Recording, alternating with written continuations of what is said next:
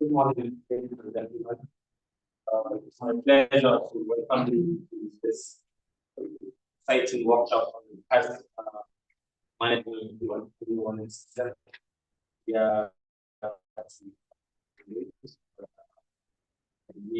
so I want to now give the chance for everyone to make share experience to what it is. So, okay, folks,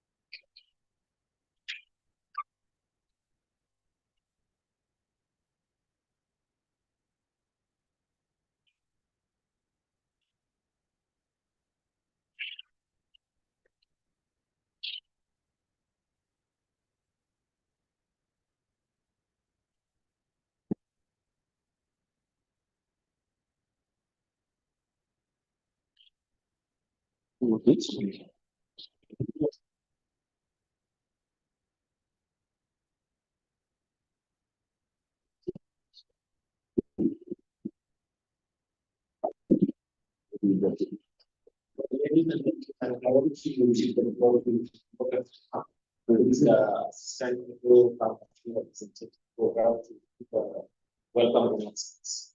You should join us for time. So that's all we do. Please proceed.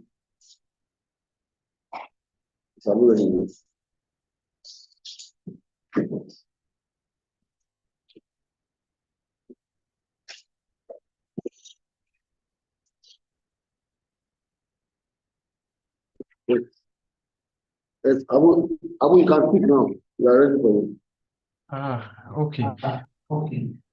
Thank you, Austin and Conin. I don't know if you can hear me loud and clear, but I was struggling to hear you people at the beginning. No. Can you confirm? We can hear you.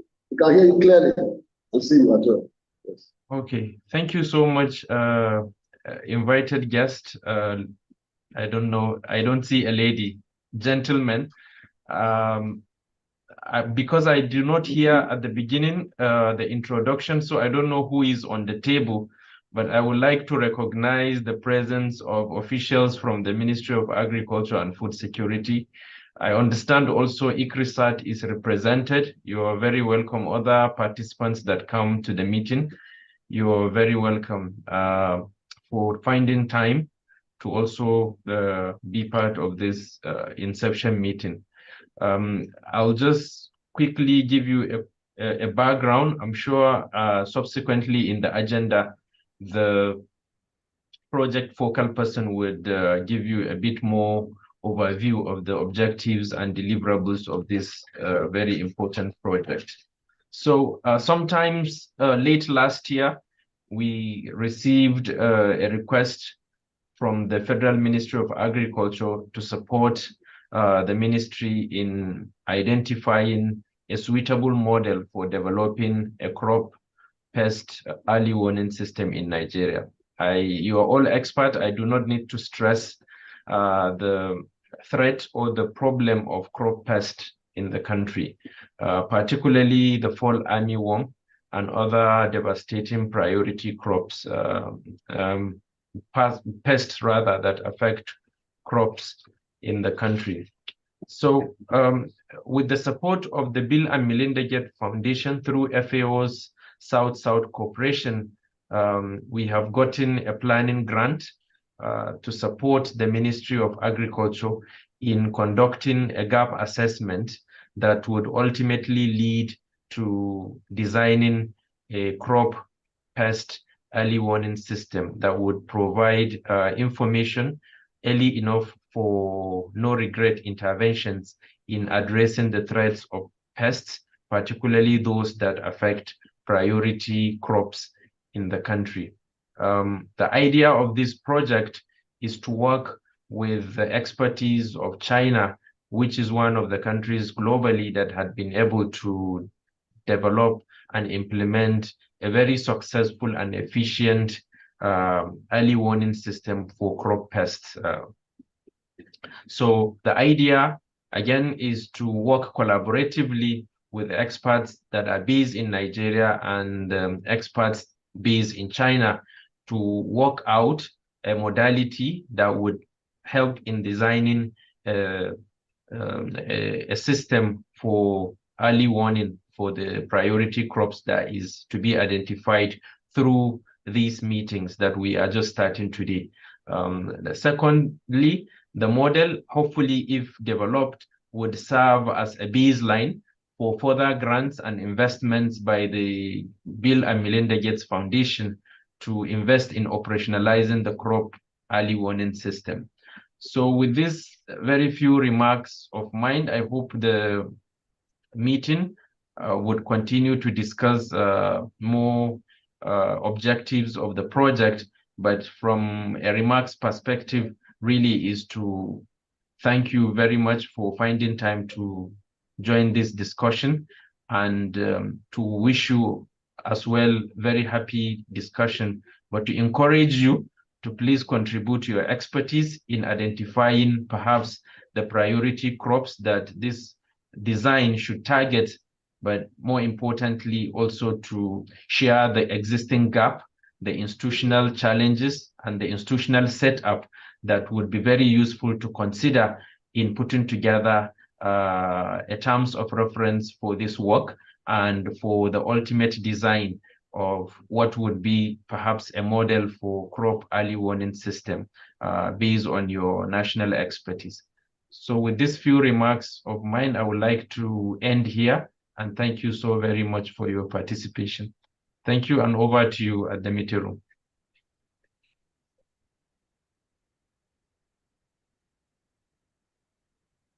Thank you, Abubakar Suleiman.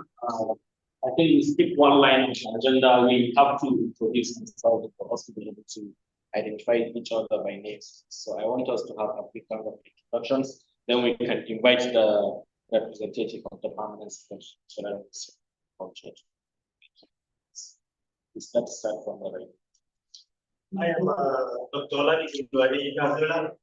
I'm representing my Executive Director, National Horticultural Research Institute, person of Dr. Mohamed Lawal. Thank you very much. My name is Ken. Something like him.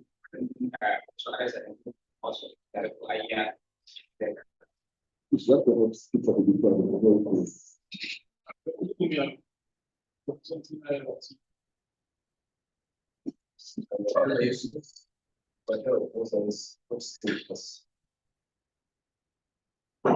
I am here, Jonathan, Federal Ministry of Agriculture.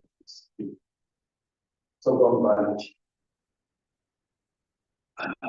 morning, lady and gentlemen. Only one lady. For two ladies. I'm Dr. Manuel Emaro, acting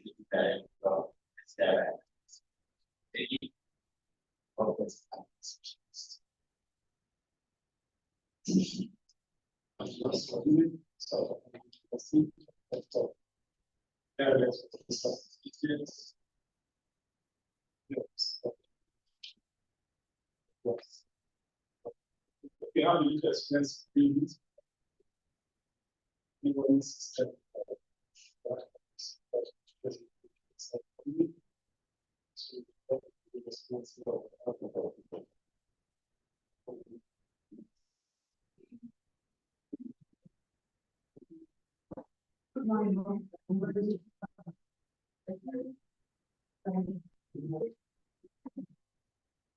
morning, all. I think EWS for Federal Ministry of Agriculture and Food Security for rice value chain.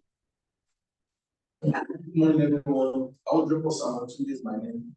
Federal Ministry of Agriculture and Food Security, this value chain. Mr. Vice President, the Federal Ministry of Agriculture and the Agriculture Ministry. I'm Dr. Emmanuel Wagner, a local person, anyone assistant. I'm very glad.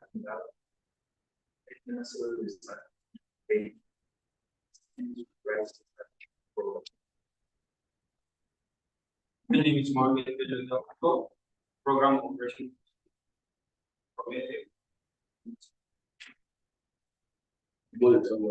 Austin-Odia. I see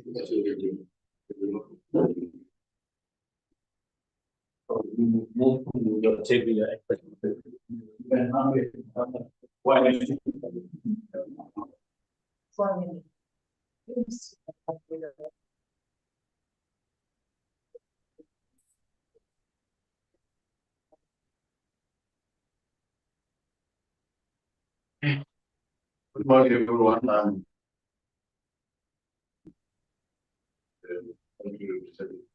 Thanks.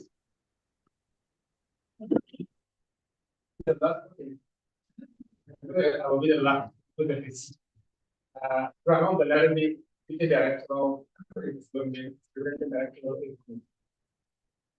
we have some online participants. We have people from home, our headquarters from join people from China as well. Let's give them an opportunity to speak.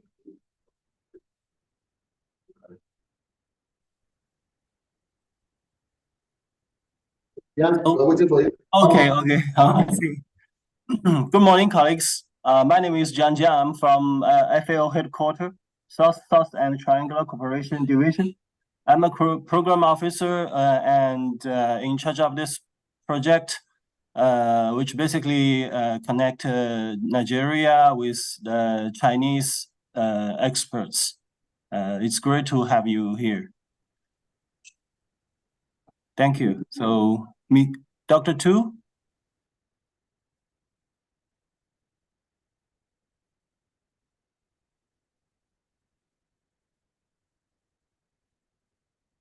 Tuesday on the main please, can you give us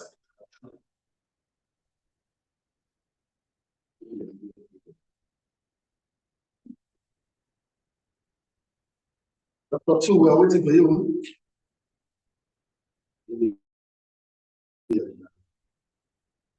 okay, then while waiting for him, I think we can take the introduction.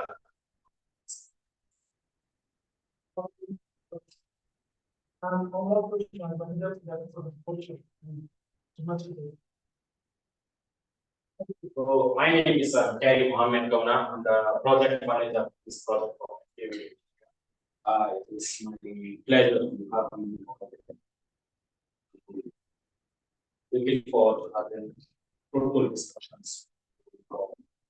So we want to take this time to invite Dr. National Sundarawi to give us a goodwill message. Well, once again, good morning. And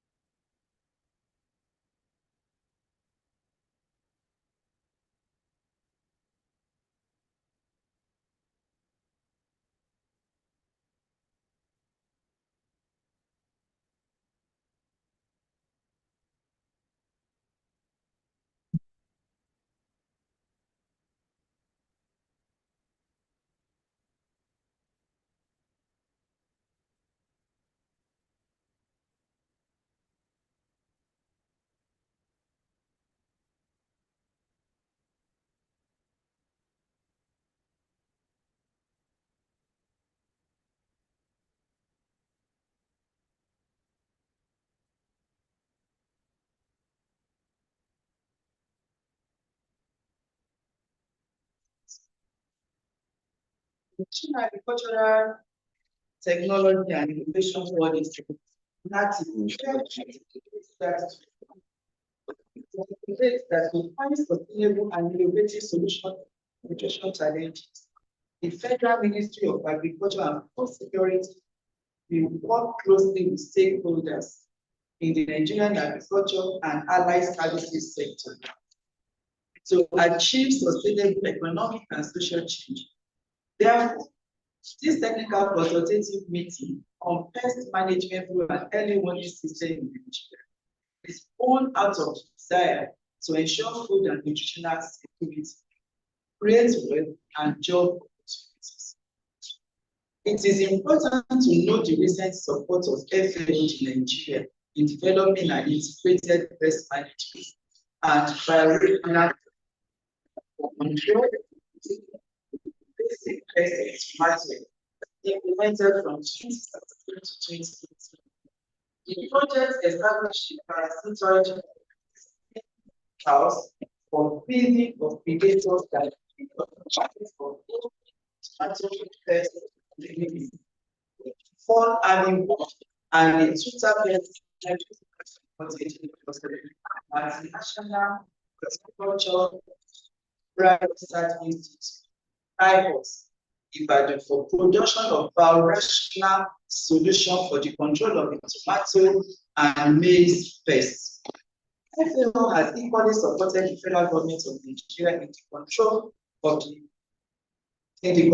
and management of the fall armyworm in 12 states: Borno, Kaduna, Jigawa, Katsina, Kano, Abia, Oyo, Ekiti, Ondo, Kwara, Osun states, and Federal Capital Territory, through training of extension workers on FAW basic biology, ecology, monitoring technique, reporting, biological control, cultural control, pest risk reduction, good agricultural practices, and farmer field school approach. I wish to reiterate here that your collaborative efforts are important in Nigeria's future survival in terms of food and nutrition security. Ladies and gentlemen, while urging us all to take advantage of these available opportunities in developing a strategic national framework on pest prevention and control and early warning system that will respond to the outbreaks of major threats based on integrated plan for Nigeria, let me welcome you formally to these events and wish you all fruitful deliberations. It is therefore my pleasure, and on behalf of the Honorable Minister of Agriculture and Food Security, declare this technical consultative open. Thank you all, and God bless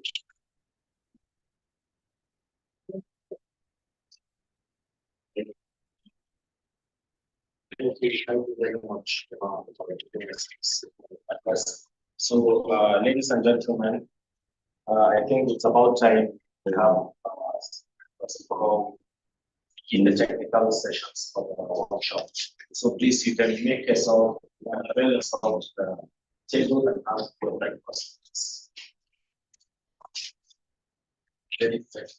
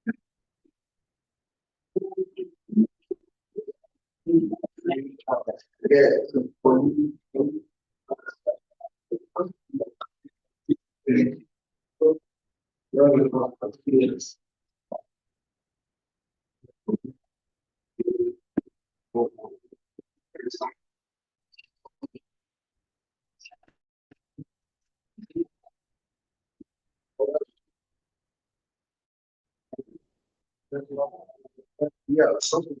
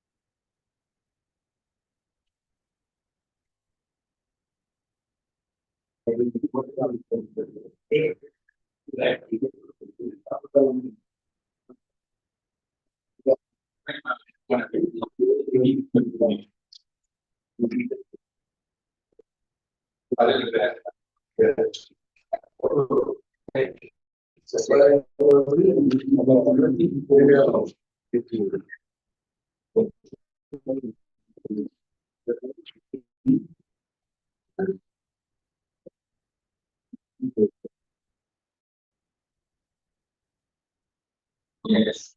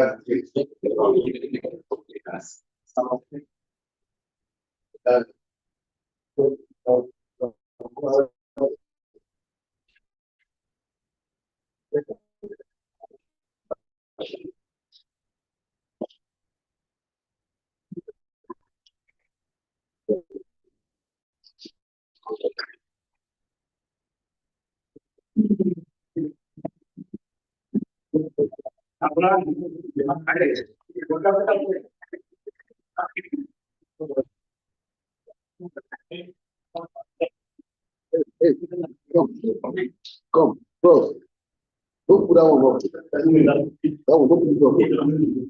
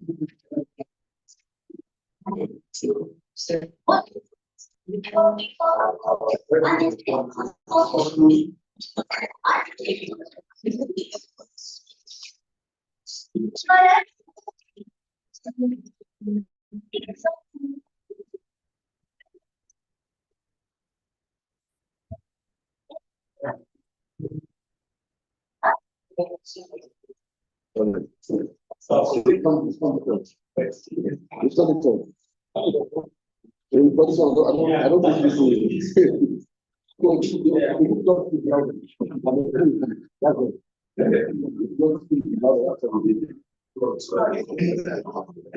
This one is not that. No,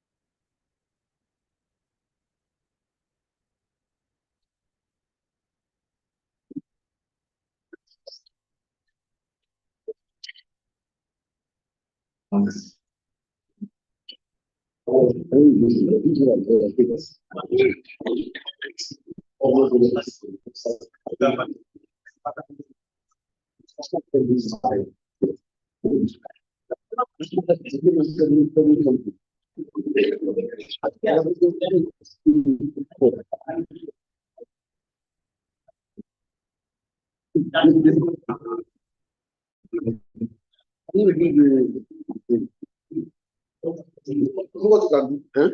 Say you take it outside and test it outside. Somewhere. What is the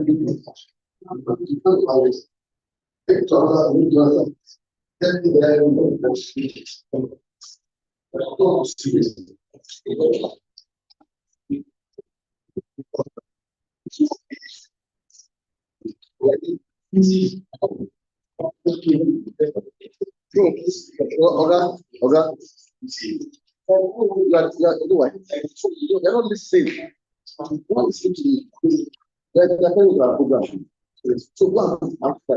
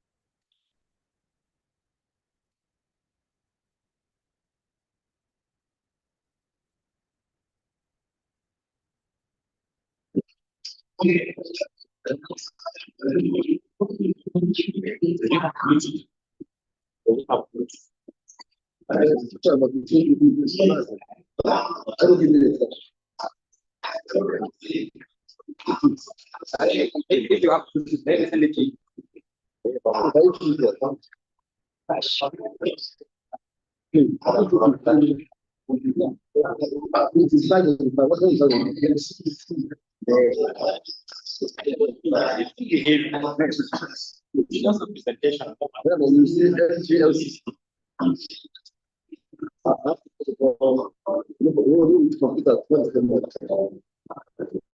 That's right.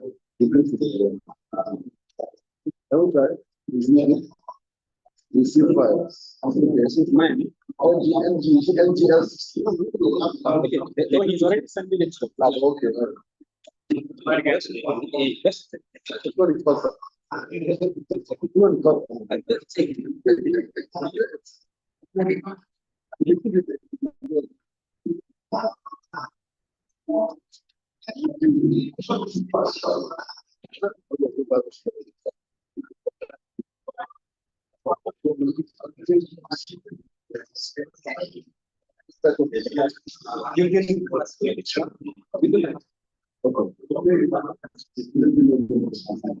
Okay.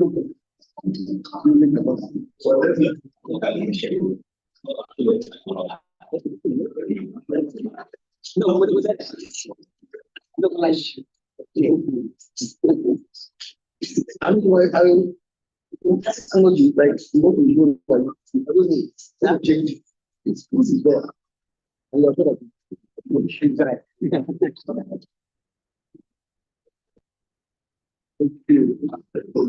So, gentlemen, I think it's about time we convene the workshop. And all these people.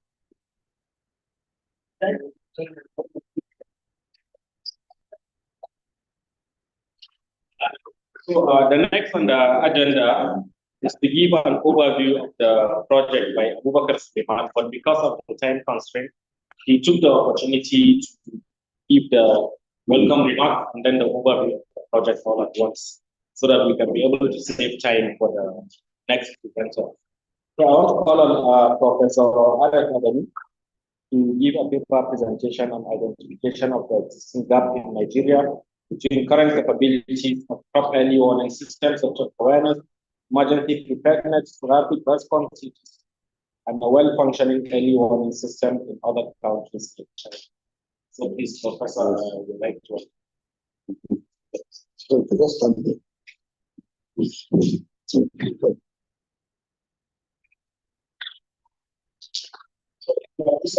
Yes, sir.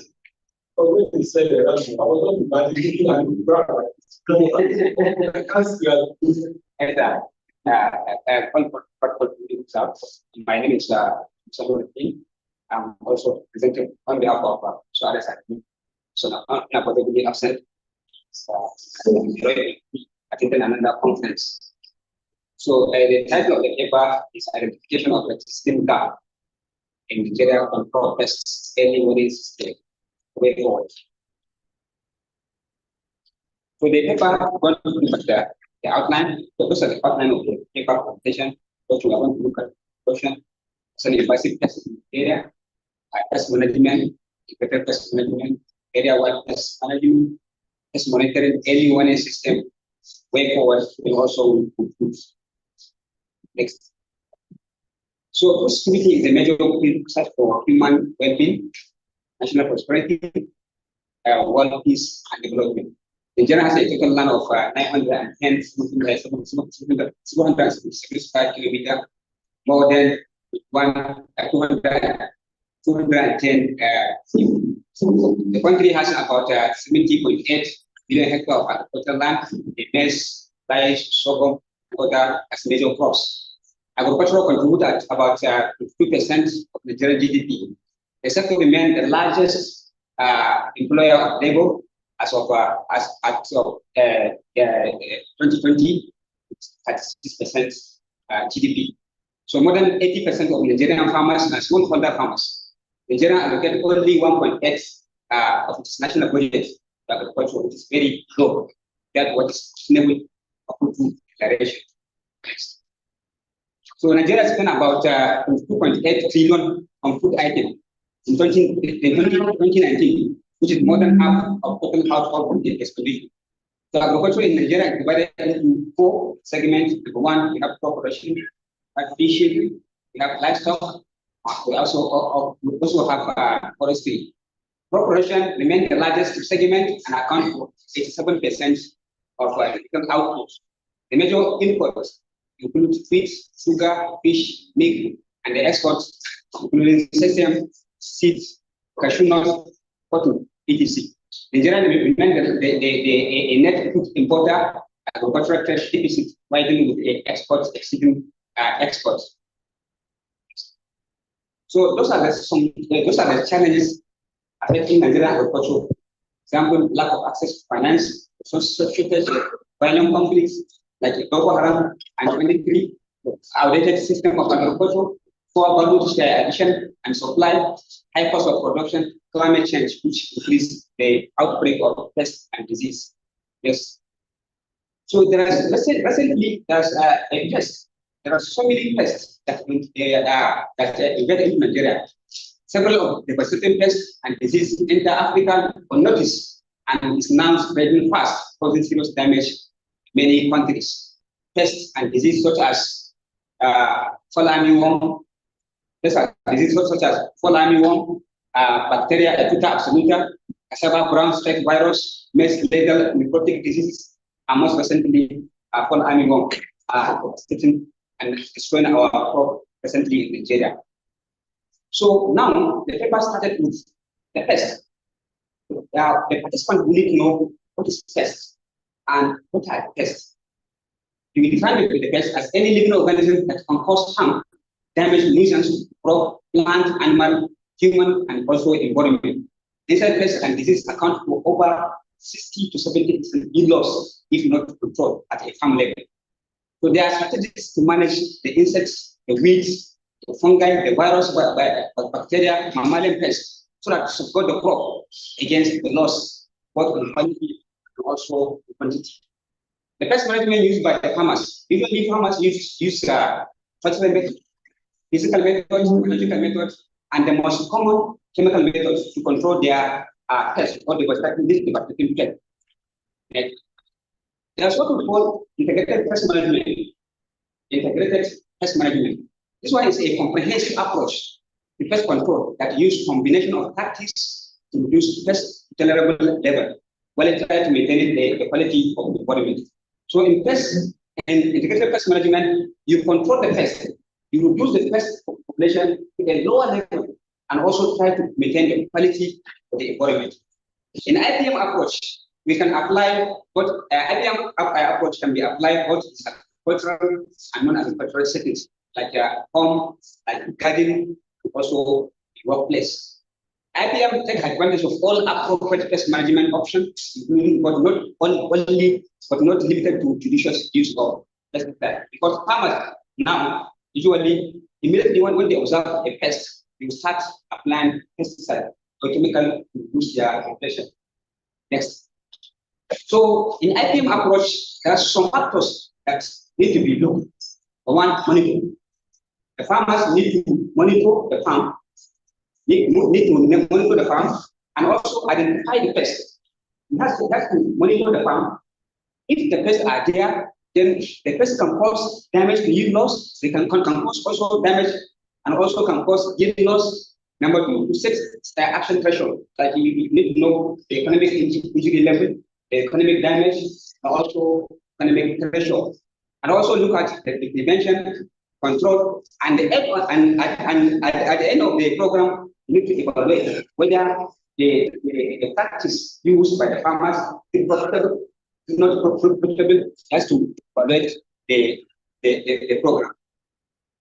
So that's what we call area-wide pest management and agriculture. Area-wide pest management. This person, Dickerson, et al., 1999, defined area pest management as a systematic reduction of a target key pest. This one is a key pest because we have a minor pest and also major pest. There are some pests that you don't need to stop yourself if you observe them. And also, there's a key pest that can cause a harmful, that can cause a devastating effect to your crop. So to predetermine the population level, through the use of uniformly apply control measure over a large area. So this one is you apply control measure over a large area because recently farmers used to only control the pest within their environment. So if a farmer control pest within a very small environment, what about other places? So they will quickly introduce. They will quickly go into your control environment. So this one is a wide area. You apply over a wide area. Wide pest management also does not IPM depend on availability of adaptable and pest management tools. So in area-wide pest management, you need to look at these three things. Number one, the tools to be used in area-wide pest management. You need to look at it must control the pest. The tool to be used must control the pest. Number one. Number two, it must have little or no effect on the environment.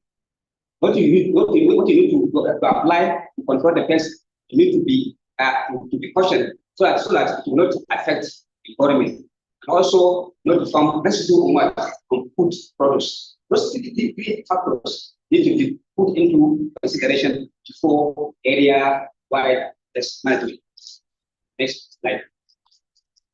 So area-wide pest management strategy do not replace IPM. Someone will say, so area pest management can it replace IPM? No, it cannot replace IPM. It can only support.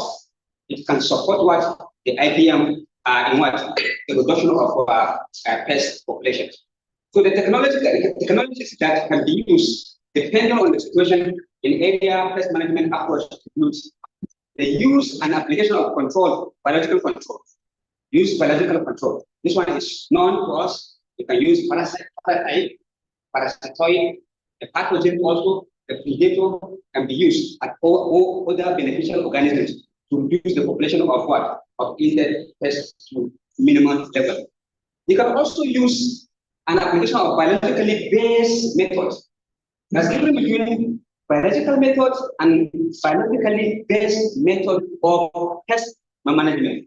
For example, you use hormones, use metabolites, hidden deterrents, pheromones, and other allochemicals, which are naturally produced chemicals. You can use this one as a biologically based method of pest control. Next. In area-wide pest management also, you can use frost resistance. We all know that there are resistant varieties. There are so many resistant varieties that are developed to either to be resistant to a particular pest or particular situation, or particular maybe physical threat or abiotic stress. For example, in IAR, that's the development of teller maize. This teller maize, that is the maize that are developed, which are resistant to fall army worm.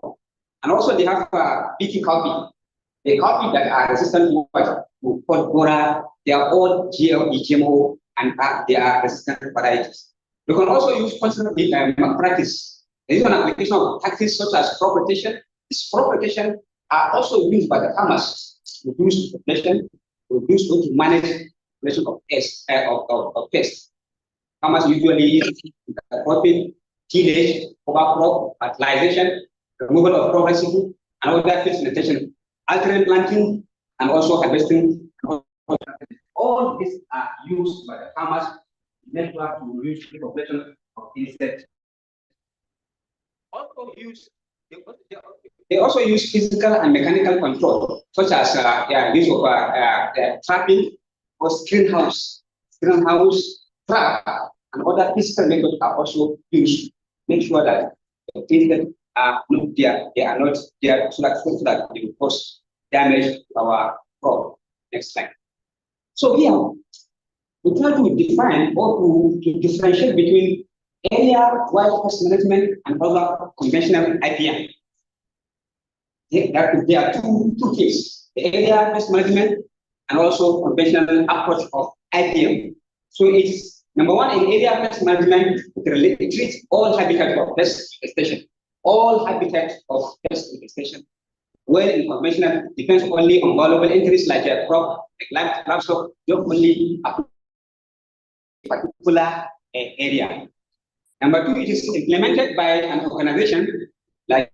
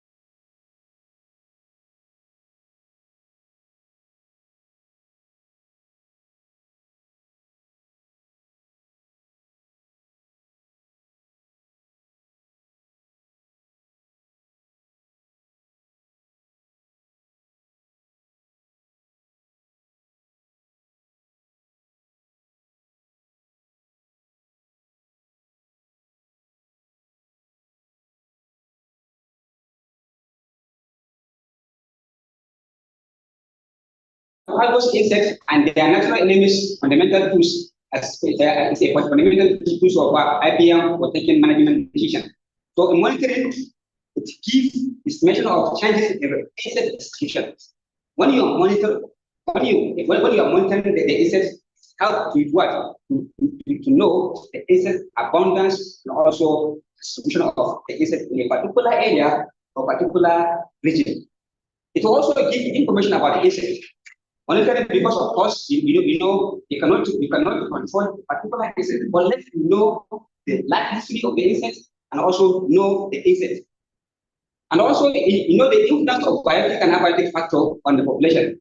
How to know whether the particular measure is going to use or the insect has the biotic or abiotic factor has influence on the population of the insects. Then also we have test forecasting. Pest forecasting. Forecasting of pest incidents or outbreak based on information obtained from surveillance. Then we have two types of forecasting. Of course, you cannot develop a pest or early warning as we are going to see. Unless you have to do the forecasting. And the forecasting, we have two forecasting. Number one, we have short-term forecasting and also long-term forecasting. Next slide.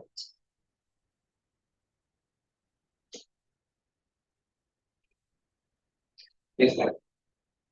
So use forecasting it helps to predicting pest outbreak.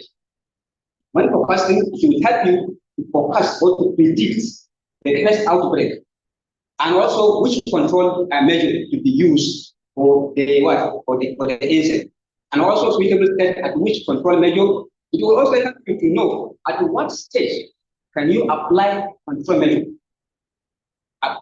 Okay, the next is pest surveillance.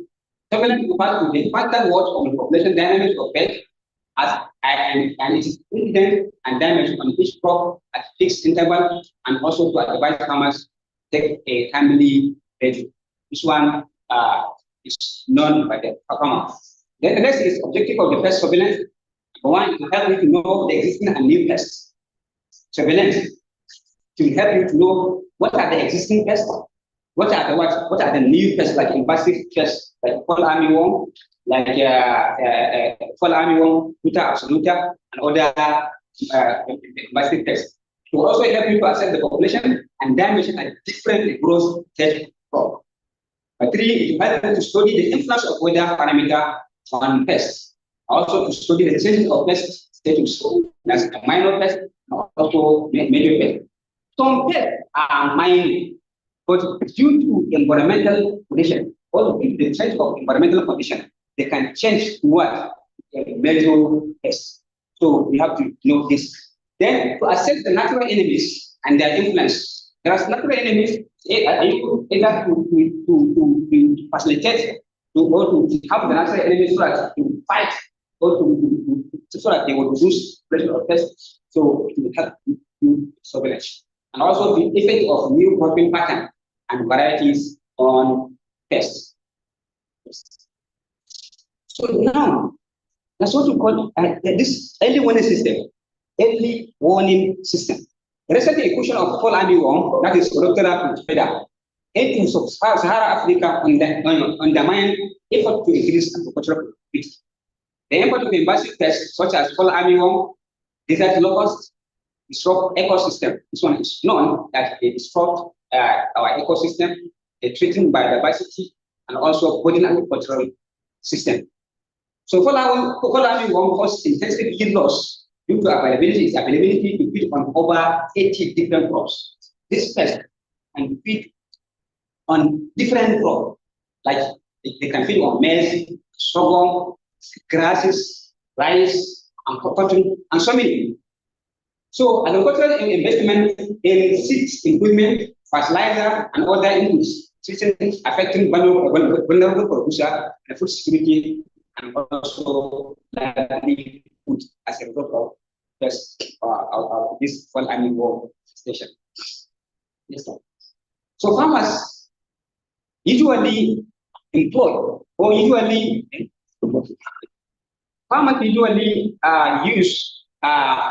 control fall armyworm through the use of pesticides.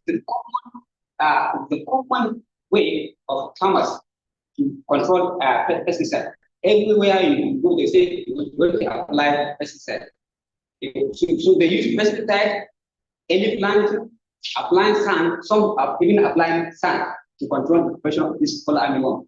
Ash, young plant, frequent weeding, and also hand picking. All these are the methods used by the farmers to make sure that they reduce the population of fall armyworm to a minimum level, or to a level that will not cause a damage. So there are early warning systems. There are two early warning systems in Africa. Number one, we have in Africa we have EWS system, and also there are fall armyworm monitoring and early warning system, both of which are funded by the United Nations Agricultural and Food Organization. So the systems rely on a mobile applications. This early warning system rely on mobile application, dedicated satellites, connected tablets that allow for the collection, it allows for collection, processing, storing, simulating observational data on pest presence and also impact on across a wide area. Yes. So this early warning system, this two early warning systems developed by FAO, they have their own questions. The question of EWS and fall armyworm early warning system is the long term between when the data are collected and analyzed and warning impact are delivered to farmers. That is the short for the constant of this system. Farmers, retailers, and also the input providers. Although the promising of this system is substantial, raw observational data need to be used in a way that maximizes their activity for decision makers. So knowing when the outbreak might be peak, very, very important for the farmers, and also very, very important for the scientists. When the outbreak might be peak, its intensity and implication is essential in determining the geographical coverage of where intervention should do also be planned or moved towards. Next slide. So predicting outbreak of before they occur will help farmers to invest and also investors when necessary, but not over applying pesticide when the risk is also low. So early detection, rapid assessment, rapid response to potentially soil pests and disease potential both against yield loss. So off-season prediction of the risk of fall armyworm and other invasive pests in specified region can be of 2 weeks or a month before the season starts. So it's estimated about 54 out of 125 cases in European database of invasive pests pathogen that produce pathway associated with their pests. So most of these invasive pests, enter other countries into different pathways. So different pathways like contaminant plant material, shipping container, packaging material, airline package, all these are the ways by which those invasive pests enter into different countries course, will be close to our crop. So any warning system provides up-to-date, accurate information on emerging plant pests that may be faced to agriculture and also natural resources if established in a new context. So one important pest news identified by the analyst, write a brief article about the pest as well as background information such as its previously known host range and also distribution. Next. So this table, if you look at this table, those are the scope and access information for publicly available early warning system. But very important, there's no any leakage that in Nigeria or in Africa. For example, number one, pestilence, the global excluding event in the United States. Look at pathogen, nematode, insect pests, mollusks, weeds. Number two, EWS which reporting service. Also, in European Mediterranean, it's also looking at pest pathogens, invasive pests. North America, we have Plant Protection Organization, North America. Also in progress, global, there's no anyone that is developed mainly in Nigeria or in Africa. Next. So by collecting and disseminating plant pest information, any warning system play a crucial role in maintaining high priority pest lists that inform reports, inspection, and also front-hand regulation. Lastly, any warning system acts necessarily to document the global movement of plant pests and offer valuable resources for identifying high risk and pests and also qualities. Yes. So, like in China, science and technology in China are well placed to provide powerful support for construction and also efficient implementation of. They have their own. In China, they have their own national monitoring of early warning system. But here in Nigeria, there's no such system. Because by security law and regulation emphasize the mutual role of scientific advance, technological innovations, which in turn have become main focus to put the law into practice. This enables modernization and monitoring and also forecasting technology. So if adopted here in Nigeria, not only help us modernize and also focus technology, to also enhance the capability of biosecurity defense and also provide a strong support for maintaining our food security if developed in our station. Next slide. So way forward. What are the way forwards? After all this, see there's shape. Number one, the pest management system needs to be aligned with the current evolving pests and also disease control problem. Number two, more vigilance is required by key actors in plant protection, as in most cases, pests is far went to be detected for consideration before action are initiated. So the various actors in the plant for health and protection need to be focused and unite to evaluate the role of each other in management of plant health. Next. So effective coordination, there is need for effective coordination and cooperation is crucial in the success of pest management. There's also important need for capacity building at different levels to manage pest and disease outbreak major crops run in each state. There are also gaps in staffing, knowledge, and experience among extension staff in the implementation of national policy of managing pest outbreak. Next slide. So continuous and effective manpower training is highly required to improve staff competency, reporting, implementing, and also managing pest outbreak. Tools, including computer, iPad, tablet, and other laboratory agents, and system for effective pest and disease surveillance, survey responsible pest outbreak. Software to train the plant protection staff on modern techniques for pest forecasting, monitoring, and reportage are also necessary. So there is also need to conduct a system review of structures in place, resource experience of the existing program for pest management and also containment also needed. The country should also abide with international agencies such as FAO, national and international statistics, a wealth of experience in pest early detection and also rapid response. There's also need for adequate funding of training capacity building infrastructures to enhance quarantine surveillance and monitoring of pests also practices. In conclusion, legislative efforts should be implemented to ensure that monitoring and early warning of crop pests is done on a legal basis. Number two, pest and disease does not respect international borders. Regionally, nationally, and local level operations are also necessarily managed with invasive pest species. Climate change, population, crop pattern, heavy pesticide use, and landscape in general are also contributing to the spread of pests and disease indication that did not previously exist.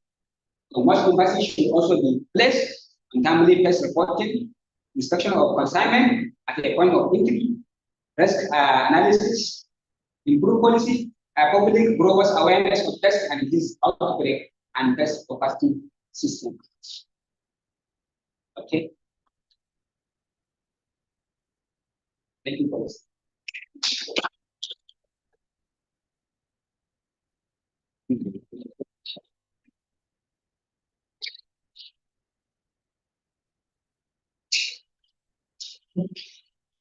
Thank you very much.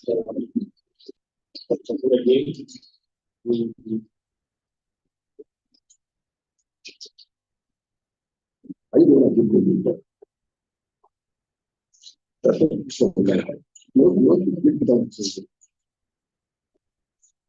so we want to take questions from answers for the next 10 minutes to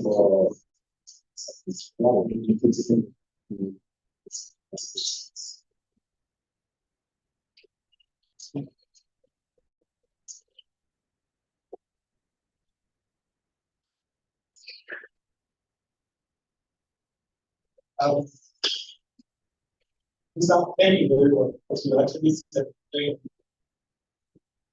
speak discussion on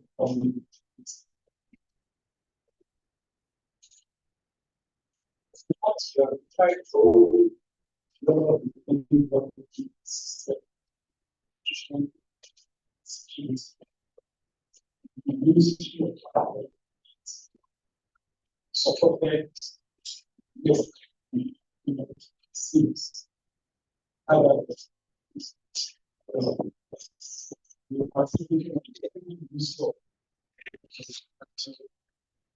to speak on. My concern really would go to be, but of course I'm not going to hear when you speaking of such as far as you have. We made good progress developing confidence for people. And so along the line, we let this sleep.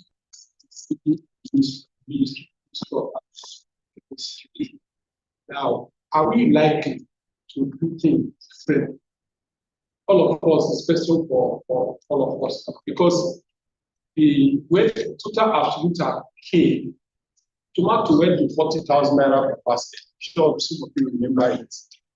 And when the following one, we first saw it in 2014 when I was working by it. We thought then that it was step one. And many people tried to use solution for step one. And then some said, okay, let us use solution for locals. The truth about the matter is that we didn't know what it was. It was alien to us. Maybe it was around somehow, but we didn't think it. Now we are moving into a realm in which we have it now everywhere, right from when we saw it across states and so on, can now spread to states of our country. Can we say that we have over these 4 or 5 years or so that came up from 2016 made effort beyond the training that we're having once by training or having once by to really attack the root cause? For instance, video capacity to identify the various strains of the one.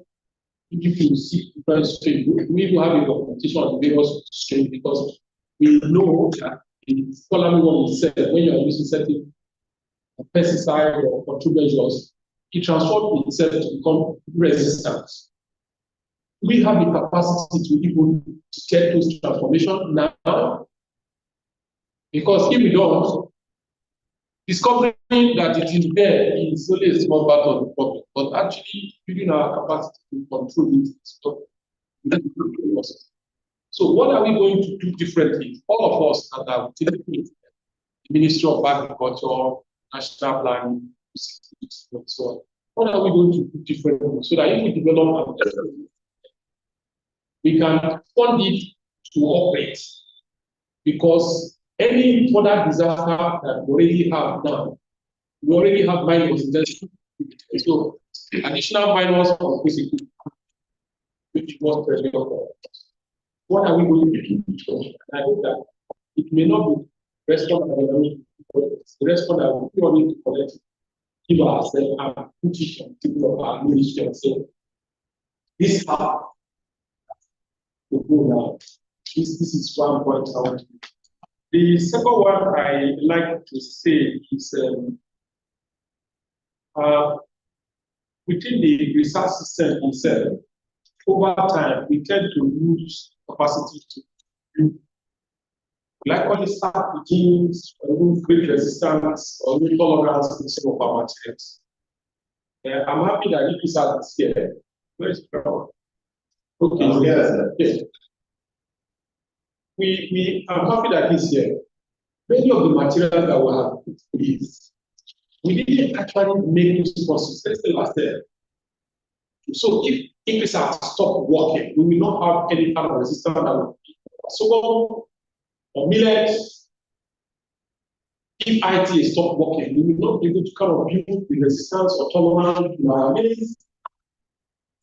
So it's a question to all of us. So while we are planning for early warning system itself, we also need to look at the root causes and what technically to be gradually controlled for some of you. The use of pesticides is like an import. All the farmers, once they see it, spread on the field, they just use all kinds of things that they say. In literature, they call it any form of storm, which means if you have any problem, whatever they tell you is the solution, you try to do it. That's what I describe it in literature. Any pot is storm. So any pot is storm.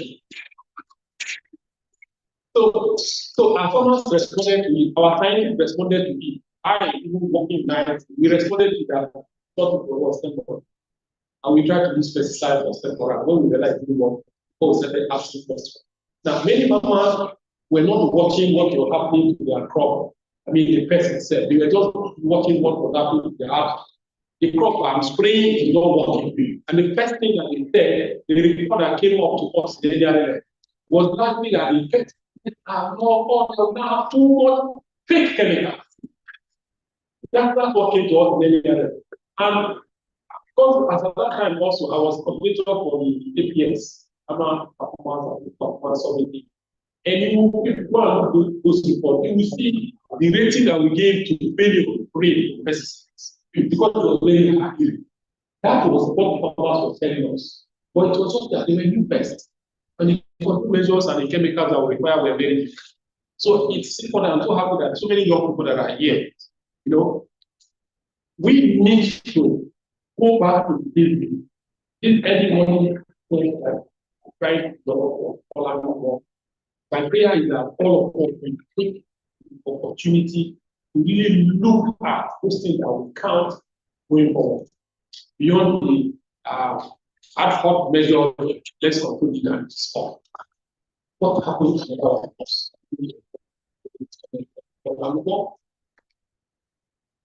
It is still the top. Everyone is very serious with us. We don't yet have a solution. We know that we are able to have hard business, and it seems to be effective. But recently, we are finding that it is not effective. But we're even finding that those who are marketing and maintain have also done started to make themselves like pretty fake ones. So we're not sure whether it's the transformation of the pest that is causing the higher failure, or even the use of prevalence of fake chemicals that is causing, or the lack of skill to spray. You see a maize plant that is a higher risk, and the farmer carries his nozzles and he's spraying at the base of the tank. But the pathogen is inside the wall. So for them to even know that they need to raise their lamps while spraying, many of them do not. And to offset everything, those who don't have to raise the lamp, they put it in their front. You cannot spray high plant like you with your nozzle in the front, but if you are your back, we didn't teach that one to our students. But because we didn't know about that. So there are so many things, the foundation that we actually need to build. My concern really is that let us all become aware that let's begin again to actually build the economic system. If we use it for quality work, you can be sure that we will apply it to locals. We probably find it applicable to tutor, and probably use it for other kinds of affairs. In 1992, when AFCOT was to use the Akala variety of cotton, and then we saw bacterial plague for it. We didn't recognize of that until 1997 when Calvine grew cotton. And many of us may not even remember that the reason why we have serious depression in the cotton production and country is because of the Akala variety that was introduced in the Ngorore by AFCOT that came with bacterial plagues. This is Federal Ministry of Agriculture for us to have some of these exchanges and this kind of conversation. That the technical people should be aware. So if you see as FDA staff, Federal Ministry of Education staff, department staff, or even input support services staff, and the product comes before you, think about our country because we have made plenty mistakes in the past. And some of these mistakes, we made them inadvertent. We didn't know. We allowed their color to come in. We didn't know until cotton went. We allowed maybe some variety of tomato seed or so to come in. We didn't know until that came. Maybe we allowed some materials to come. We didn't know, and the following one came. And if you check, maybe when I make my presentation, you see, when you check, you see 2016, that is when Polar Army War became very prominent. And the prominence was reported in Nigeria. And it is suddenly come to Nigeria. How? The other countries started reporting it after 2016. So how did it get into Nigeria? Was it that it was in other countries before it came in, those other countries came out? I like your presentation when you talk about the cross-border, things that are moving across the border. Did it come into Niger? Did it come into Cameroon? Did it come into somewhere or came to the air? Where did it come from? But obviously, we have not heard of any insect that will transform itself from one species to another species. Yeah. We haven't heard about that. So it is still within the same kind of species that will transform themselves, become more virulent within their own class. So something happened for it to come in. And our surveillance and our plant quarantine service itself, phytosanitary services itself, there is a lacuna somewhere that is allowing some of these things to escape in. But is it their fault? Do they even know? Just like we didn't even know that it was from Army War, and we were treating it as what? As step one. So if we can accuse ourselves and say, okay, we were lax because we did not even know. If you don't know, you make a lot of mistakes. So let us tell ourselves from this point onwards, we need to individually in our respective offices become more conscious that some of these harm happen as a result of our incomplete knowledge. So we need to build our capacity. And I like the comment you made about building capacity development for everybody, including making sure that the entomologists are well versed in it. The farmers can identify entomologists and identify. We are here, if I bring the larva of Polar worm and Sembora, would you know the difference? If you are not an entomologist, you may not know, even among the entomologists, those who have not bothered themselves about Polar worm. So we need close capacity, and the Federal Ministry of Agriculture and Food Security itself, the capacity we need to build. Let's not be imagining that we have to be only within our country. We have to go beyond our country. Because those who are bringing it in here, if they bring what we don't know, we will not know for us. So you in the ministry need to be aware to be able to impart that same knowledge to us. So there's a lot of things that are going in, and I may not be, that's why I'm taking some time to talk more about some of it, but it's our country message for us that let us build our capacity, you put the system in place, and fund whatever system we put in place to work for us. Because we have had experience before that we developed food and nutrition early warning system. After we have shown it, those in national planning that participated in those committees of head that participated in what's the right and say, Rob, how far have people gone? I say we are on it, we are still on it. My brother, is in your budget for 2024. You understand what I'm so it shouldn't be that we are going to develop this 2024 budget is not there. Wait for Chinese to fund. After Chinese withdraw, what is going to happen? We will not fund it. And then there will be full insecurity in our hands. All of us that are in the Ministry of Agriculture or any sector related to agriculture, the rest of the country is looking at us. What are you going to do? The same way we are looking at doing. What are they doing about us? Thinking. I rest my points. And that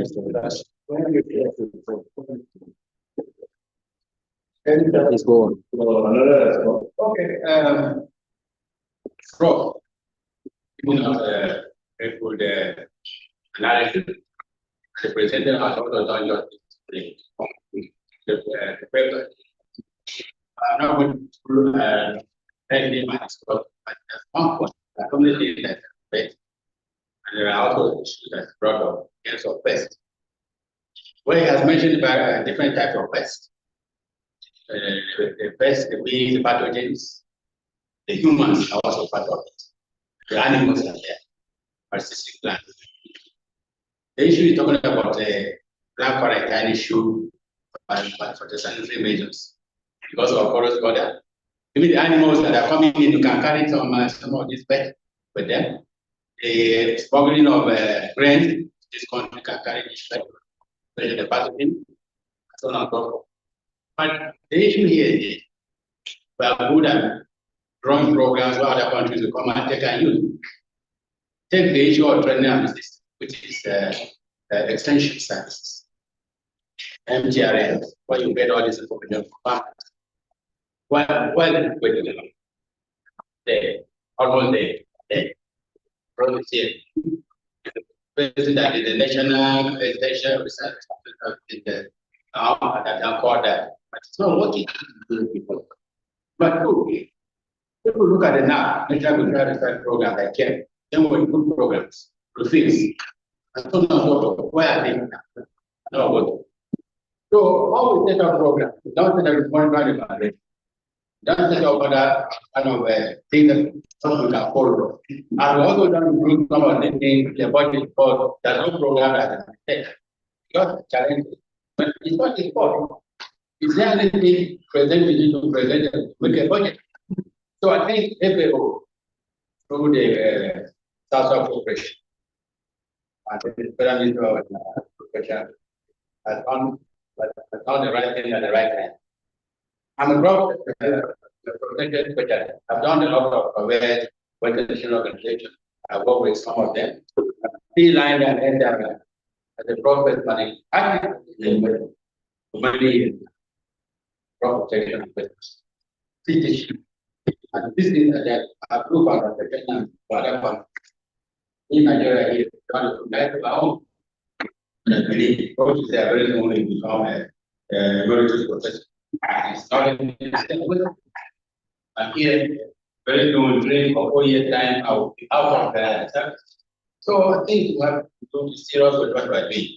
The president, I like the name of the Prime Minister of Agriculture for Security. I like that name, but I'm very happy with it.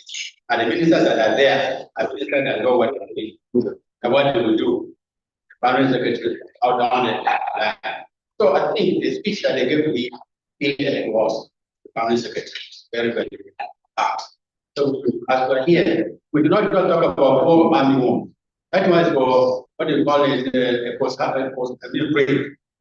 I would also what is called post-harvest program and live grain borer. It's there. It devastates cassava, devastates maize, and so on and so forth. Storage. We also that is total absorption. on the tomato, right? So it becomes one of the grind. Then we also have not only business, we have also economies. That's why here, let's not look on one, let's just look at the whole way we are going to approach this and have a team in place that can be available. These are there, extension services, but they cannot work, they are not working because lack of funds. So I think, I believe I'm going to be waiting for have extension groups. That's what we can have teams. But I think we take it focus on they will discuss. Thank you very much. Thank you so much, sir.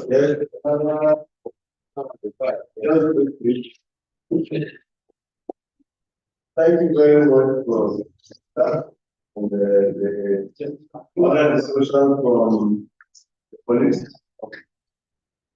Our challenge is not that there are no things in place. I remember when he said, if IITA or if research don't work, what would happen to our nation? Because I remember when there was this, when anyone was established the use of general craft. Immediately that project closed. The use of that general, and that's why today, whatever comes to the country, there is no information as through those means to reach the farmer. Today we hear the outbreak of Lassa fever all over the country in radio, but nothing comes about having the war, probably, for example, over the sea. We hear a lot of climate change issue in terms of rainfall, when it will start, when it will cease, and tropical flood in other locations. Nothing comes about in agriculture in terms of maybe insects. Then we also have a kind of sensitization on so many other things, but when it comes to crop protection, it is just little or not. So those in the stakeholdership of crop protection have like, I see they don't have a stamina or they don't have a stand somewhere to project what is happening across the nation. And they have a lot of associations. We have crop protection association, crop business association. While even in their seminars or in their conferences, those things doesn't come up as a strong memo to the federal government or to any other organization that takes a kind of lead in that direction. That's why we are here, opportunity by FAO to support how we can link up with other countries so that we can develop a system. Because anything without system, all this fire brigade approach will only end within the phrase of the project. He mentioned that there was NAP, there was this, there was that.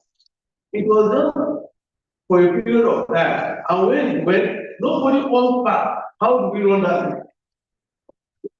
Because I discovered that in this country, we don't want science-based solutions that is schematic enough to guide. Even if there is, some people will develop a kind of protocol that will negate the use of those systems. So if we really want to make our country safe in terms of food and whatever security we are talking about, then we need to have a working system guided by a stable policy that will ensure that if, because like we say, our borders are porous, anything comes in, anything goes out. When he's asking, how did this system come in? Well, there is no system in place to check the early discovery of such outbreak. So we need, as we have seen that there are other countries that have different formula for their own sustainability. I think if we are to survive as a nation, then the present clothes we are buying out, nobody is happy about, but nobody is ready to take attempt and solve the problem. So since we have been given this opportunity, let's think of what the best we can to ensure that we put the body in place and make sure that it goes into the policy system that will at least give us a small break on other aspects of this pest issue in the economy. Maybe that is just where I can stop for now. Thank you very much.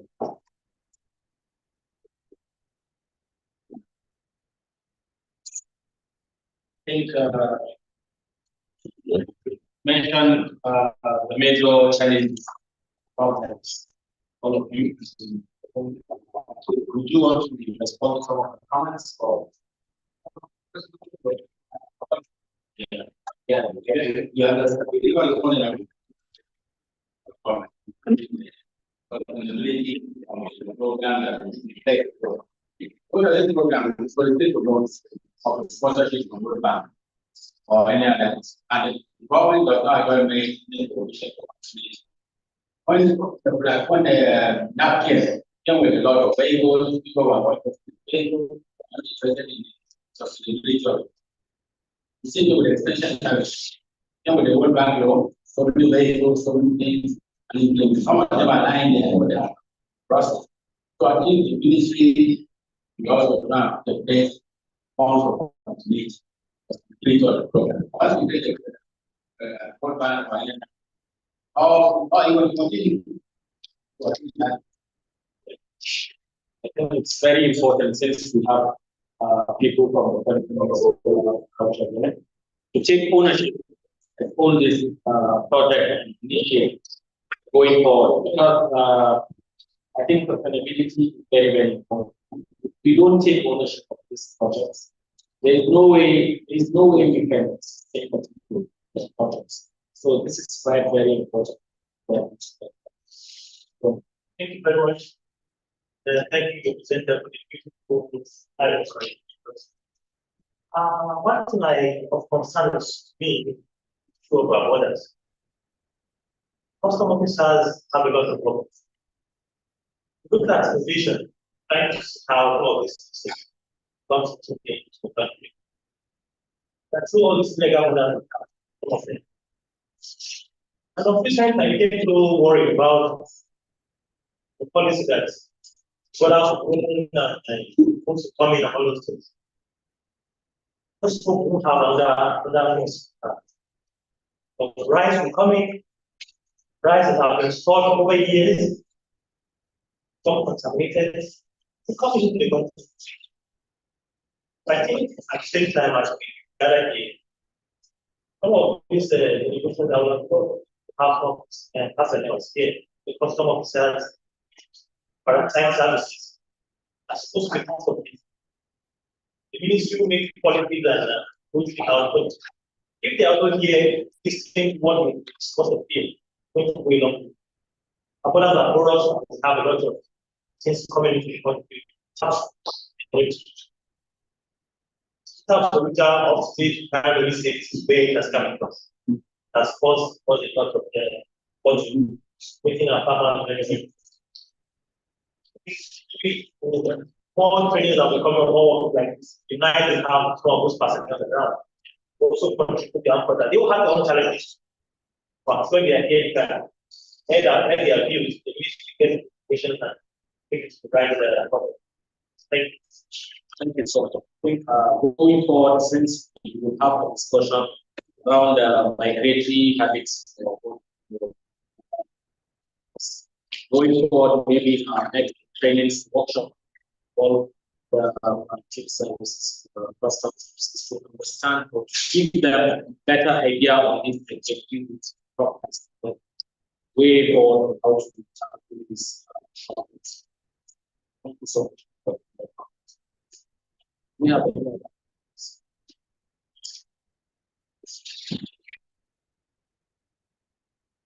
okay, in the absence of any comment, I think should go on to the next agenda line.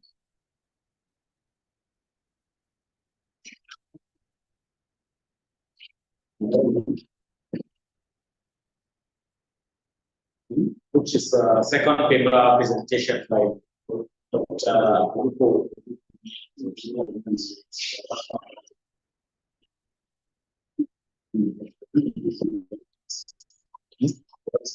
Yes.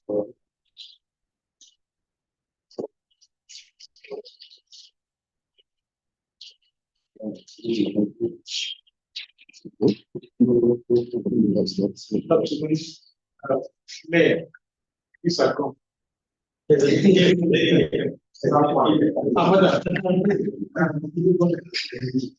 thought you have left us.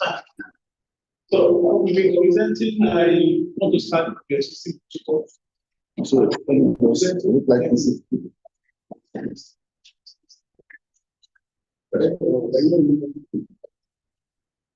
I'll be presenting the strategy for controlling on the trying to controlling polar attacks on priority crops. And the presentation is based on what we have seen over time and the efforts the country is making at large, on the management of polar war.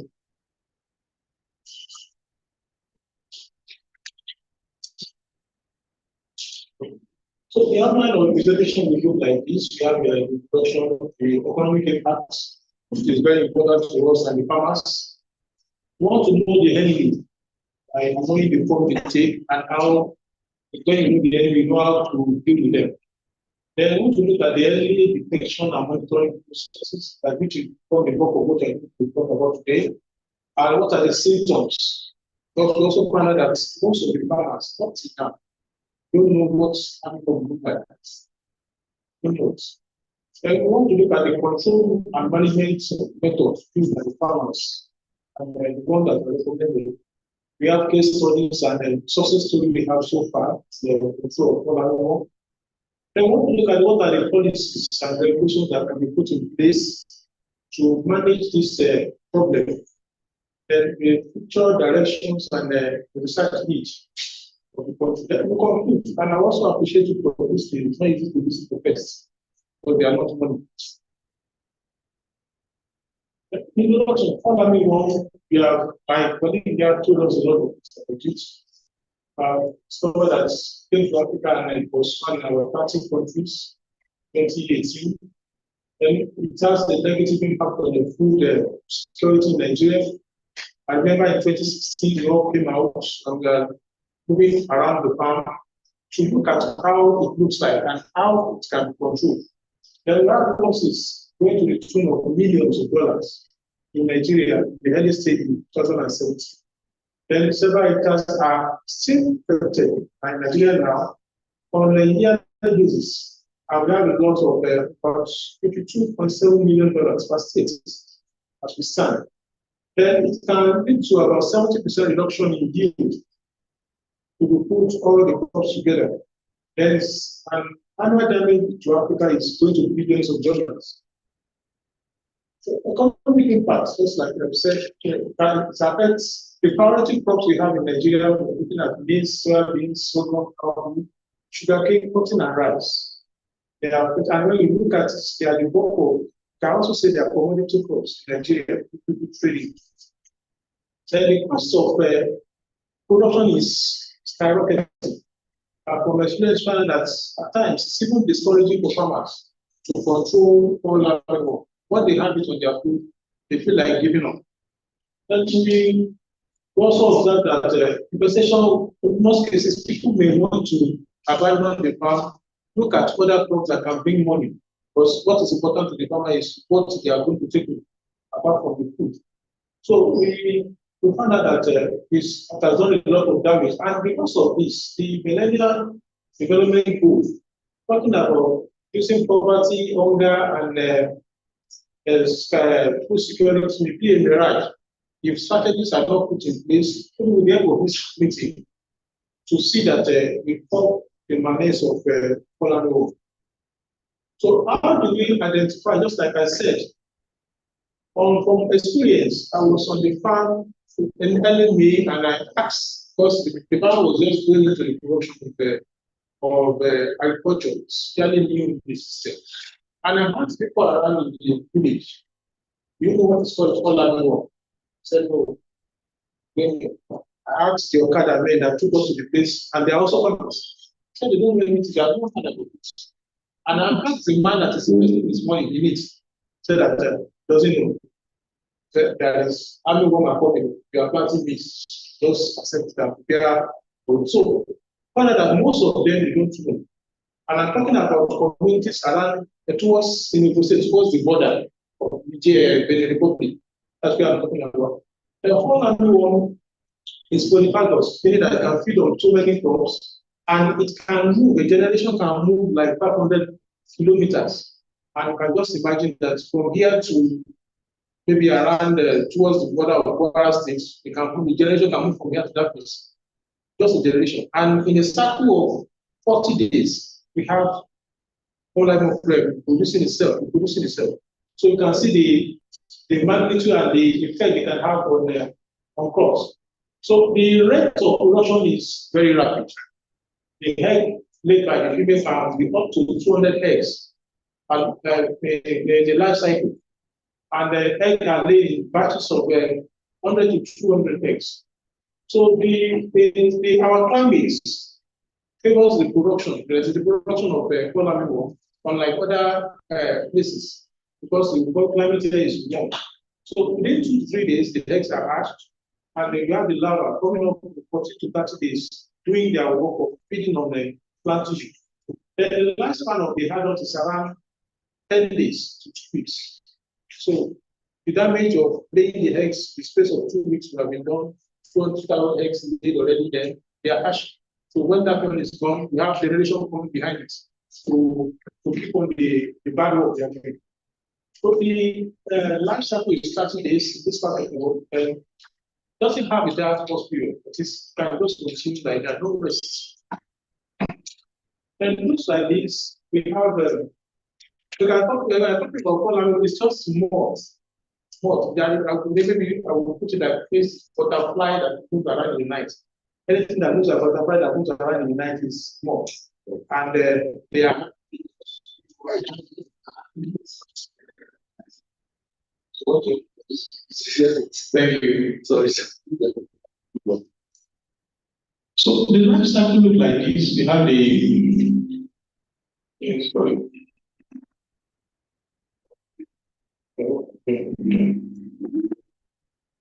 So we have the male or the female or the adults living up to 42 weeks. We have the pupa. Then we have the larva here doing the damage to our crops. Then these are blown in the air. They can travel long distances, like I mentioned initially, by 500 meters per generation.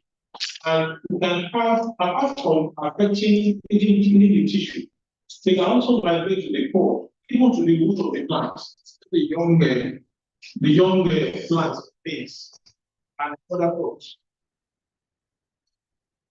So how do we detect this early on? You see the egg mass on the leaf, the underside, the adhesive surface of the leaf. The damage, once it happens, the eggs are you see then the young larva coming up and see the leaves gradually. Then the larva, the caterpillar, they continue this and they move into the wall of the plant, feeding from inside. So at times it is not noticed. And that was one of the early mistakes that was made when people were spraying the plants, spraying around it, until it was discovered that they were inside. And the technique was changed.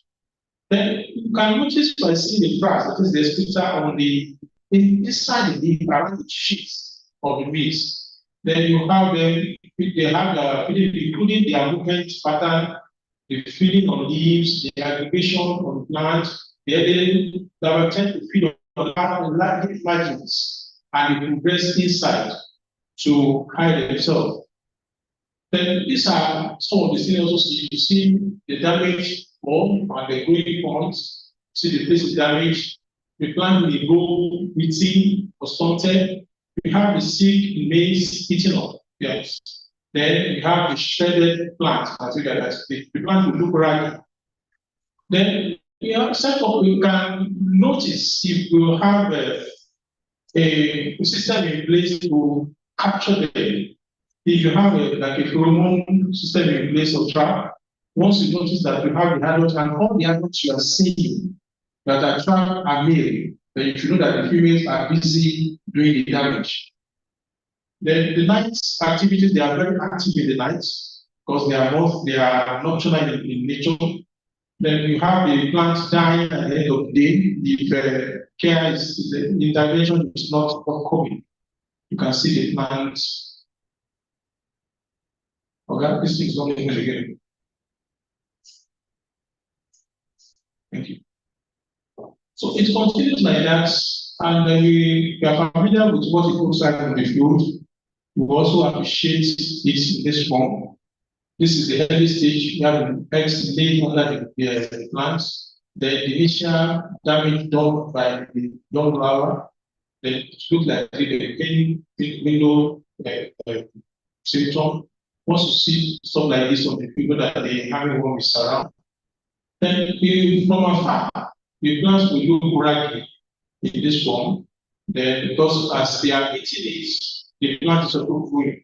So the plant will appear like this. Then once you come further and move inside the wall, you see the armyworm doing its work. You can move to the core and look like this. Then at the early stage, if it's so critical, the farm may be a failure. And you see the plant dying totally, especially the young maize. Then we have different control measures, and just like my colleagues said initially, we have a lot of them. And we have people trying, especially at the initial stage, trying to see how they can solve the problem. We have practices that can lead to the production of natural predators, parasites, pathogens of pollinator. So this can be done to control pollinator. Some of them are scientific, and we have to water it down to the level of the farmers so that they can handle it. Then you have the use of insect attractive plants. And presently in my office, we are looking at some plants that can repel insects around. Because when you look at these plants, naturally you don't see any pest infestation there. They have pungent smell. If you bring just a branch of it into this garden, the whole smell will fill this place. So we are looking at how we can use the plants to control all animals at the same time to control the pests of soil products. So we are looking at the use of aggressive use of botanicals. Then we have the cultural practice done by the farmers. One of them is crop rotation, planting, shifting their cultivation process of crops from one place to another and stay home for a while you look at another crop and you plant so that the following one will move away from your farm. Then it can be made or one of these commodity crop with not targets crop that is not affected by fall animal. Can look at them like cassava, yam, because they are not affected by fall animal. So we can intercrop the crops together and see so that we can also have crop security or the form of insurance for the farmer. Trapping cropping, that is, you use fall animal. There are some plants that are attracted to fall animal. They are where they leave your plant. Then some of them also engage in early planting. Just like I said initially, when we went to the farm, most of the farms around maybe May this year, there were the incidence of armyworm was not much. But 2 weeks ago, it was so heavy. When you count like 10 stands of maize, you can see like 6 or 7 plants affected on the same plant field that you were there on in April. So early planting can also help. And in the south, we plant like 2 times. So because of that, we have a batch of maize or crop that are not affected. Then towards the late season, we have the population growing also. But farmers also notice that they can also use that they have farm hygiene after planting, after the season, can gather the levels together or sober on it, and then you take care of the waste. There's one aspect of this management that people took away from. Anywhere you have grasses or weeds like napier grass, giant star grass, they can actually allow animals to stay over. So when you control your field, they move to that place. So after a while, they come back. So we can look at weed control, that's the guy. Then when you irrigate the farm for the dry zones, it will also allow the plant to grow very fast. When somebody is suffering from a particular disease and it's not eating, before you know it, the fellow will die. So the same thing happens to crops that are affected by polar. So when you irrigate, you do your soil and fertility and erosion properly, that is, the soil is fertile, it will help the plants to withstand the stress of polar. The use of organic material, these are for soil amelioration with soil health and tillage. Tillage can help us expose the lava, allow natural element to feed on it, and can reduce the competition. Then there are two cultural control continues, like mechanical and physical control, farmers sticking or putting their affected plants, and use of live traps to attract the adult moths, and netting and bagging of but this one may not be practical on a large scale when you have like hectares of land with maize or rice. You are going to do bagging of plants. It's not possible. Not with avoid. So generally mechanical and physical methods are labor intensive. When you look at the aspects of labor, they are also not available in the field. So at the end of the day, see your hand will still shoot up. Then we have the use of varietal control, that is the resistant variety, tolerant varieties of different types of crop maize, sorghum, cowpeas, soybean, cotton, tomato, and okra. So, but when we are using this method, we should be monitoring it, but it's also observed that with time, the mutant species of the pests appear. And when you think that you still have the biological control in place, they are gone. Because the plant will enemy may develop resistance towards them. So we have the chemical control, and these are the precautions to be taken when we are looking at chemical control method. And I want to also say that it should be about the last solution. But what was observed on the field when farmers are using this method is that they get different advice for themselves, and they mix insecticides together, and they apply this. They can mix like 3 or 4 together, and they will be applying the insecticide. And for some of them that have resources to get, when we look at it, look at the overhead, that is the cost of doing that.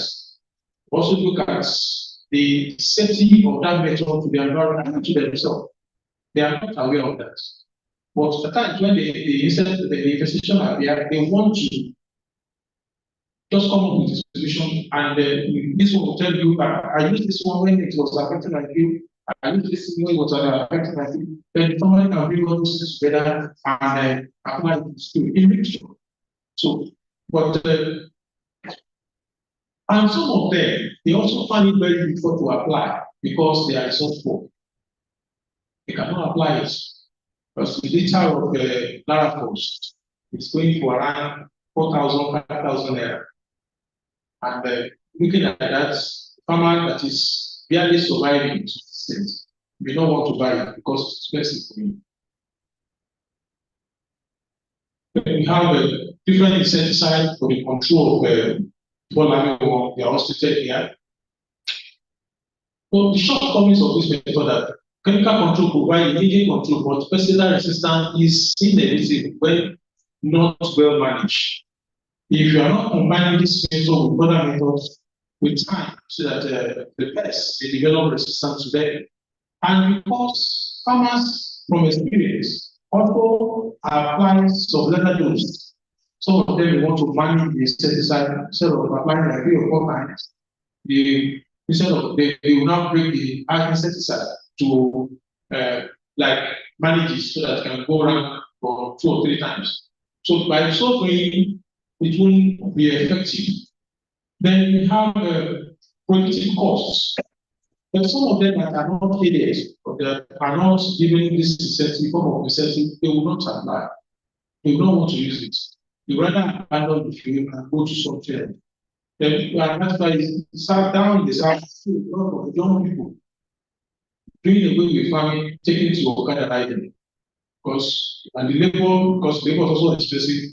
There was a case we were having 2 weeks ago that we bought a pesticide for 50,000 naira, and the cost of applying it was 100,000 naira. 50,000 to 100,000 naira. That can be that bad and that hard. So because of that, some of them want to give up and leave the field. Personal control, so bringing critical infestation reduces profits. You all know that. By the time you are buying these chemicals, applying insecticide, you are eating into your profits once you have infestation. But the most effective one is the IPA for level, where you have safe use of all these methods in an integrated approach. Use the cultural method, the biological method, chemical method, and we combine everything together. We look at the safety of the environment, we look at the control of the pests, or management of the pests. At the same time, we look at what the farmers stand to gain by combining these methods. And it has been found to be most sustainable for control of pests. So we have the behavioral control is use of pheromones, cognitive disruption, and stuff like that, use of resistant varieties, use of chemical control, use of insecticide. All of them can be put in place for the management of all animals. So it will enhance sustainable production over time, and but you also maintaining also the population of fall animals. And not only this, we want to look at the collaboration and research to encourage, that is, this aspect of control. We should encourage collaboration among farmers, the factors, extension agents. In this meeting, I was thinking that we are going to invite some farmers, maybe some big farmers, to see what we are trying to do as well. But I can also put in, give us their inputs, what they are feeling, the way they pay on the field. They can bring it in and they can include everything in this so that we can have a robust discussion, because they are the one really the pain actually. So support ongoing, we should support ongoing research in IPA. So IPA started this ongoing monitoring. Then we need also to adjust this. So what may be applicable in the Abuja environment may not be applicable in other states, depending on the situation on the ground. So we want to adjust. There's one chapter we not fit for when it comes to the issue of IPA. Then we need to educate and train the stakeholders on the IPA of the fall animal management. And what are the stakeholders? The farmers, the agricultural workers, the extension agents, and the policy makers. Just like we have been saying that they are the key players in this meeting. People that will come up with policies that will help us to manage not only people, but other concern to us. The training of to improve awareness of integrated pest management. As we are seeing it, we need to water it down to the level of farmers, let them know what it looks like, and how to manage it. And as we are improving on the cultural practices from the technology of controlling pests, we should also carry them along. Thank you. Then monitoring and surveillance, just like we are going to discuss later, we want to see how to monitor these pests so that we can have the first-hand information before major infestation is around or affecting the farmers. So when we have a system in place that will forecast and tell us what the pest will look like in 5 years' time, in 10 years' time, what it will look like there to help the farmers, one, the government to prepare, and the farmers will also know what they are expecting in the future and how to prevent it. So we have a case study and success stories. We have in my office, we were able to develop 2 varieties recently, and they were in this, and they are base varieties that are pollen resistant, and these are These are the varieties. You can give up to 2.5 tons per hectare, 2.3 tons per hectare, the white and the yellow chapter. Then we have we also appreciate the intervention of FAO, the collaboration with Nigeria, as I said here, was part of our study. And what are the lessons we have learned from the field? We have seen that farmers remove the infested field, the infested plants, they want to just go and move. But most of the time, they want the soil and they are identified as infested. That is what they need. The one that is eating, they're there. They're there. So that one is not a solution to what we are seeing. The early planting also help the individual, especially when they do it early in the season before the build-up of fall annual occupation. The intercropping with like I said initially, these are the ways they control or they manage the pests. They also practice close-season cultural system by burning waste over or plants remains to keep the farm clean and prevent the infection next year. Some of them they use wood ash, soap, extracts, battery colored, and other botanicals. So they apply it with sand. Some of them also use urea.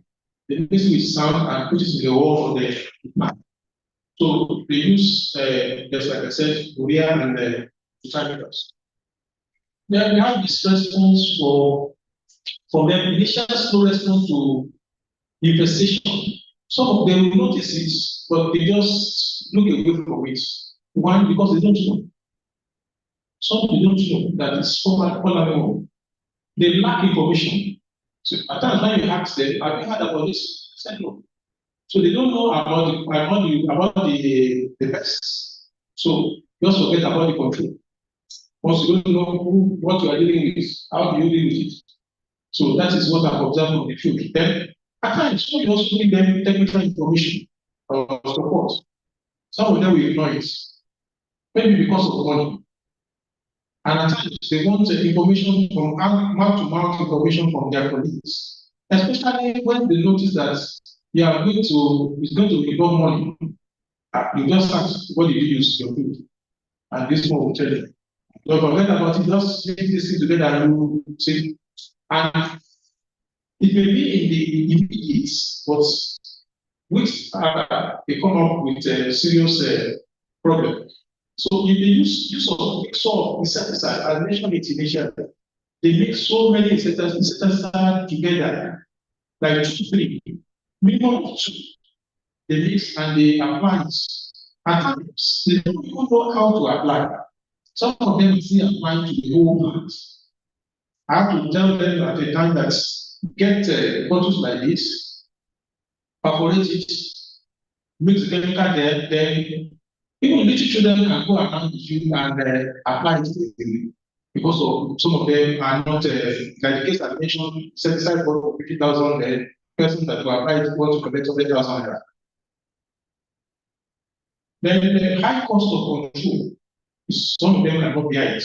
Lack of resources for all annual control. That is, they don't have the capacity, they don't have the sprayer, some they don't have the money, and don't have the know-how on how to handle this problem. Then what are we expecting from the body of policymakers and regulatory people? Well, we want to see government coming on like this meeting we are having is very good. Incentive for farmers and a support for family investigation. And that was one in the year past when government released fund for the importation of grain. I remember in the 2018-19, a lot of farmers were crying, especially the poultry farmers, because they rely on maize. And as we speak, a bag of the least, I think the least bag of feed is going for 100,000. But the least one going for 100,000. And I don't know what chicken will cost by December. So if you have chicken, keep it well. Don't know how maybe it's going to 25,000 or so. So the description of all animal resistant cultivars, just like we have 2 genetic release sites government can come up with a system whereby these seeds can be dropped to the farmer either at a subsidized rate or multiply and also give it to them as so that at the end of the day, it will be good for everyone. The research funding is very important. Once you look at research in entomology, every aspect of waste management, the cultural, the BD, everything, you want to look at it and come up with an analytic measure to control externally. Then after we have done that, we want to monitor the function of polymorph, like early monitoring system, provide information on crop relation to polymorph, how it affects their crop, the signs they are going to see, and what is the damage and what they may use at the end of the day. The monitoring of crops and control of polymorph. People after giving them seeds, resistant variety and stuff like that, we also need to monitor.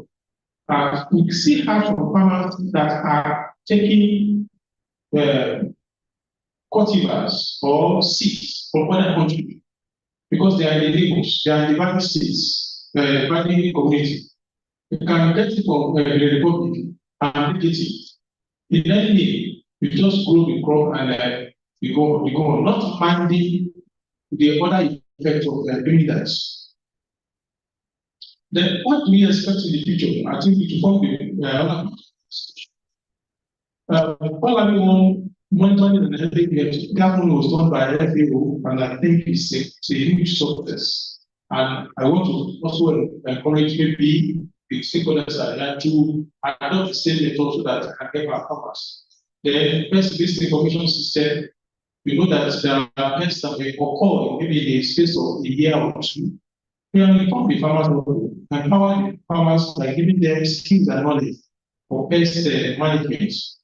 So the farmers are well informed, they are well equipped for pest control. So we can also look at mass gathering of natural enemies to take care of pollen worm. Then the integrated management for pollen worm is very essential in any place where we have the issue. Even before that, can be in form of a prophylactic system to prevent the occurrence of weeds or pests.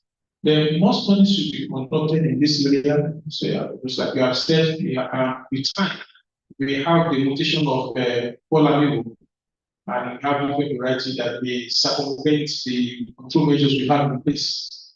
The geographical range, once we know, can also look at their spread and advise the farmers and all the stakeholders. Then we want to look at the pollen alerts, this administration, and what are the things and how can we get the information across to them, especially the farmers beforehand. The crop women need to combat pollen worm. Look at resistance, tolerance, then look at the use of antibiotics. Apart from the plant being resistant to the crop or tolerating it, can we have a system whereby the plant can be improved to the extent that even when they feed on it, the pest can die? There's a system like that. I think scientists should also look at this area. So it will permanently reduce the population without going further, looking at other measures to control it.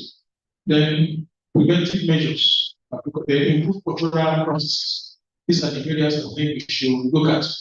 So the goal of being sustainable in terms of food security is very essential. But when we look at some of these areas that are threatening crop production and food security, then this city must look at it critically and come up with a solution that will help us to combat the problem. Thank you very much for listening to me. I hope this is not one because of their pests and the leader.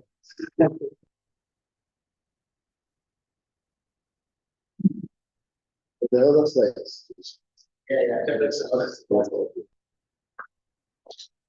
Thank you very much. Oh, okay. Thank you.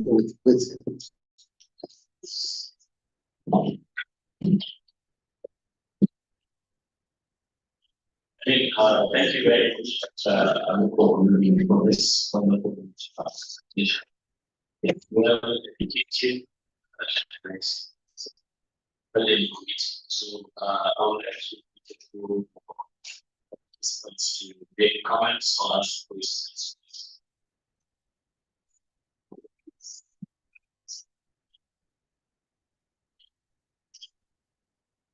Well, yes. Well, anyone who says something that represent, something came to my mind. The first paper, I second paper, I touched almost everything in the. But what came to my mind is what happened to me. Well, I was in a plane to India, who attended the course on problem government. Well, 81, I mean, well, 81, but of course, I about 21 with me after that, but I didn't like it. So, some of them were doing that. I was good because I was. So, I had a course based on my performance. They started rating very well. Then they came out to tell them why they were rating well.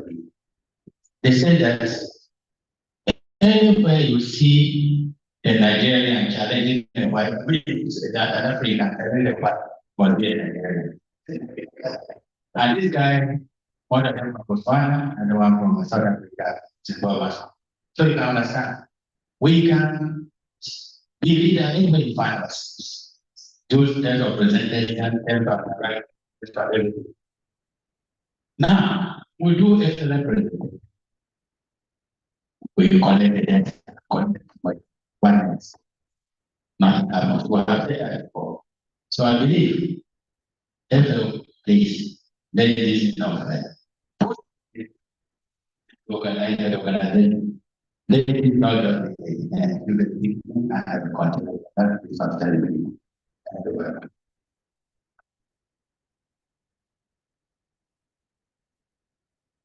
Thank you very much, Dr. Abu, for this comment. As we earlier stated, planning grants for more bigger projects. So for a more bigger project, there will be the opportunity after this one for an upscaling, for a county-wide annual management, so crop pest management strategy. So this is the beginning, and I think going forward, we would try to strengthen the importance of taking ownership of these projects with the Federal Ministry of Agriculture, so that it would give more of sustainability, platforms and strategies, maintain it for this project. Any other questions?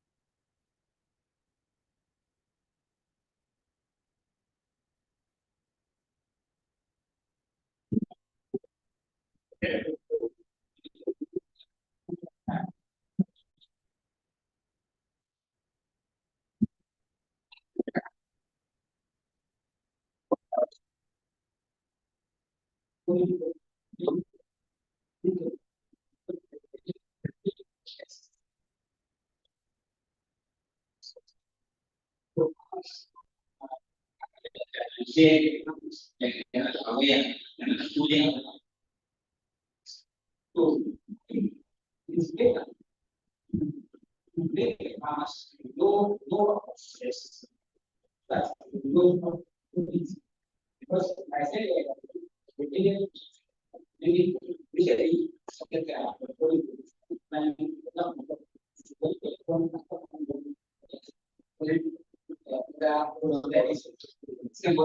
so doing the things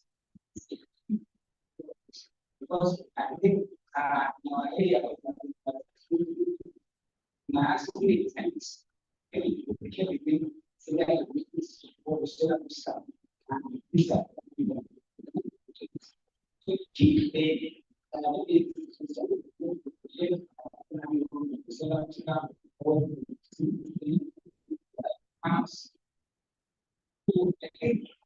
also to help us when it comes to identify the best knowledge also know at stake.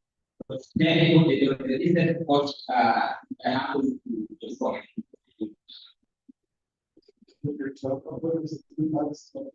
Yeah.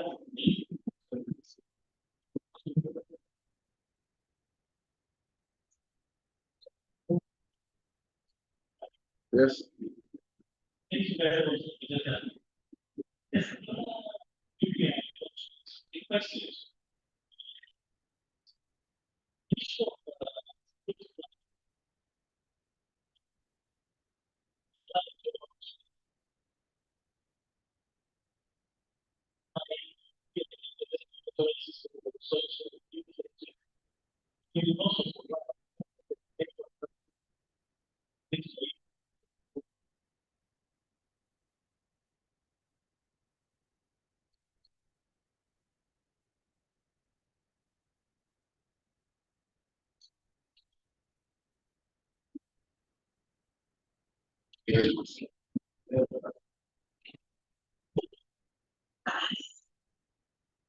I think they want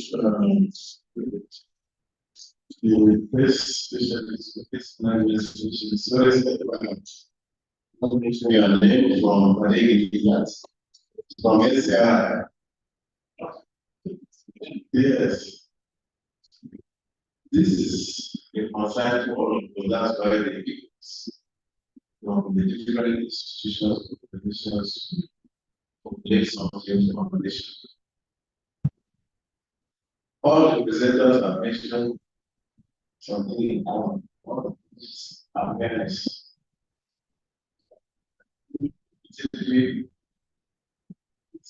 Well, concerned that you need to identify the settings. So in the formulation, I think some of the things we need to realize it should not just be a class theory. It must be a place that people have to go into farms to identify this insects so that they can recognize this. Why I'm making this is we have been rolling issue on seed training with farmers. And when we go to their field, this is something the same with their language. So at this time, when we decided to plant some plots, we didn't see those differences. They were overwhelmed.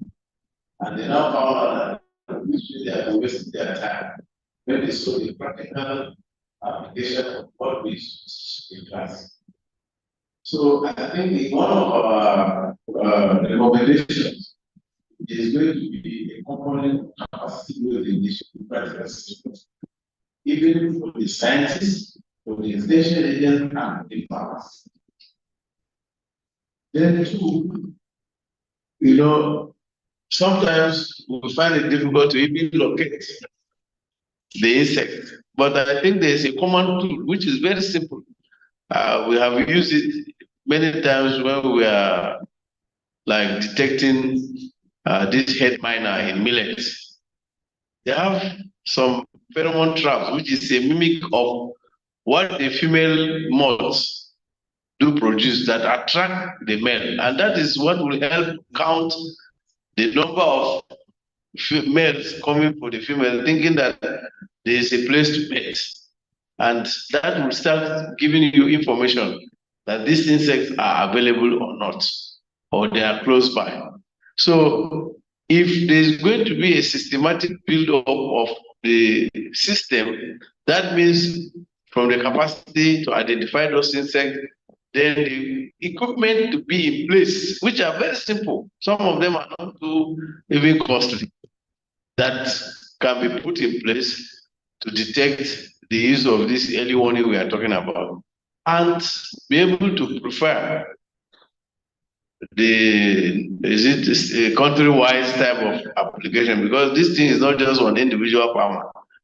You will find 10 hectares or 50 hectares at a stretch that they are. So individual farmers may not be able, but there should be a component of, I remember Quilla bat was a challenging best for those farming millet in Northeast.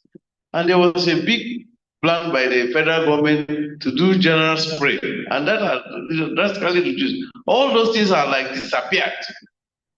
Because one factor that came up is they used diesel instead of the actual chemical, and the helicopter nearly crashed because it was too heavy. Somebody took away the chemical and replaced it with diesel. So those are the fraudulent things. So those things have to be in place to checkmate. You know, so when we are here to formulate a way of getting this system to work, it's functioning in Ghana, it's functioning in other countries. But when it comes to Nigeria, we were developing something last week. Somebody was always bringing the skepticism of Nigerian factor. That if we are going to do this, this is what Nigerians can do. If we continue to be systematic about the nation lifestyle, we will never think of developing anything that will support control of one thing or the other. Because somebody said, if you place this board now, somebody come and remove it and go and use it to their government or whatever they call them. So they always give a kind of fear and threat to any system you want to develop, that somebody will punch it. But when we are putting all these measures in place, let's put either the legal system or the capacity system, whatever, to ensure that the system in place is working in other countries. We need to think how it can be working, looking through all the challenges and see how we can. So that's the task we have started with for this exercise. And I hope with all this presentation, we'll be able to draw lessons and now align them together for a fruitful outcome. Thank you very much. You mentioned my name, but I want to react. I mean, you stand up. Because I'm a teacher. I'm a lecturer. What you said is perfectly true, is correct. But I love it. But let me say here that the two ministers that we have, most especially the Minister of State, is a product of research. The reform in the Agricultural Research Council of Nigeria has been his brainchild to get work very well for it. That's why there's a reform in the ARCN. What I'm trying to say is this. If we're talking about training farmers, is it the teacher at the university or the teacher at the secondary school that training farmers? It's the extension agents. They're the one who are supposed to take the technologies that are generated to the block, up to the block of village extension. We have what you call weekly meetings, monetary review technology meetings. Out North Central, let me talk about North Central. There are about 7 states. Taraba is also with us. It doesn't go to Northeast. They've been with us. Only 3 ADPs attend what we call their meetings. Who's aware of this? That we have these meetings. They're supposed to be having it monthly from time to time. The whole goal to take the technology to the farmers. Yes, that's how they build capacity to the farmers. So I believe that here, let's take this report to the ministers or to permanent secretary that yes, the meeting here have resolved. We're going to come with a recommendation that budgeting for extension services, budget for research are very, very crucial for us to succeed. You better make sure that other countries are doing better than us. They come and take what we have done here and go and develop on it. Whatever they have here, they come and steal it because we will give it to them. Talk about even palm oil, Malaysia, Indonesia, and others that are enjoying, expanding. We were here. Even cocoa is even dying. Cote d'Ivoire and Ghana, they are ahead. There are so many things that we need to do so that we can improve ourselves. We're here to work. We're here to do our bidding. Not just our brilliance. They still are brilliance and work on it while we sit down here and looking for money. Yes, we need money. But let us do something that can benefit us to sustain what we have. So that tomorrow if we die, our children will benefit from it. Thank you very much. Thank you very much, sir. I want to say something in line with what Prof just said now.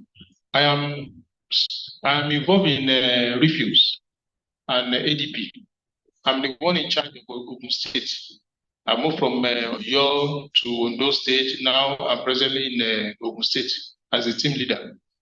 Over time, these 3 states, I can say that it's only Ogun State that is showing some ray of hope when it comes to extension services. Ekiti is doing well, Lagos is doing well. Osun State, unfortunately, is my state. Nothing is done there. So when we are talking about farmer not knowing, we can also see that we have a serious shortfall in the activities of extension agents in all the states. And as I speak, extension is almost gone. There is almost nothing about extension again. And that is one area which I think the country should continue to look at and revive the system of agricultural extension. Because all what you are saying, even when the solutions are on ground, the technology is developed, how will they get to the farmers? And these are the things we should look at. And before we will talk, present papers, submit reports, and every other thing, and it will just end up in the shelves or on our systems. But the people that are the main stakeholders, they are the farmers. But the link between them, the bridge is broken. That's what I want to say. The government should look at that area too. Thank you very much. So I don't know, someone from the Federal Ministry would like to respond to some of the comments, make additional comments, please.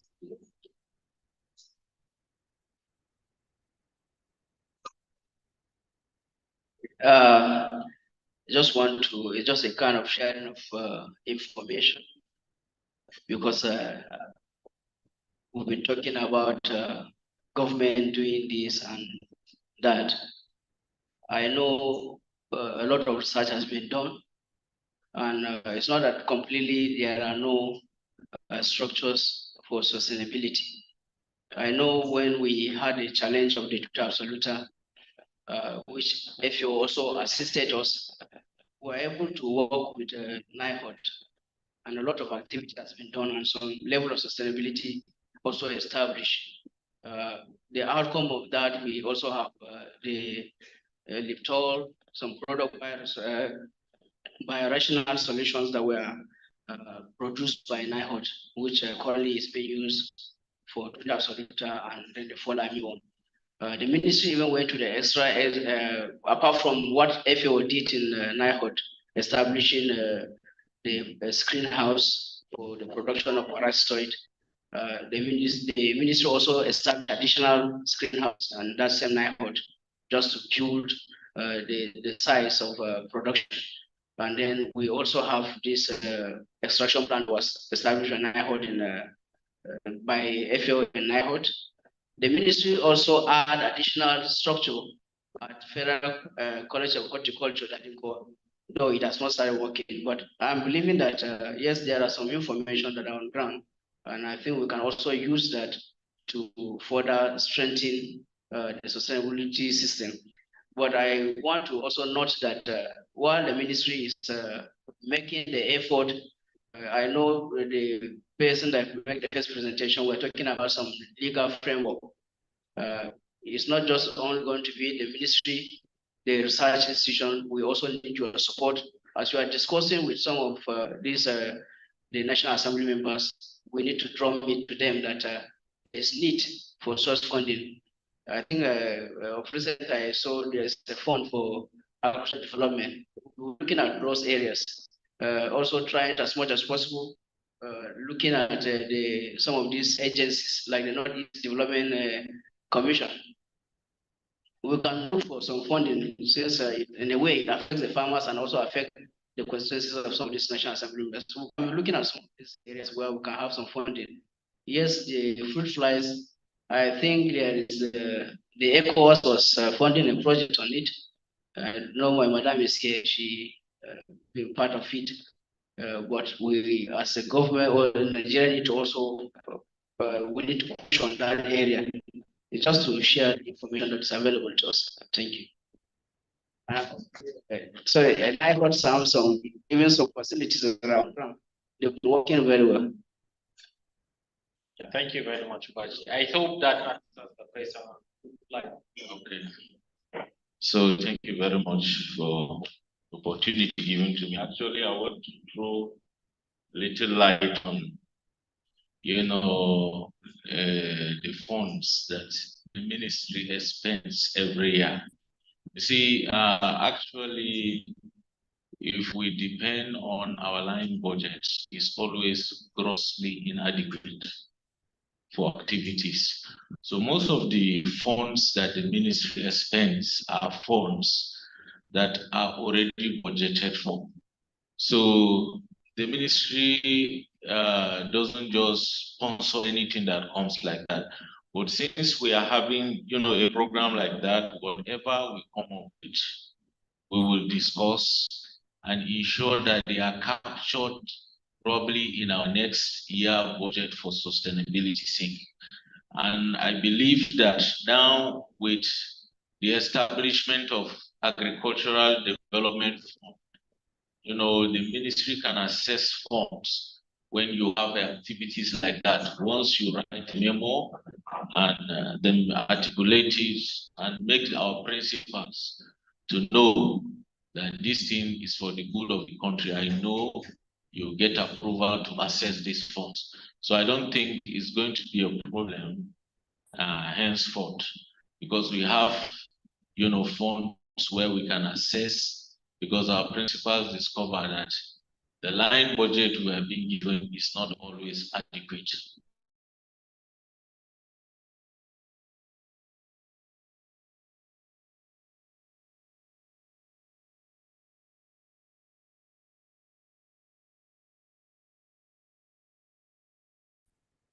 Thank you. The issue of sustainability.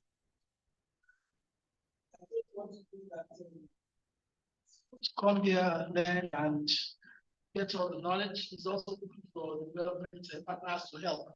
But I'm employing my colleagues that part of our report should be very strong in letting our principals know that there just must be some fund dedicated to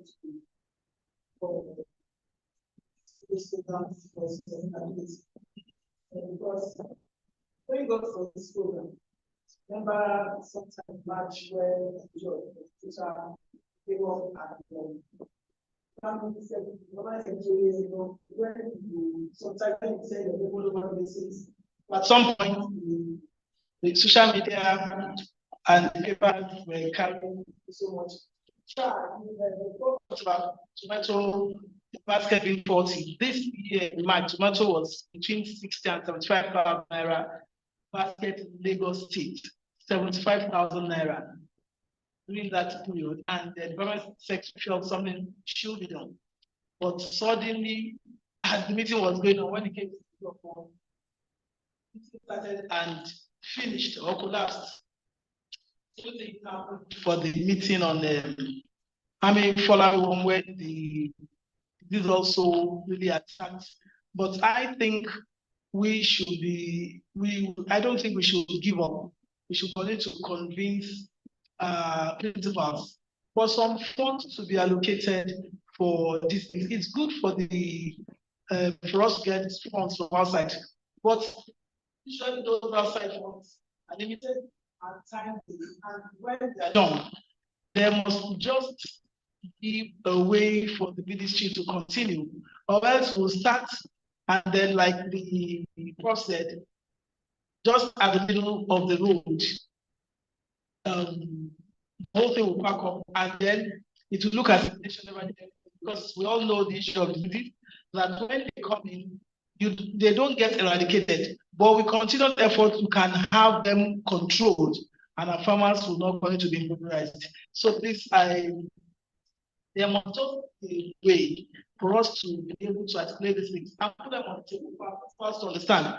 Fortunately or unfortunately, they are so busy and they may not come to these meetings. For them to know the level of damage, and yet you and I are presenting our crops, they are representing the ministry, and so representing the Nigerian nation. I wish they would understand. They are not in these meetings, but we must find a way to let them know the importance of allocating funds for sustainability. Thank you.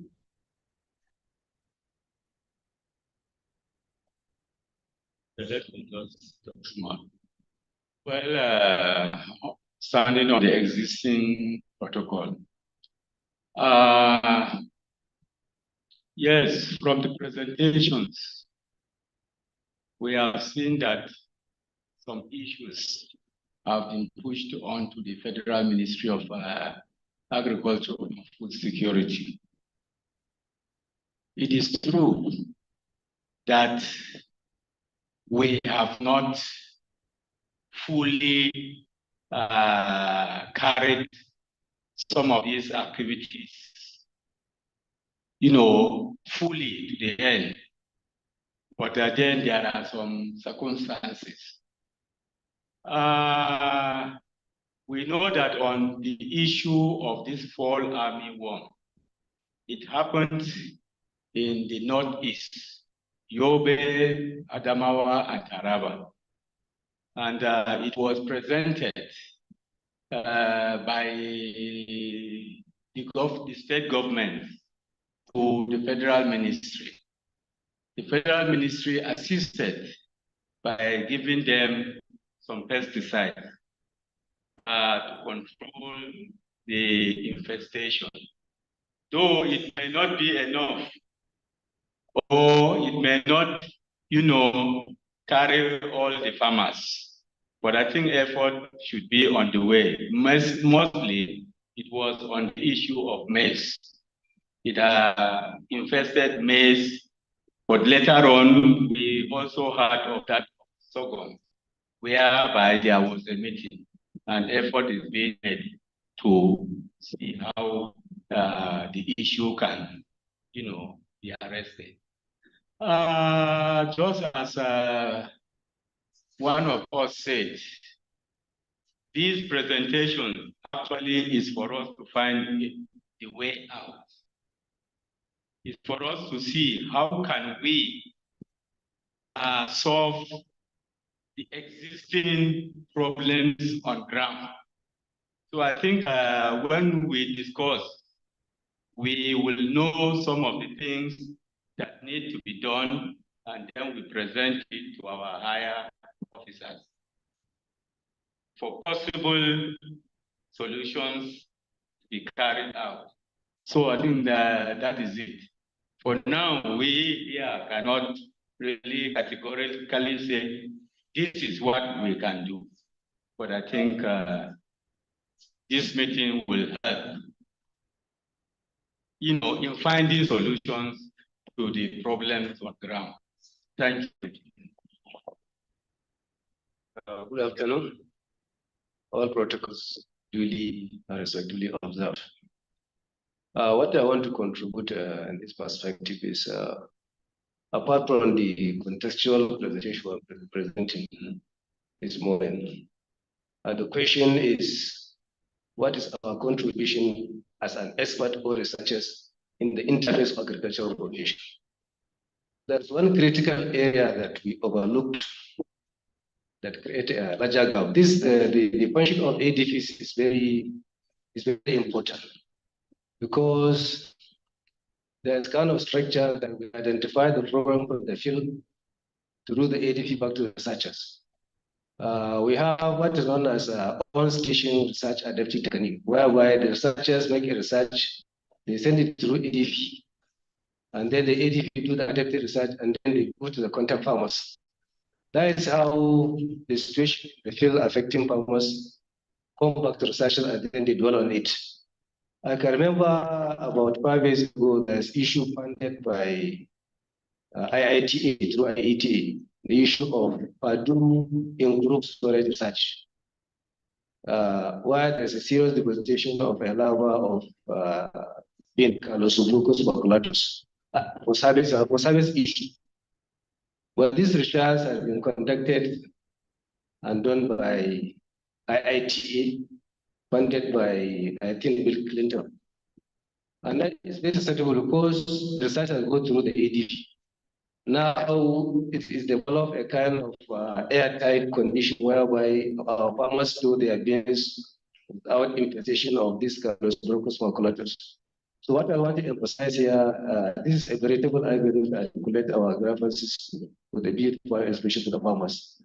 So whatever we research, whatever we find is very good to fund our ADVs so that they go directly to the farmers, and what is obtainable on the ground will come back here. Apart from this fall army works, there are so many things in the field affecting farmers, like in vegetable crops. The issue of Fusarium ovispora is there. The issue of Alocobaba abigail that is affecting system crop is there. So we don't be able to do this unless we we design a fantastic modules to include that ADBs should be funded. You can they have direct relation between research agencies and the farmers in the field. Thank you. Yeah, thank you so much for these comments are really important. Rapporteurs have noted all these things of this workshop. Move forward to the next agenda line on the presentation of the Chinese early system. So I would like to, I would like to call upon Dr. Tu Xiangbing and Dr. Zhang Xipes, if you could give us the presentation, please.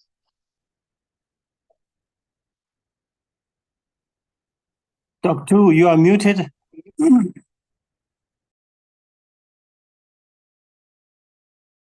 Hello.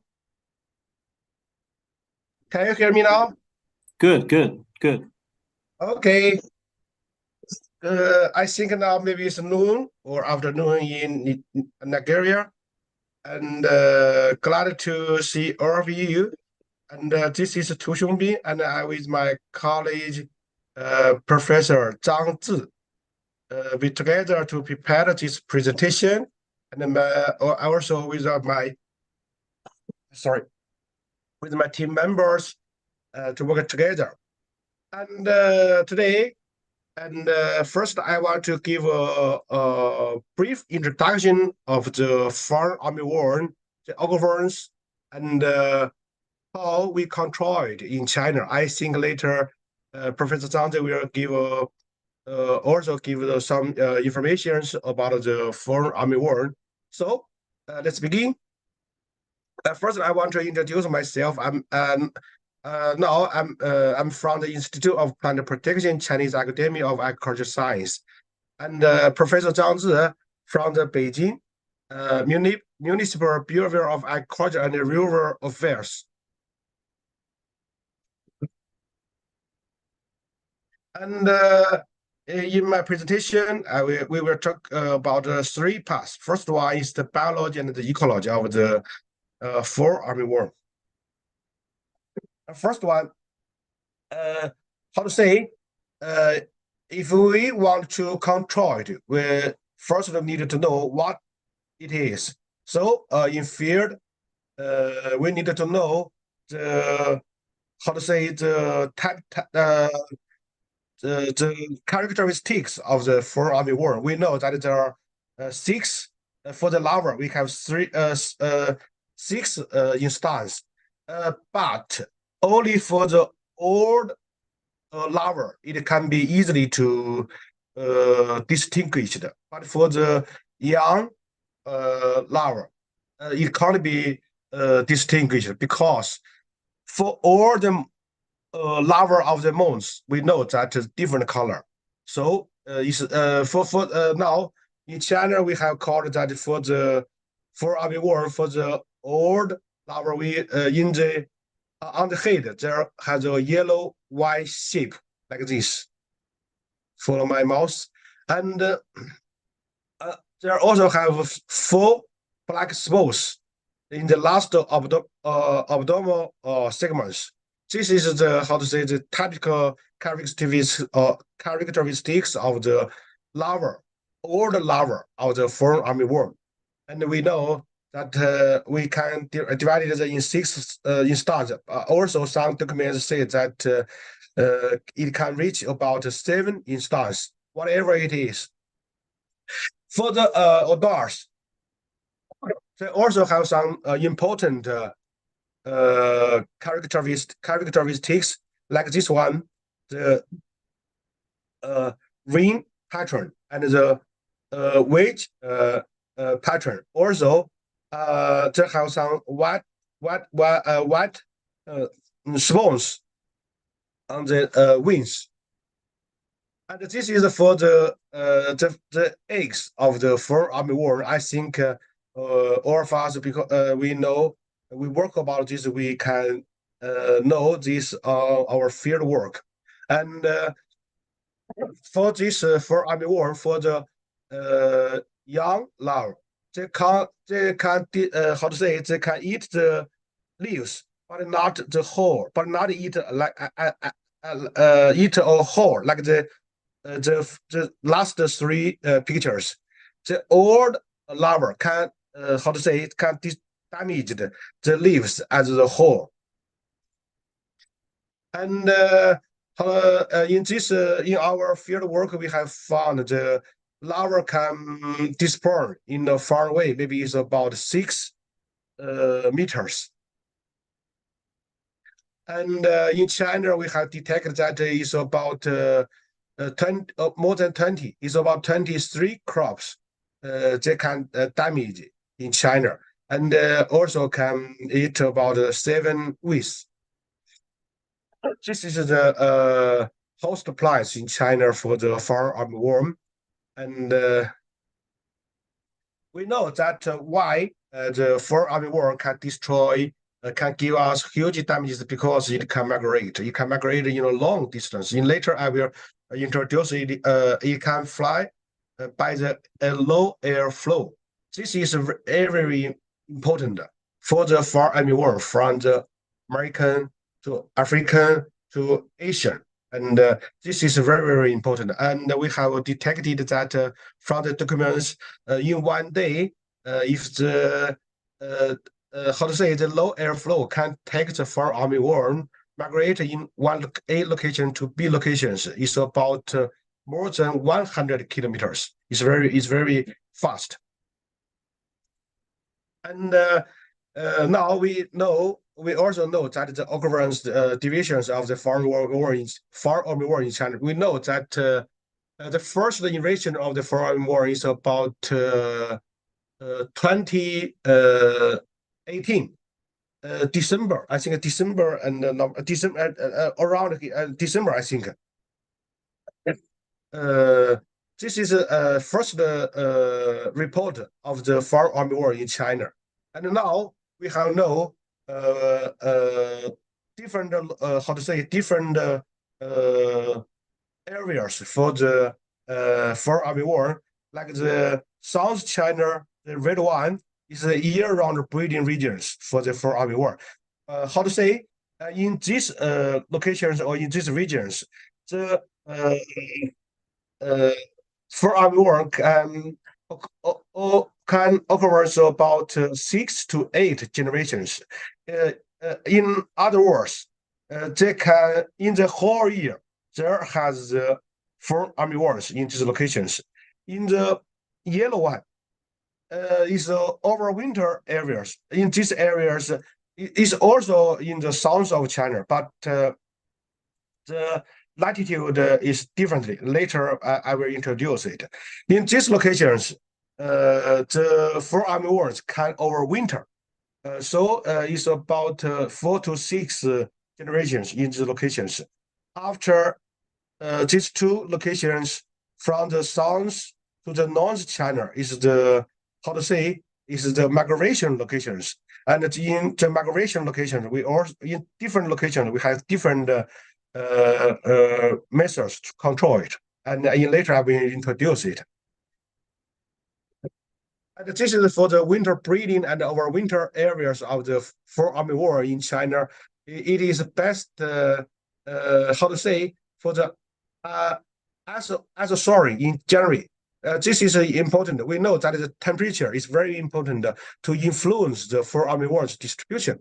So we now, for 3 years work and field work, and we also to say, to summary from many documents or reviews from, we can give a conclusion is that in January, the 10 degree, the other is a how to say, is an important division for the foreign armyworm. So in the south of China, it's a temperature higher, is the latitude is the south of 28, like this, 28.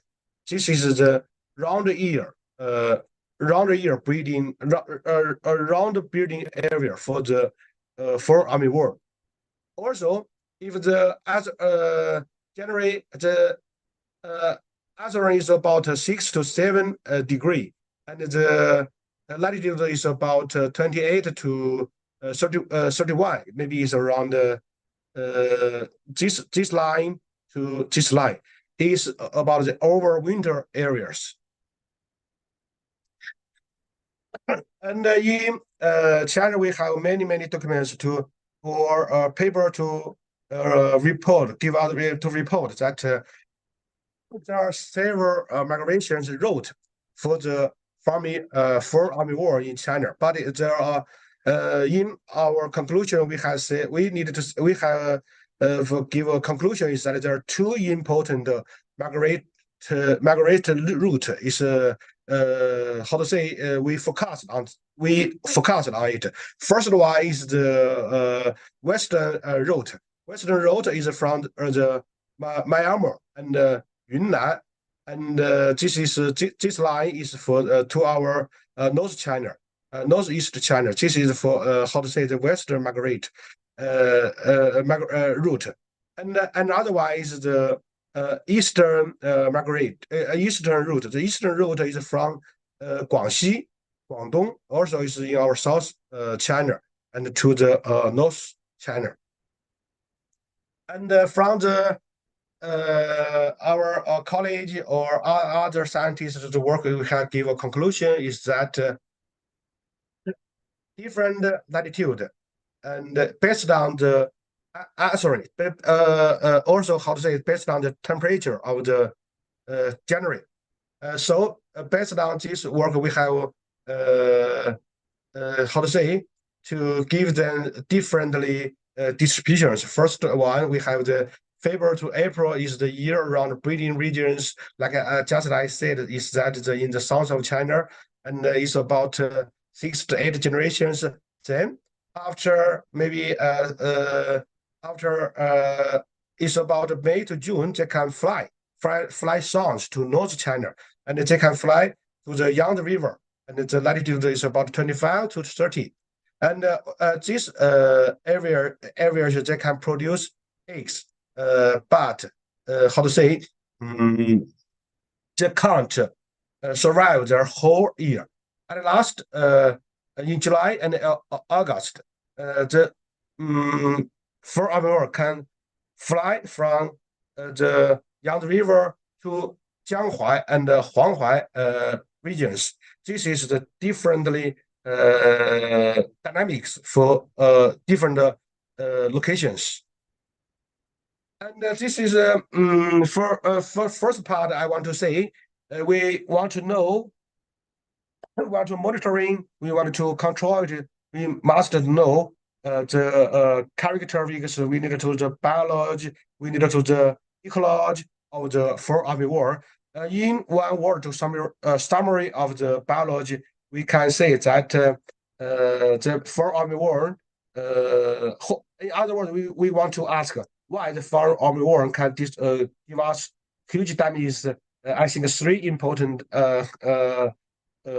terms. We should remember that the first one, it can eat a lot. It can eat about more than 350 plants. This is very important.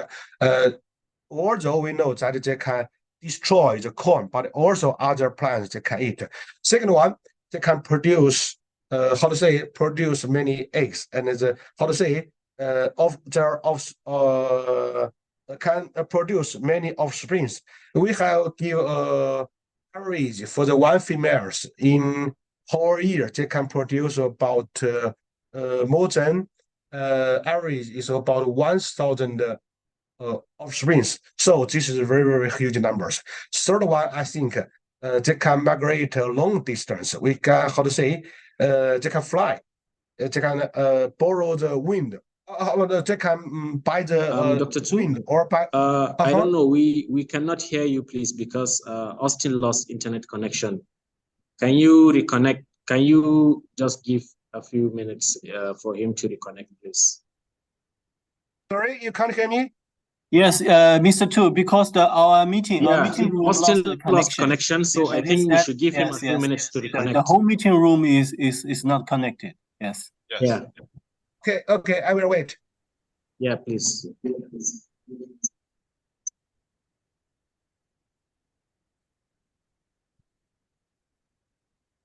Okay, I think they are online now. Maybe it's okay. Okay. And third one is they can fly a long distance because of the low airflow. And the three biological, how to say, the biological characteristics, I think is very important for the herbivore. They can destroy our crops. And the second one, I want to introduce the early warning systems of the herbivore in China.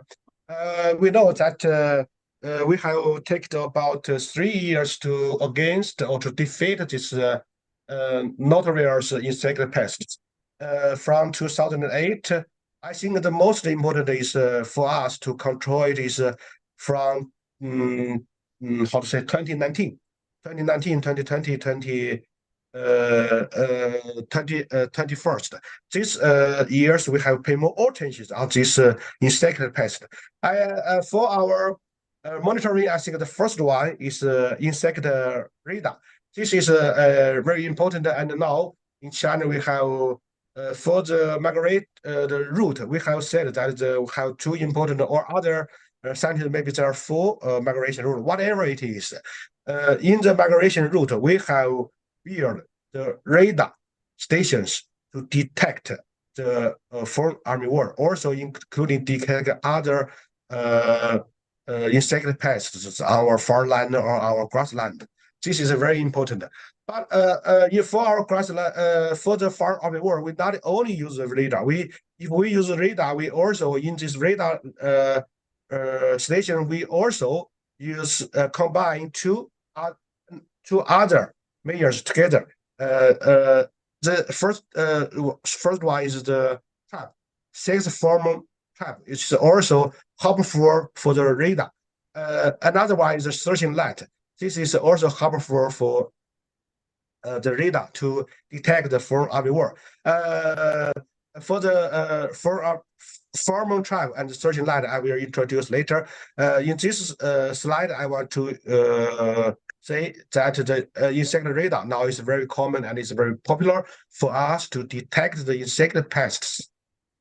Second one, the searching light trap is not how to say that this trap not only for the foreign herbivore, also for other moths, because we know that the Lepidoptera, the insect pests, they lack the light. So in China, we use this method to detect the populations of the moths, also including the foreign herbivore. For the foreign herbivore, after we collect the sample of the foreign herbivore, we can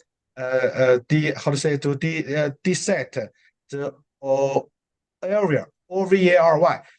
Because that after that we can know the eggs or the development of the oral. So this is very important for us to direct to predict the the development progress of the foreign herbivore. Third one, I think I want to say the pheromone trap. This is a sex pheromone trap. It uses the female the pheromone to to absorb males. Now in China we have developed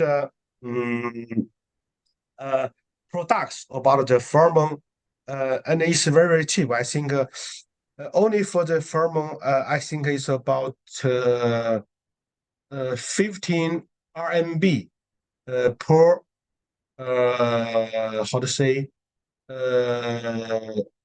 公顷 100 acre. So for in China, 亩 1 yuan 1 RMB 1 亩 this is I think is very cheap. So in my college, if you're interested in this, I think maybe next you visit China, I will ask my college to introduce it detail how to say more details. I will where we can after some Kenya scientists visit us, I think we can have a face-to-face talk about this. This is this is for us to how to say to set the pheromone traps in the field.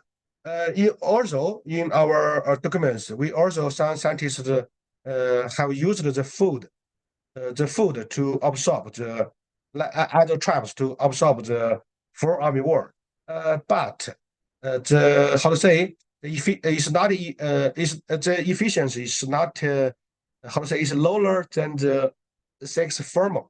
But in some locations we also use the food traps.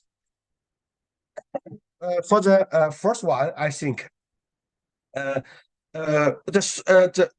former 3.1 we use radar, we use light, we use pheromone. I think now is very popular and is very common in China. But also some field work by artificial, how to say, by people or by staffs or by workers ourselves, because we needed to detect, we needed to collect by ourselves, because we needed to how to say to detect the eggs, to find the larvas, because for example 1 square meter how many larvas, or one leaves of the corn how many eggs. So this is also very important. This is also a monitoring method for us to detect the for our worm, also for the other moths. And based on the former work, we also have built warning systems for our worm. But I also have asked the company. This is developed by a company and the scientists work together. It's only in Chinese, but not in English. So it's how to say big regret for this. And now in China we have our how to say our ministry and our scientists and our how to say the applications workers use this to monitoring and to give control measures, suggestions by these systems. And the third one, and I will give a brief introduction about how we control it. How to say in China, we have in the past 3 or 4 years we have get a great achievements on against the foreign armyworm. Like these 2 days, the FAO hold big meetings for the foreign armyworm in Beijing, and the IPP is one of the how to say the whole department of this meeting. So I how to say I think China has how to say many experience or achievements on how to against the foreign armyworm. First one, we have used the how to say the resistance culture. We know that for all how to say in IPM, we know that the resistant cultivar is the first one, because we know that it's a low it's low price but it's high efficiency. In China we also have how to say to screen about more than 100 cultivars. They maybe how to say high resistance, middle resistance to the for armyworm, and now we have give the field experiment about it to maybe it will take another 3. Now it's the third year of the experiment. Maybe it will take another 3 years, but I think this method is very useful for us to against this notorious insect pest. Second one, intercropping. We know that not only for the farmer, for other insect pests, the intercropping is very useful. For the armyworm, we can use corn and bean or cowpea to plant it together. They can harmful. They can harmful for us to control the armyworm population.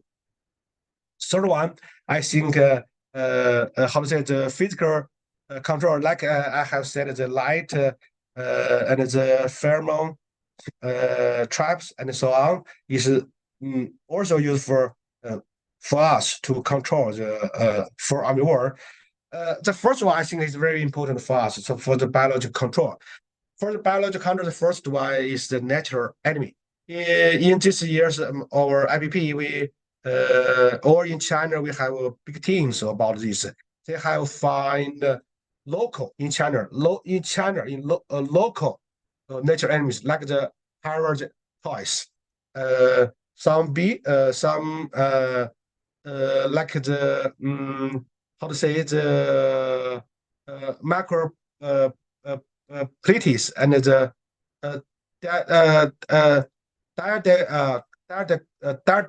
gamma, and this is also how to say in the field we found they can parasite to the larvae of the worm, and also we have found some other predators is also can be used to control the armyworm, and this is how to say the ladybird is very how to say is very popular and is also very common for other moths. And this is now we have in China we have make some useful natural enemies as a product. Now we can produce it, and in the factory we can produce high how to say high number or high for the after the mass reveal we have gave the so many eggs. Then we needed we can take the eggs to out a field. Then can also help us to control the armyworm. Also, this is another product, the egg parasitoid, and this is another how to say telenomas. It's a parasite, parasitoid, and also this is very famous. We know that is a trichogramma is very popular for the moths or for other insect pests, and we also use the pure and I also have to do this experiment for the how to say for the second instar for and the third instar is very useful to control, but for the how to say odart the fungal maybe how to say the fungal. In other words, we can use the metrigens or the behavior. We can use that to control the armyworm in the young larva, but not the old larva, but not the odars. And we also have this is a bacteria. It's a BT bacteria. We also have developed a new product against the armyworms, and it's also now we have registered by our Ministry of Agriculture and Affairs. And we have also used different fungal insecticides to control the instance of the for armyworms, it can reach about more than 70%.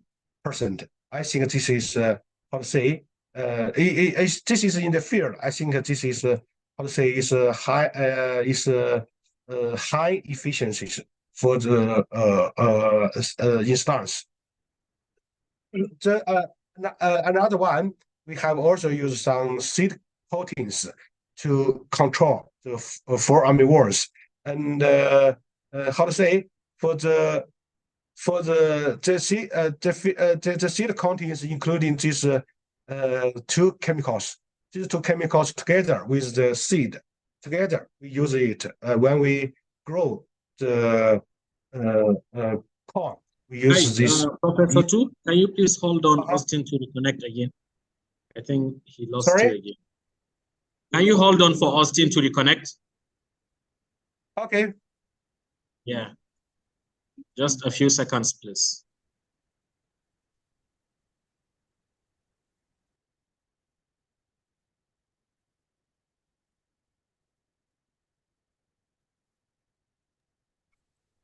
You want to know the name of the chemical, right?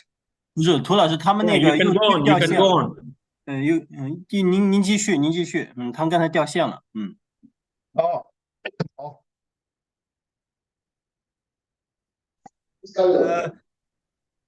，Now, and we know that the chemicals, how to say, we in China we have developed a new method to how to say to spray the chemicals, because we know that we don't need in China we how to say we need to protect the soil, to protect the plants, so we don't want to spray the chemicals everywhere. So we have developed a new method.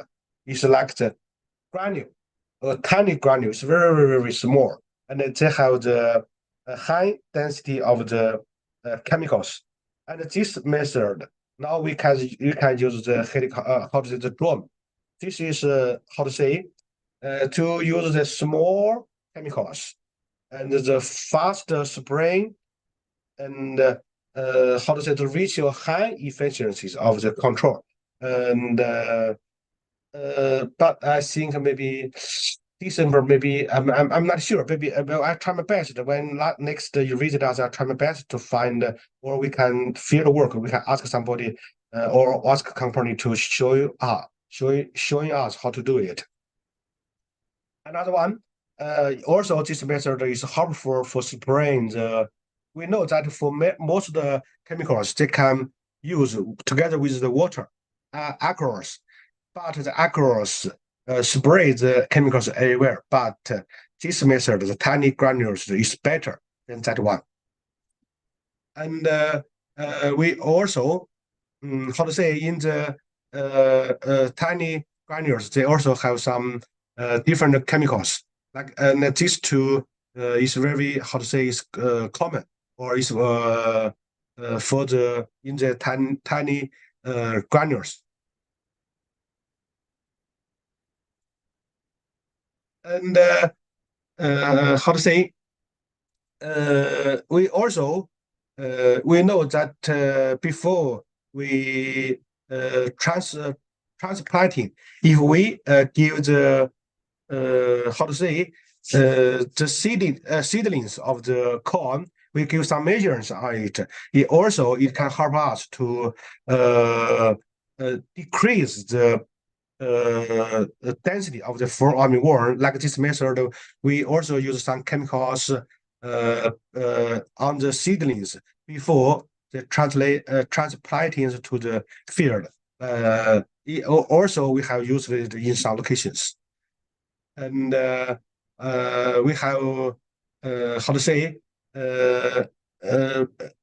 we say that the chemicals we can't use it. We can't use one chemicals the whole year. We also in one location we can't use only one chemicals. So we have how to say we have give experiments about how to say the baselines, susceptible baselines of the chemicals for the fall armyworm. And the former methods is the common methods, and we know before we know that I have said we have divided the locations of the four army war in China, including three locations. First one is the year-round building regions. Third one is the migrator regions. Third one is the Huanghai river regions.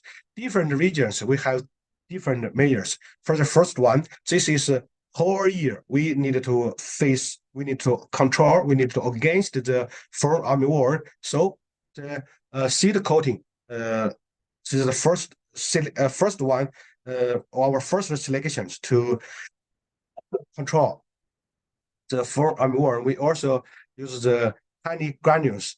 This is two method is very important for us in the breeding year-round breeding regions, because these locations have the high density of the foreign army war. Second one, for the migrate regions, maybe from the Guangxi to our how to say, to the Yangtze River. And during these locations, the foreign army war can overwinter. So in these locations or in these regions, we have used also first one like the seeding coatings. Also, we need to pay more attention on monitoring. And first one, we are using trappings. Also, we can use the natural enemies. And we also, how to say, like the BT, like the fungus in the early, the young or the early install of the foreign army war. Also, we have used like the, how to say, if some in some generations they have the high density, we can use the tiny granules of the chemicals to control it. The third one is Huanghai regions, and these locations is how to say, there only has maybe 2 to 4 generations in these locations. After how to say, after maybe around August, I think about mid and late August, they need to fly, go back from the Huanghai regions to the South China. So in these regions, we need to take more attention on monitoring, but also we need to, if we have how to say, face if the density is high, we also need to pay to take measures, seed more coatings, and how to say, and how to say, to delay, how to say, to delay to plant the corns, because we know after August there was maybe no foreign army wars, so delay the plant time may be harmful for us to control it. And third one is also we can use the tiny granule. So different locations, different density, we have used different measures. And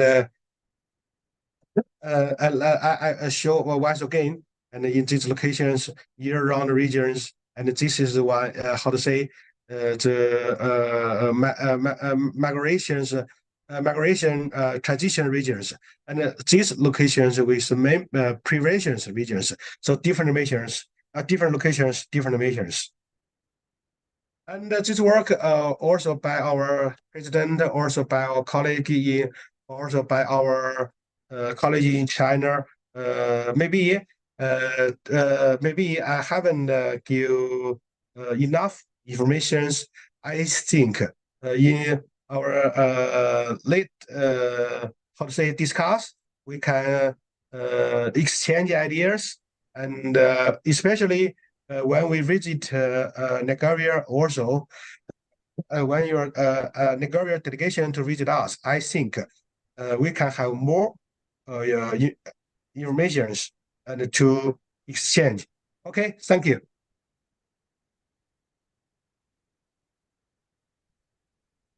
Thank you so much, Professor Tu. This is well informative. I think it will spark some reactions from the participants as almost everyone has shown interest to get this presentation. So I don't know if you can just drop the presentation in the chat box so I can share with the participants through email. To have more engagements with the participants when you visit Nigeria and our subsequent visit to China. So do you have any questions? We can, yeah. 涂老师，您之后可以把这个文件，发到那个聊天框里边儿。我问一下，应该是可以共享的。OK。So thank you for your presentation. Please. Well, for those of us in the same area with you, your presentation is good, though we're familiar with most of these things. But one particular questions I want to ask you are just about two. Yes, you're giving us different methods, strategies for the control of fall armyworms. There are several other species of armyworms, not just fall armyworm. And they have different host ranges, preference. And you talk about chemical control. Also, you talk about integrated pest management. What I want to find is control. Is it government that funded it or an individual? And if it's an individual farmer, what are the other levels? If they don't spray, what will happen to the farmer? Because after a few hours or a day, the chemical may, the effective, what you call it may not be effective again. I mean, what's moving? So what is the strategy to do with other farmers? Does government get involved? Thank you. I'm sorry, I can't answer the question. Yeah, the voice actually is not very clear. I don't know if you could help translate. Surely, but actually, I cannot hear the questions very clear. Okay. So, according to my understanding, your question is about the involvement of the Chinese government. Is that the question? The funding for the pest management and the control system, chemical control system in China, like if it's the individual farmer controlling the, managing the pest there, what about the neighboring farmers, like the pesticide will expire and then there will be encroachment of those pests. So how can you respond to that question, please? Okay. I think this question would go to maybe Dr. 张志。张老师，他们的问题是关于就是说，我们的这个防控系统啊，是政府这边主导，还是由那个单个农民他自主来，还是企业这边来？我是这么理解的哈，因为他说的也不是特别清楚。大概听清楚了。其实我是想这样就再给他介绍一下，就是我们那个系统的管理。你有相关的东西吗？您可以。对，我有个相关的东西，I can share my 那个 screen. Okay, Dr. Zhang has a very short presentation about the management system within the government and how this extension goes through the central government to the farmers. How about we give Dr. Zhang some time to share his presentation? Maybe a few minutes. A few minutes. 张老师，我觉得这样，这个应该是政府行为吧？像草滩这个，他应该是政府有专项资金的，跟我们蝗虫是一样的。Yes. 专项资金去防治的。可能他更想知道的是那个整个体系的运作吧，还是 ？Yeah. Can you get the screen? Yes. We. 但是没有看到 PPT。没有看到 PPT。对，您是不是有别的屏幕？我有两个屏幕。对，你看到是另外一个屏幕。对，这下可以了。This one is okay. Okay. I show you some. Move，你可以把它移到那边去。Yes. Hello everyone. 这个还是 yes. 还不是，这个还不是，还不是。还不是吗？还不是。对对对，换一个屏幕。换个屏幕，拖过来也行。这样呢？不是，现在可以了。现在可以，放大。你把它放大吧。啊，对。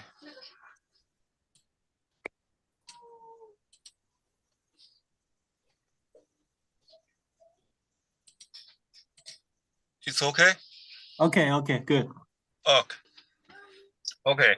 I want to spend a few minutes to introduce the early warning system in China. You know, there is many pest species in China. Our government managed the pests according their significance. All the pests can divide the three classes. If they of the most important, if they of most importance, they can class into the first class. This is national levels. If they of the minor, maybe then the national, they can divide into the second class. This is their managed charges belong to the provincial. The county level who charge they charge the third classes.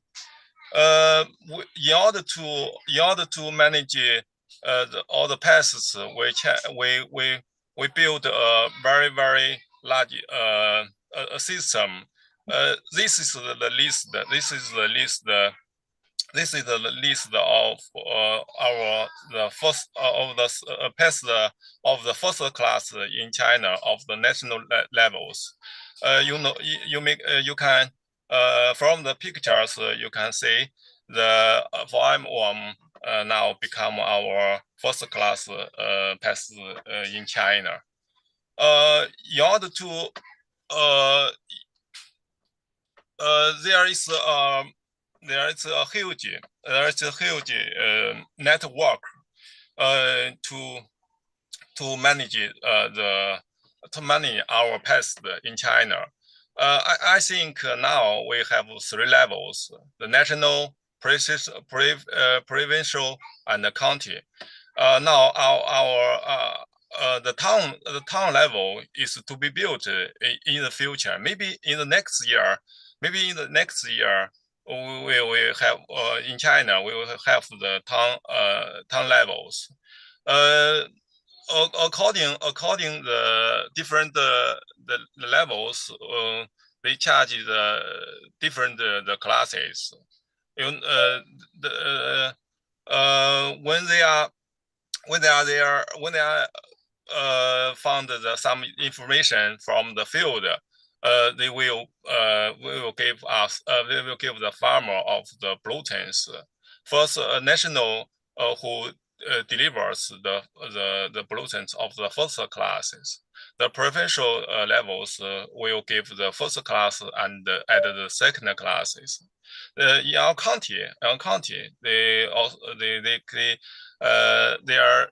their duty is to transfer the first classes according their distributions and make the bloatings of the third class in their county. Town's duty is to make the monitoring work. I think just now several specialists also mentioned the monitoring work. They think very important to manage the Hawaiian worm. In order to transfer or collect the data, we built a national website to collect and manage the data. So this is our website we use now. from the monitor types, we use the pheromones, pheromone trap or light traps to get the population size, population dynamic of the fall armworms. If we upload the data in our website, the site the site when it occurred will deployed in this map. From this map, we can easily know when the from armyworm migrate from the year-round area to the migration transition area or to the provision area. From the south to the north, you can see very clear the time when we will arrive, and if you have the right to check the internet, to check the website, you can find the numbers we trapped, the catch size in each light trap or the pheromone traps. I think this is very important. We collect we collect the most of the fall armworm and the larva of the armworm. I think this is very important for the government to make the decision how control and when control. And for this is to your questions is just you mentioned if heavily broken in somewhere, our government will base the map or give the other information to facilitate the management, maybe in the urgent management. This is what I know. I think just now Xiongbing has introduced some radar technologies. Here I want to give you a brief introduction. This is the radar systems. Because the insect contain the waters, so radar can detect the insects fly in the sky. This is to illustrate why the radar can detect the mouse flying in the insect fly in the sky. Maybe you know that insect migration is magnified in the sky. The seasonal in the season of the migration season, we can see a lot of species fly 100 meters high above the ground. They can arrive another where, and break suddenly and do a lot of damage to the crops. Yes, with the radar, we can see a very new insight of the insect migrations. This is to show the population size fly in the sky. This is the special behavior when we observe with the radar. This is a common orientation. This is to say moths in the sky. Sometimes maybe they fly in same directions. So in radar, they will give us the echoes like this, like Damon echoes. This is to show. This is to say there is a common orientation for this test. This is our scanning radar. I think this is sorry, they're only the English, only Chinese. This you can see these videos from our WeChat. From WeChat.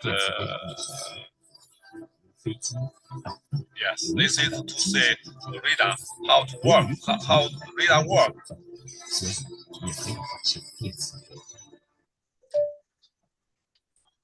Yes, this is another one. This is a vertical looking radar. Compare with the scanning radar. This is radar of the great resolution of the parameter resolutions. They can give us more information of our target. Now we have built a new radar. We combine the scanning radar and the vertical radar together. It's become a dual model digital insect radar. We deployed this radar in Beijing. Maybe when you pay a visit in China, we can show you our new radar in Beijing, Yanqing. Yes, this is a data acquisition. Now our radar can collect the data, auto collect the data, and this is to show how our radar collect the data. This is the vertical model. From the image, you can see some target in the sky fly. They can show the height. They can show the height of the target. With more information, we can get we can show the mass. Can get the mass and the directions of each target. This is very important to make a model for forecasting, because the high split models needed us to set up a pyramid. With this pyramid, we can get our high split model more accurate. My supervisor have invented some new method with scanning radar. They at the specific elevations, they will scanning the species at different colors. First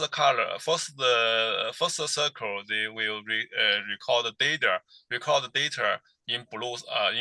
The second is green. The third is the red. With this combined image, we can say if they are insecticides, that they are some displacement.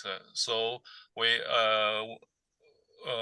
based the software, we can calculate the speed and the direction of each target.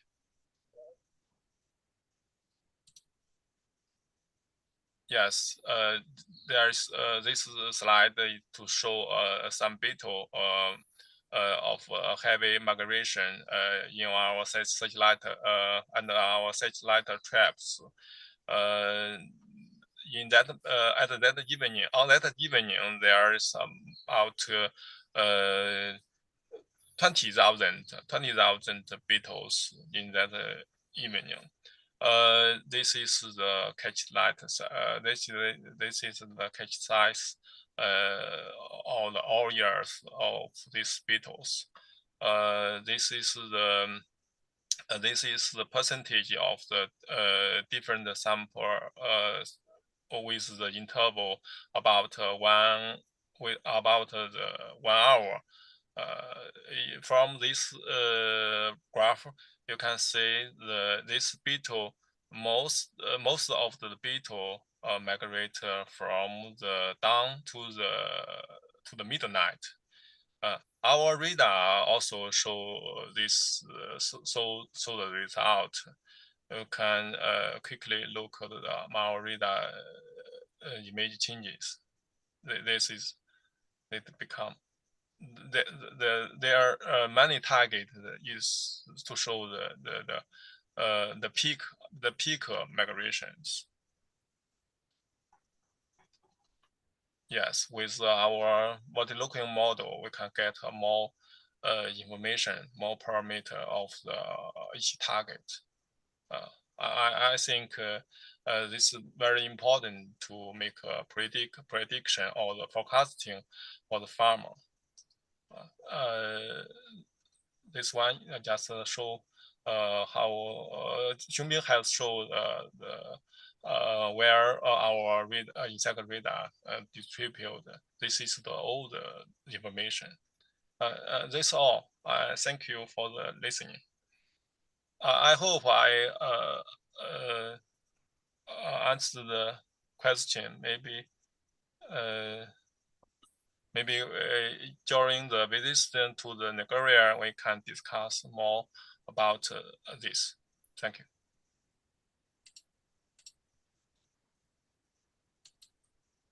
Thank you, Janji.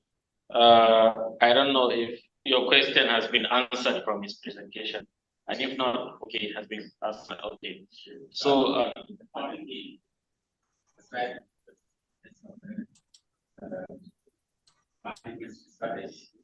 let you take the. Sorry, John. We'll type a comment for you there so you can.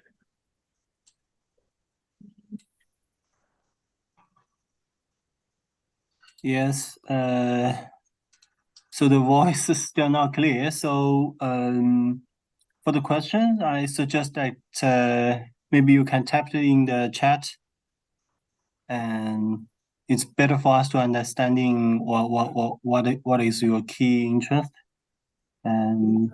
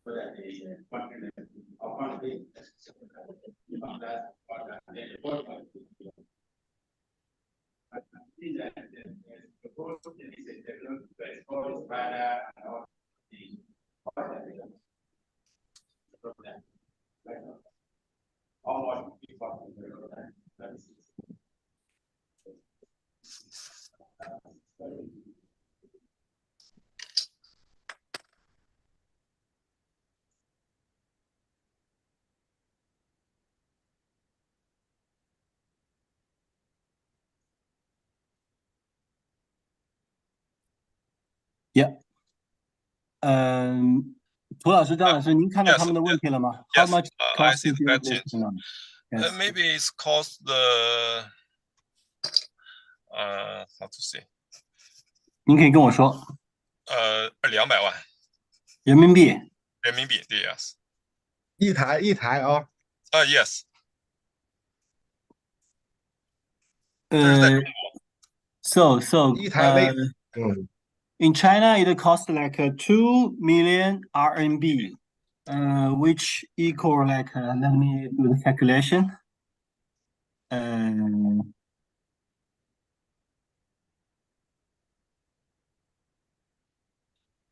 It's like 300,000 US dollar. 3,000. So Carrie, can you hear me? It's like a around 300,000 US dollar. 300. Sorry, John, is it 300,000 US dollar or 300 US dollar? Oh, yes. 300,000. Got it.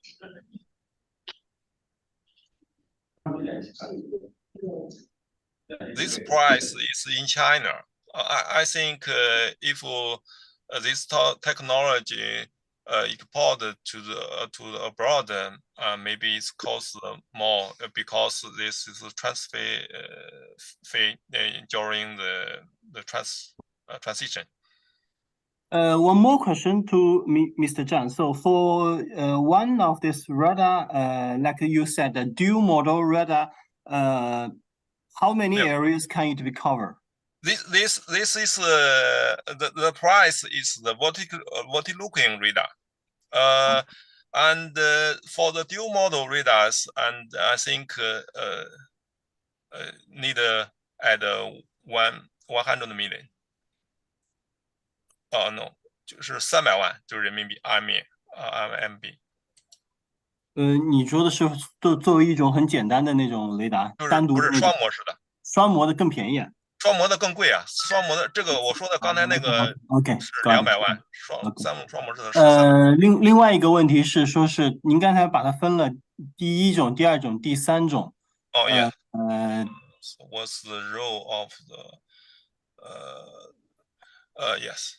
这是为了划分这个灾害的等级，是这个意思吗？划分这个重要性，就是重要性。OK, Gary，张老师，您要不自己说？Okay, I try my best. Yes. We divide the pests into 3 classes according their importance. Because you know every Chinese of large areas, the species distributions is normally limited in some ways. Maybe of the first class, the pests of the first classes need to have the large distributions. They can cause damage to the whole country, almost the whole country. This is why they divided the pests into different classes. With these classes, we can show the visibility of the different levels. International levels, national levels, only be reasonable for the first classes. The provision charge for the second classes. The county, every county have their own third classes. This is my simple answer. 就是为了区分责任。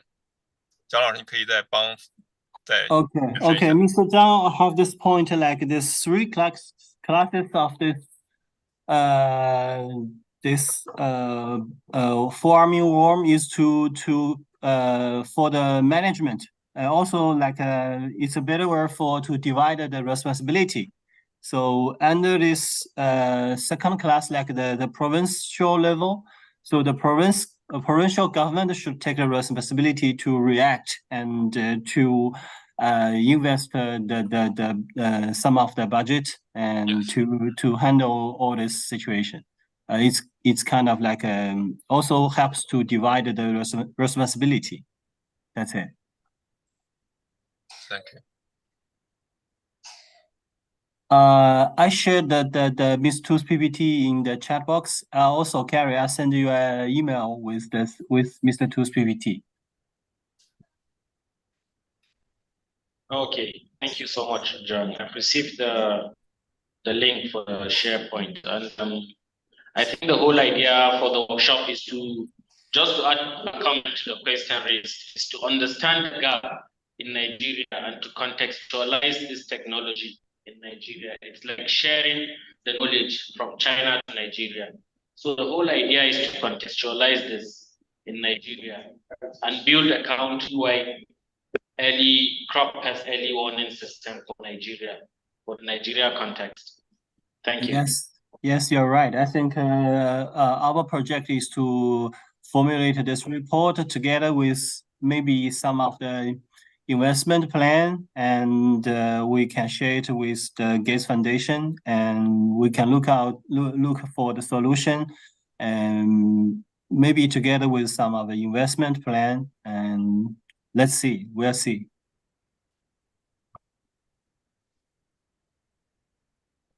Yeah, thank you so much. I believe at this juncture it's better to have a break since we're already overdue in time for break.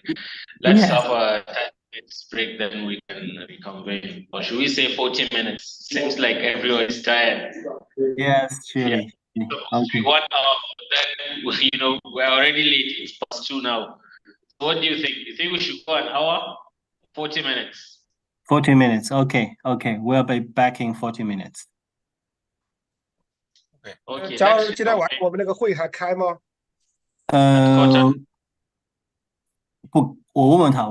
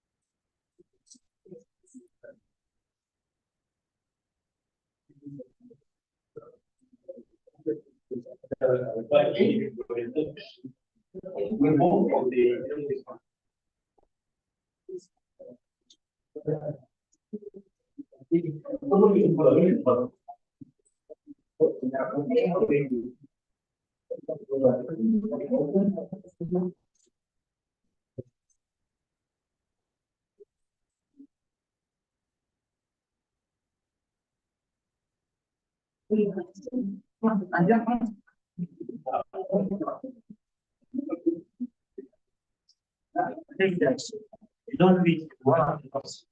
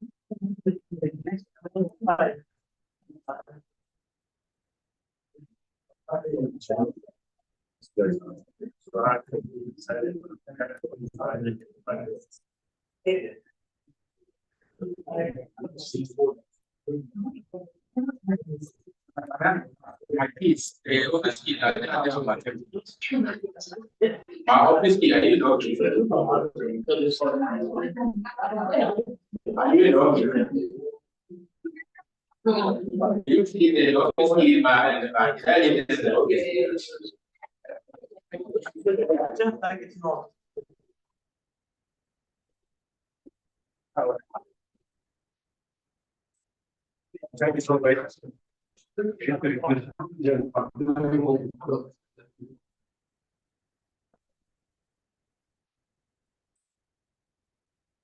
So,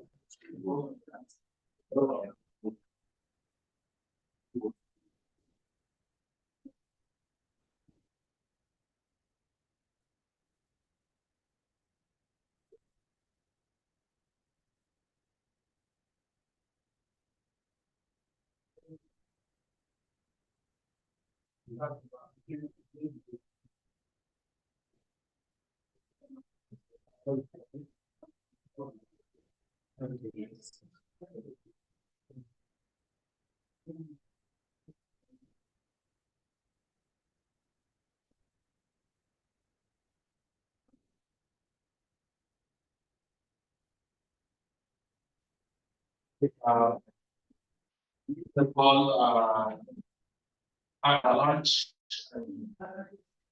for wireless mode. activities. I would like to call on the next presentation.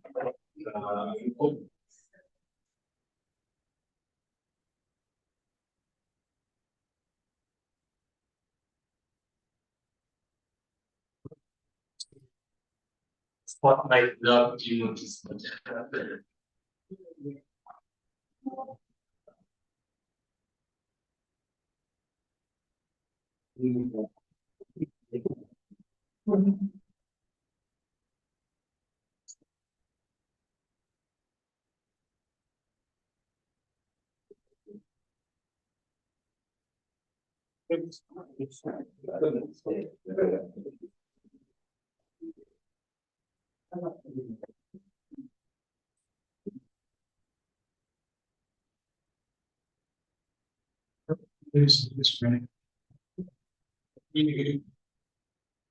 think we are included to also to battle the pests. So we are after looking at what is going on in the areas of pest management, especially when it has to do with the pollen war. I thought and deliberated, and we look at the following means of managing the pests. If it will be good enough for the stakeholders to accept them, I think it will help us as a nation to move forward. So I want to look at the strategies for the establishment of a sustainable integrated early warning system on major pests in Nigeria. Not only for having one, but we have the best concern to us. And just like I said, when I was on the field in Jackson, in the same farm where we have a caution of the animal, we also saw a locusts or grasshoppers feeding on bees, the same bees, and it was actually alarming. About a lot of them, I have so many people. So stakeholders more involved. We have the collaboration, like we are seated now discussing. Want to engage the key stakeholders, including the government agencies, farmers. But like I said initially, thank God the farmer is here. Ms. Namilola, she's here to, I think they are in the best position to tell us what they are facing on the farm.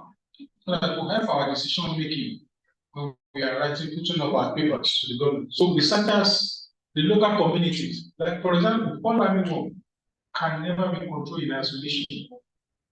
It's going to, there to be a concerted effort from the neighboring farmers, neighboring countries, neighboring community, Nigerian communities generally, so that we can look at it together holistically and have a concerted effort towards bringing it down.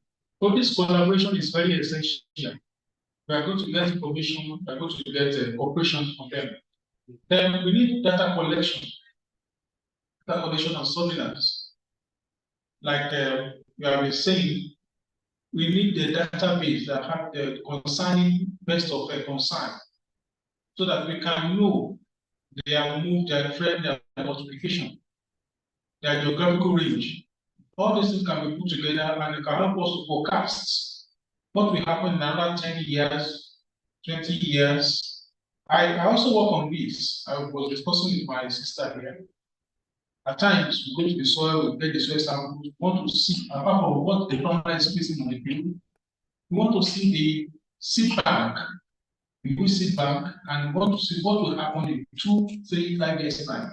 We can also relate it with the cropping patterns or cropping system of the community and see the expected weed that we have or weed challenge that we have in the future. Then collect and analyze this data on pest population in relation to weather, the crop conditions, and they are going to serve as a guide to solving this problem. Then we want to encourage the farmer to report pest outbreak through mobile app hotlines. The community-based monitoring. So once you spot something somewhere, reporting the incidence of grasshopper in Jogauri, which was the public border. Now, that's a signal to the people around that place, then to Ogun State government that there is an invasion of grasshopper in their community. Then we have data integration. We have people coming together to bring up, to give us information on the best concern. For example, there is nothing preventing people from Republic of Benin, Cameroon, Niger, the surrounding nations around Nigeria to give us information on what they are facing because they are our neighbors. In no time, I said initially in my first presentation that Army can move, a generation can move like 500 kilometers.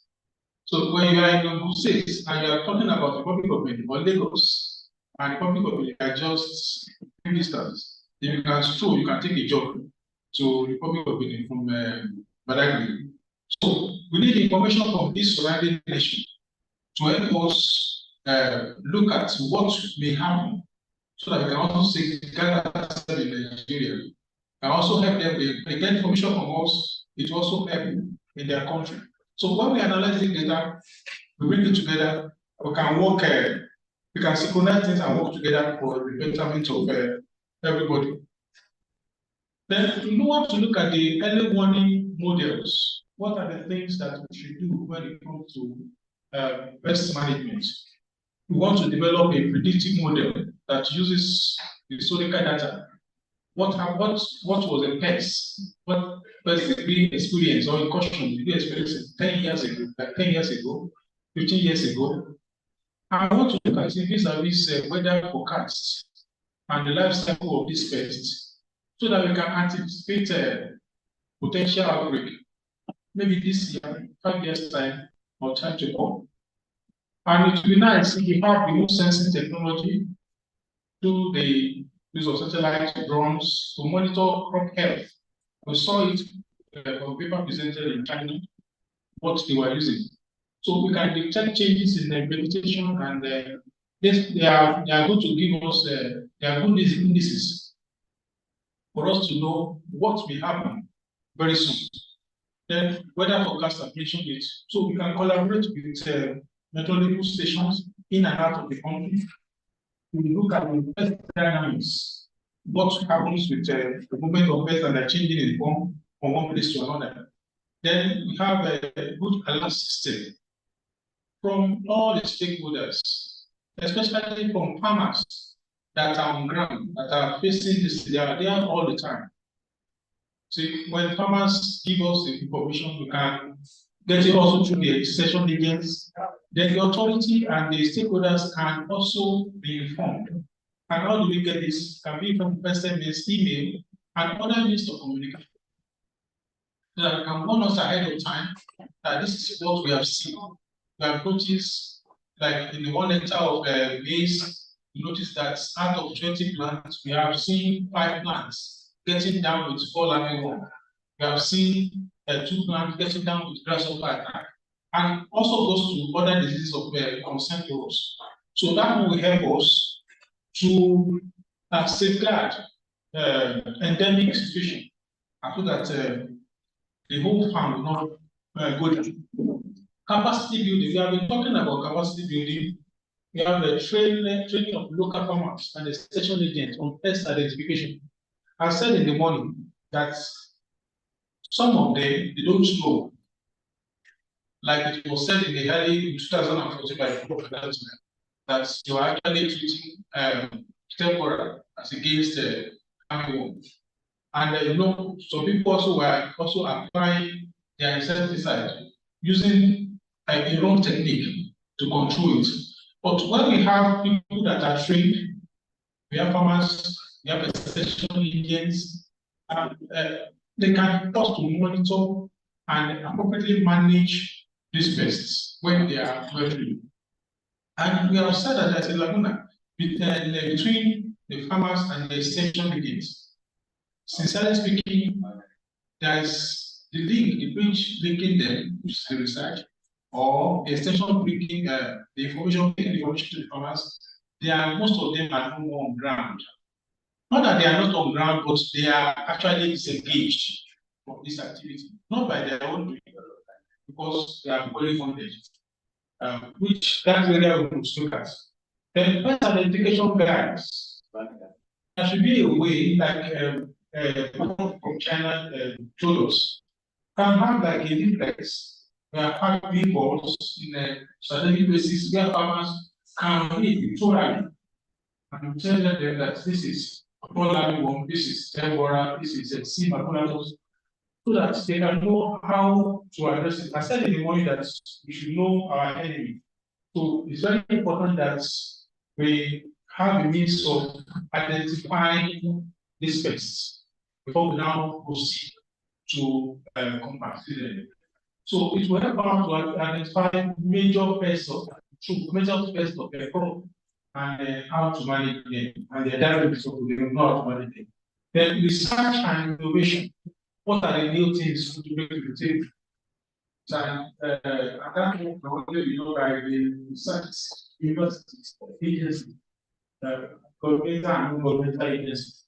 So we want to invest in research to develop new pest management strategies. We want to look at new resistant crop varieties, look at management control methods, so that we will not pump a lot of insecticides or pesticides into our environment. So these are the things I think we should look at. Adaptive management, continuous evaluation. We continuously evaluate the effectiveness of our early warning system. Make sure that things are not lacking. If early warning system is intact, then we are very sure that we will not be caught unawares when we have a caution, or before we have a caution at all. And make the necessary adjustment based on the feedback and data analysis. Times when we see that the population of infects is going down, then if another one is coming up, then we need to adjust our cultural practices, our strategies generally, so that we can know how to solve the problem before we get our performance down. Then community engagements. We should involve the local communities in the decision-making process and promote a sense of ownership in the early warning system. When the farmers and the community know that they are involved, 22 years of community, all the agrarian communities we have around us, let them be part of what we are saying. It should not be a decision that we have made and we are bringing to them.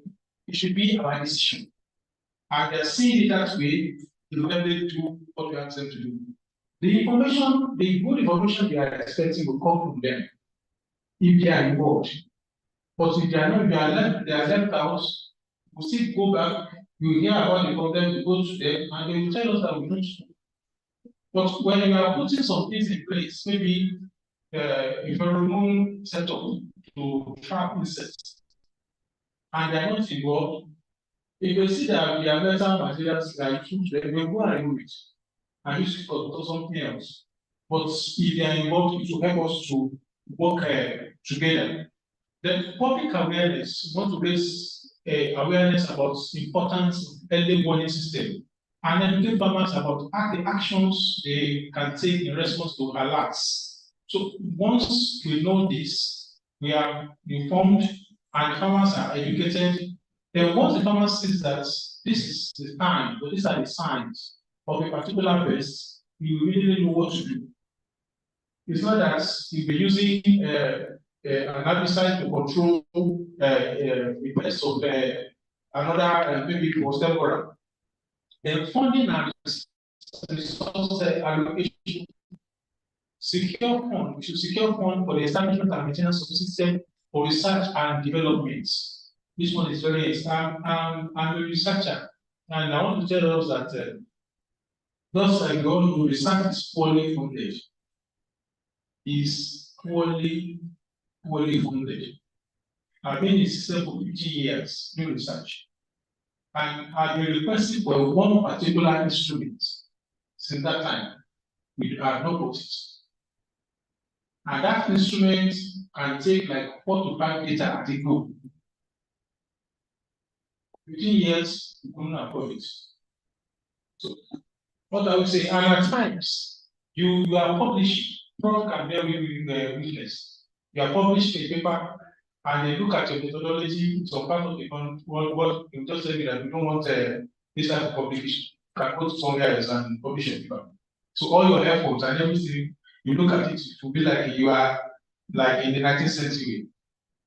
See? So the research needs serious funding, and this should be echoed and echoed to all the stakeholders, people that are involved in funding of research.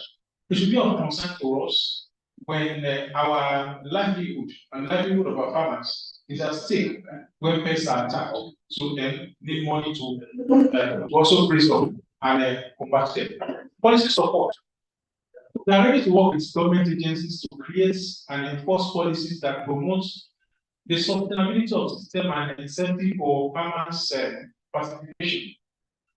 So there should be policy in place. If we have resistant variety of crops, if there is a policy in place that no farmer should plant the successful ones, then before you know it, everyone will run away because there will be posts to hold them. But if there are no policies in place, people can go to anywhere, beg their seat for the profit of a bless this one from Cameroon and bring it to the country and we plan whatever we like. Then we just find that we are just moving around in a particular cycle. So policies to back up, policies to encourage the farmers, and policies to prevent the incursion of foreign pests. Then we need to scale up. Can start some pilot projects, then from there we move on. For monitoring, for strategic management, and so on, things like that can help us to and maintain them. We have been talking about sustainability. We have a good idea to start for a while. After 2 or 3 or 10 years, we forget about it. It should not be the case of pest management. Then data privacy and security. We are giving information, then there should be, we should hold on to it. And it should not be, we should make good use of it. It's not that we just leave it aside, make good use of it and respect some. Then we need a system that will give us feedback. And that feedback will definitely come from the major stakeholders that inform us. They are the ones that will tell us the technology that are given to us is working. This system we are introducing, we love it. And you can also tell us these are the rules in this system. And you also get information from what we have. Then, conclusively, the implementation of these strategies in Nigeria can help us manage the pest of concern to us. Thank you very much.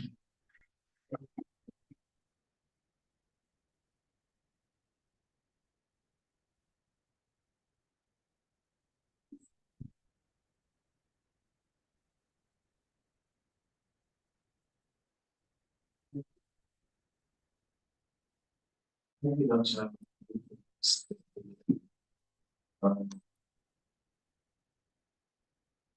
We have been process finance together is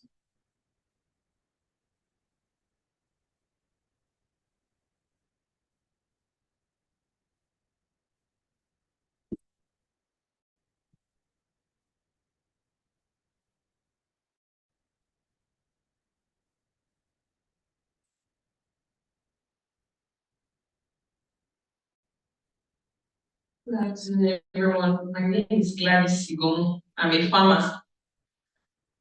I've not been around morning, but with this presentation, I've seen that I see the importance of being here. And I wish other farmers were here too to hear this, especially the part where he says that it might be temporal that is affecting your maize, but you think it's fall armyworm, or it might be fall armyworm, and then you are thinking it's temporal. It really made a lot of difference in my head. I have to go and start Googling to be sure which was which, because currently we are battling from all this now, we are battling fall armyworm in my farm right now because we have sweet corn. Wanted to distribute last week, and we saw that almost all the corn, about 200 kgs, were bad. So coming to a program like this opens our eyes and help us to know the difference. If farmers are able to know this is what is affecting you, this is how to prevent it, or these are the symptoms to report to somebody, and also hearing that now that is not, you are not concerned about only your farm, but the other farms around. So when somebody sees that, okay, I have this, the person tells you, you quickly go and start finding solutions to that person's problem before it gets to yours and to all the farmers around. So with the presentation, I learned more, and I hope that maybe further trainings, farmers will also be invited so that we can learn more about it. Thank you.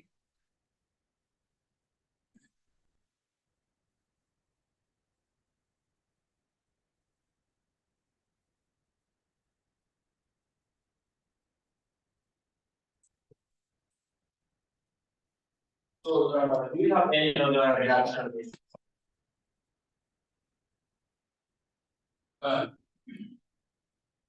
Thank you very much, Tom.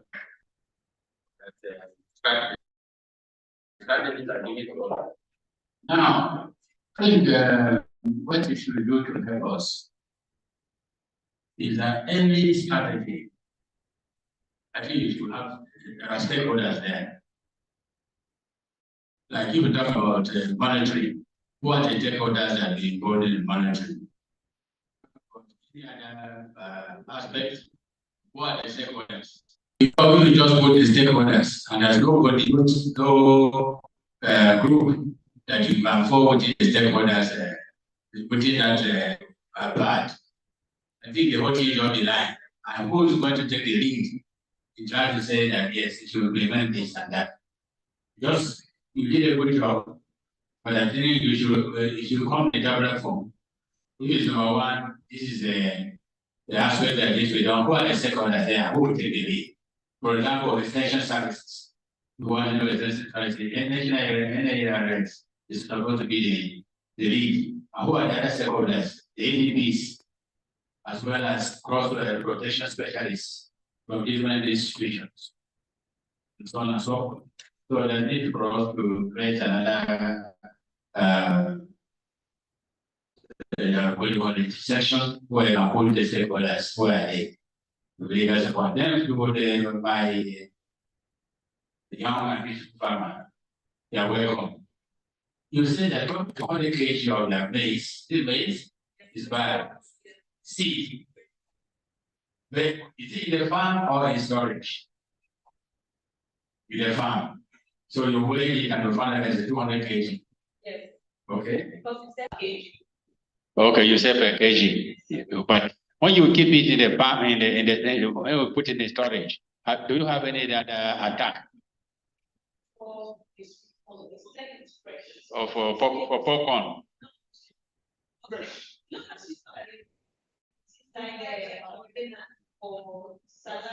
Okay, I don't eat salad. That's why I don't know what is that. What I eat is pounded yam and other thing 4 times a day. Anyway, I'm just joking. So it's okay. That's good.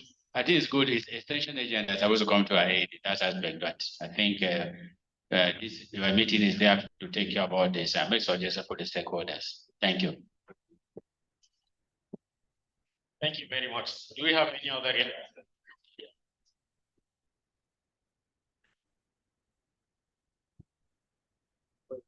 Thank you. So the mic is not really expected. Well, you know you are outlining what we done. Like just presentation from the Chinese colleagues. The common phenomenon in Nigeria where we see technology outside, we tend to find a line.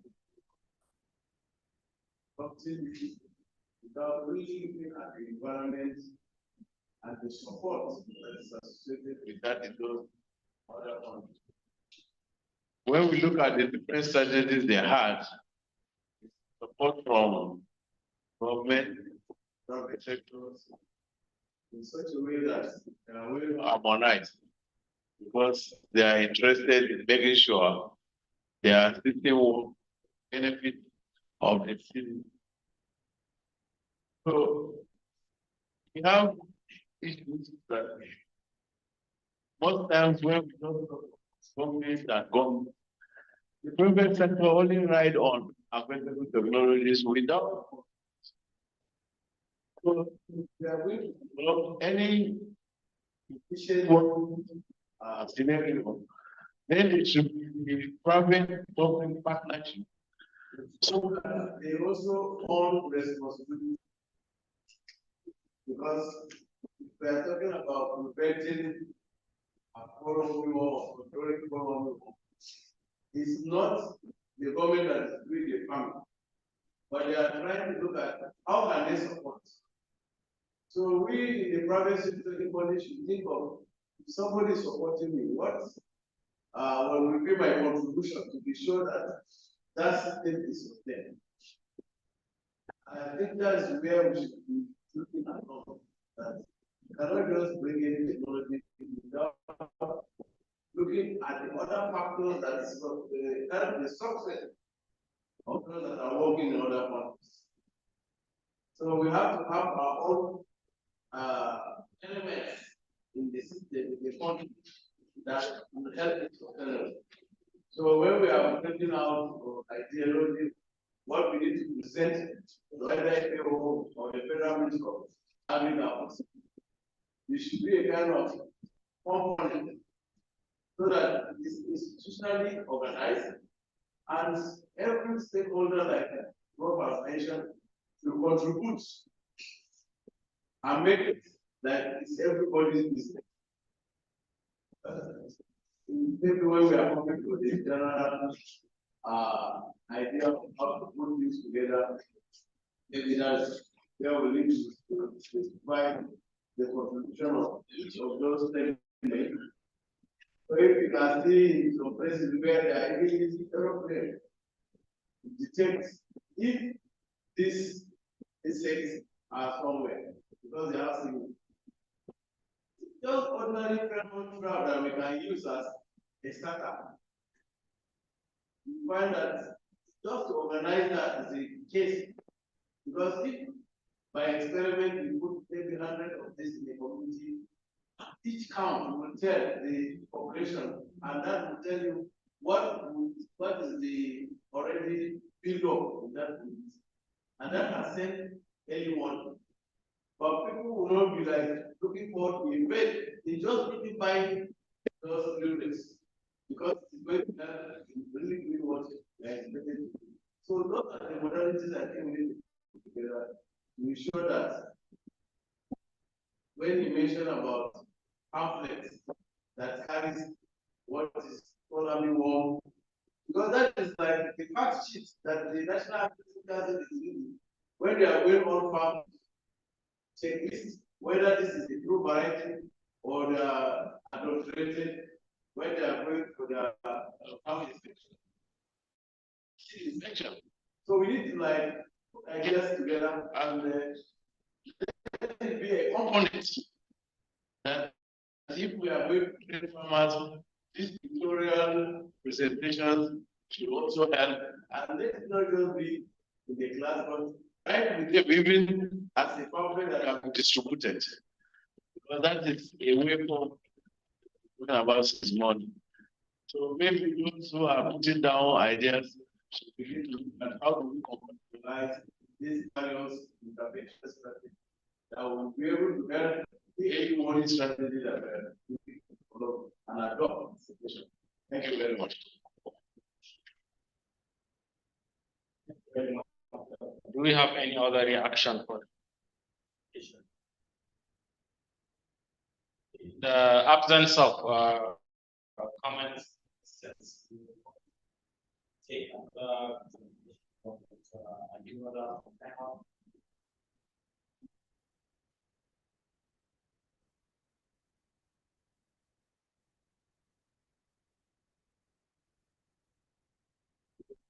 My name is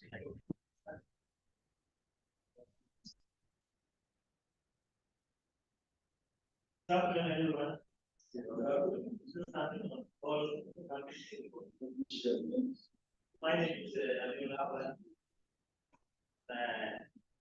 Here, my name is I want to let you know I see the YouTube. The graphic.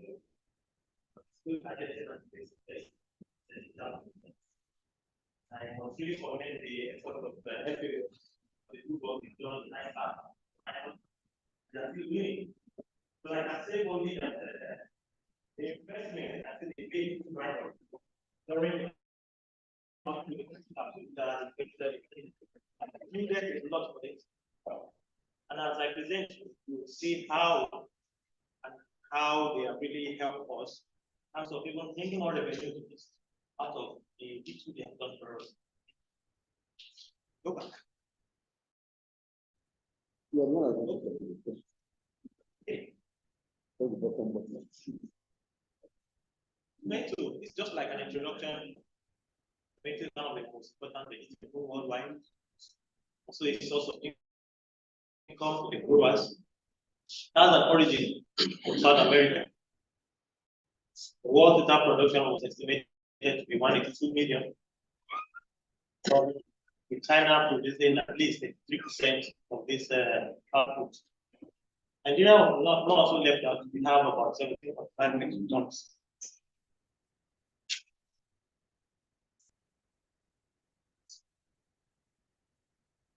Well, earlier said that the FAO has done a lot for us. During the time the invasion of this pest came into Nigeria, the Federal Ministry of Agriculture came into this came to our rescue there that farmers are complaining of this invasion of Austin-Odia, most of their fields across the northwestern states. And with the help of the Federal Ministry of Agriculture and Rural Development at that time, was able to secure funds for us to be able to start a work that will target how we could develop a robust IPM package to be able to control this invasive pest that has come into the country from a point we are yet to identify until now. The objective of that project was to develop an IPM package for the control and containment of the effect of two types of litter, the low economic threshold levels at that time.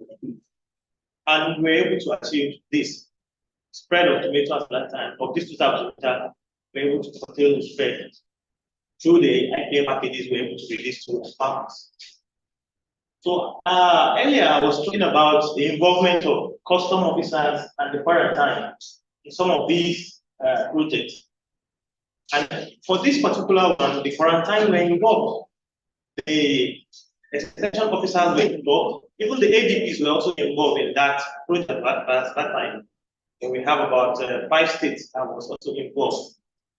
Picked farmers, real tomato farmers from different parts of Kano, Kaduna, Katsina, Plateau, and Jigawa. That was the target people we worked with. Yes, so I said about custom, talking about that this particular insects, they are invasive and they migrate a lot. This is just a brief of how this types of literature, how it came into Nigeria. South America, goes down to Spain. And in 2015, it found its way into Nigeria and it caused a lot of damage. Most factories, processing factories, were locked down as a result of the invasion of that time.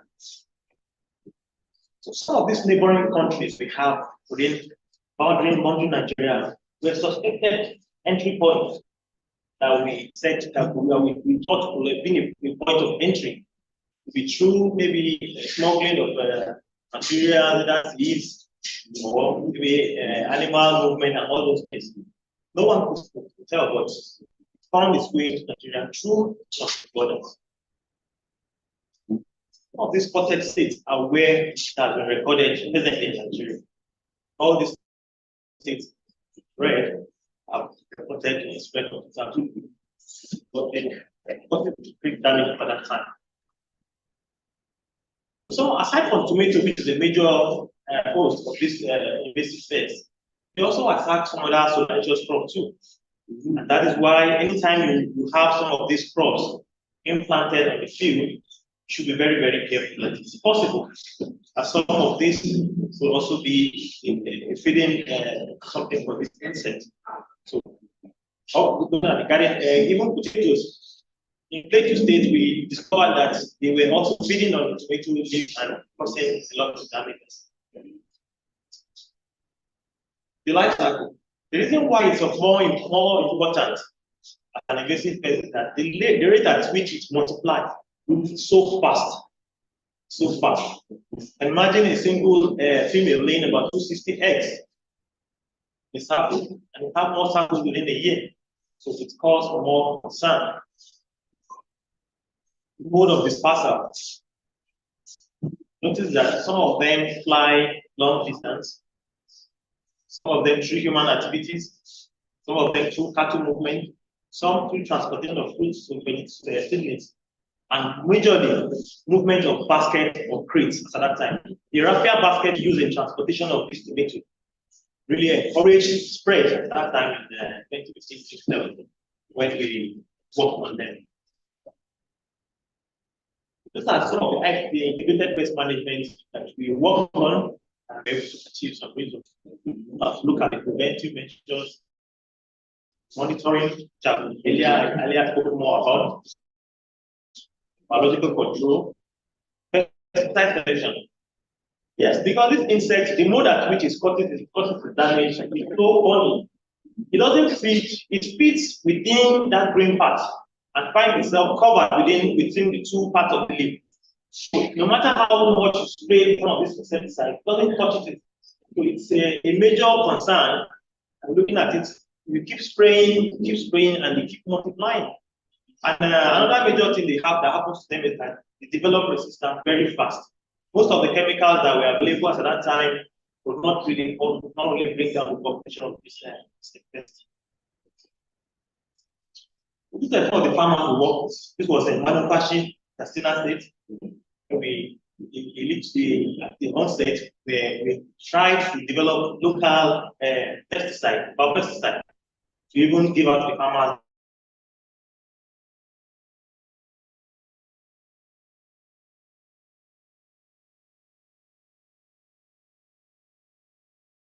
Hospital has to be holistic. It doesn't have to be IPM package as a whole.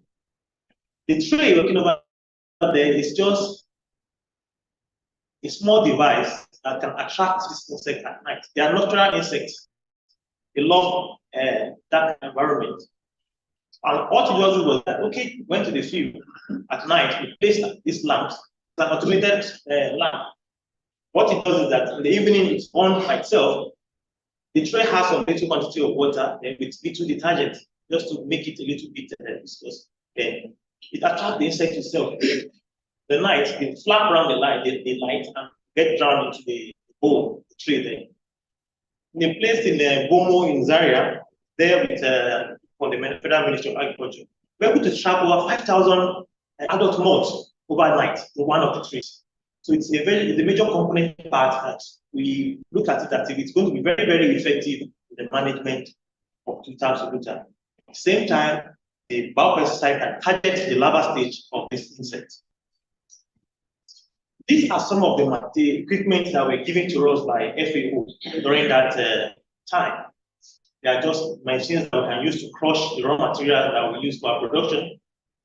These are some of the materials that are still presently in use and have even improved over them. That's one over there to the extreme is the mixer makes this particular product after milling them.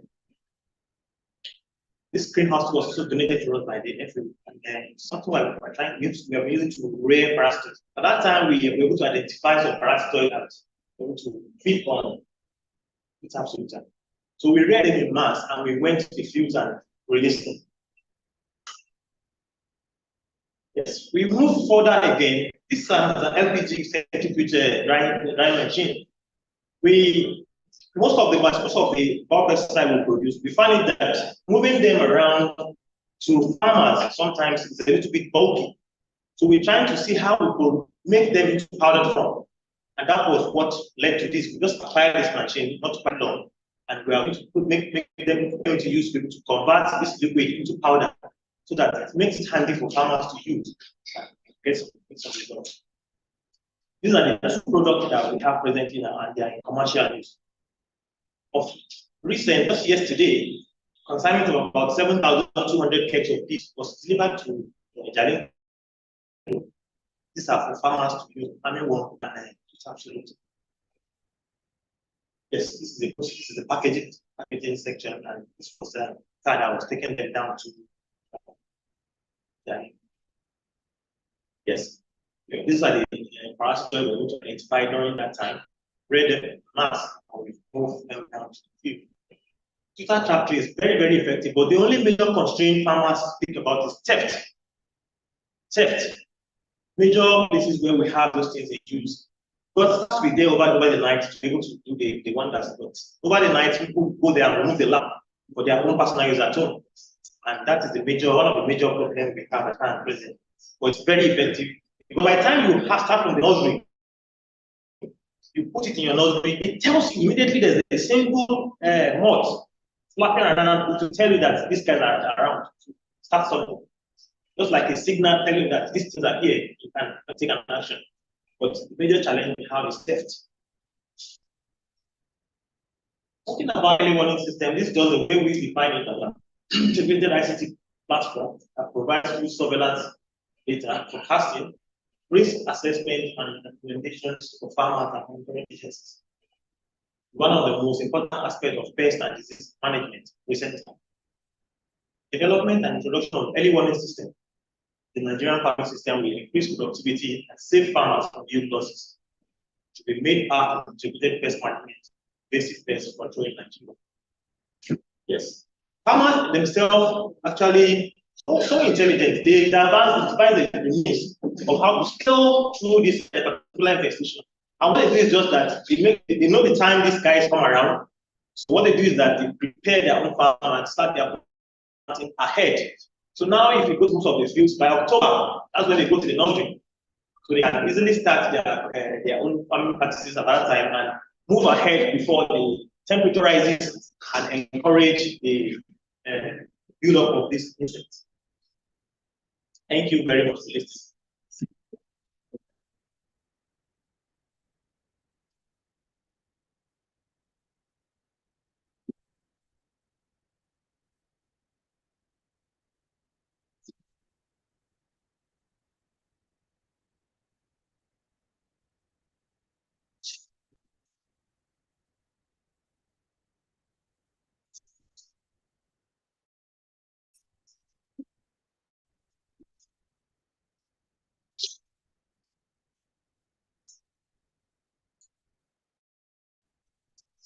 Thank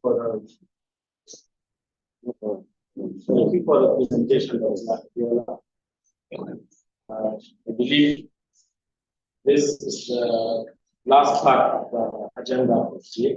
I don't know if anyone has questions or comments regarding Abiola's presentation.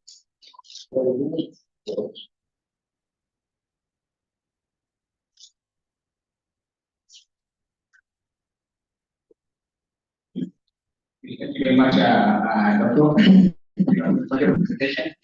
My worry is that your statement of urea, the insect and the risk to the crop, so that you see the effect on the crop.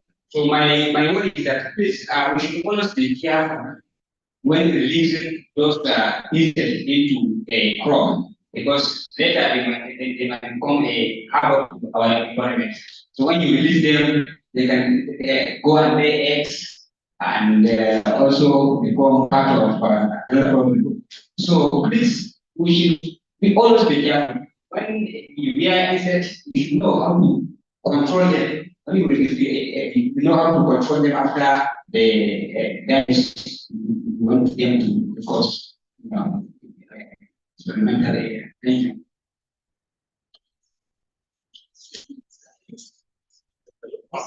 I just want to comment the concise approach My is a little question. I want to ask about the economics of the controls. Is it economically viable? At what cost? If it's economically viable, what prevents you from commercializing at a large scale? You can even use this, or you can encourage even export for every country. So what I'm trying to say, I think we should work on that Asia, so that as even though African industry, you can create a viable business enterprise. You know that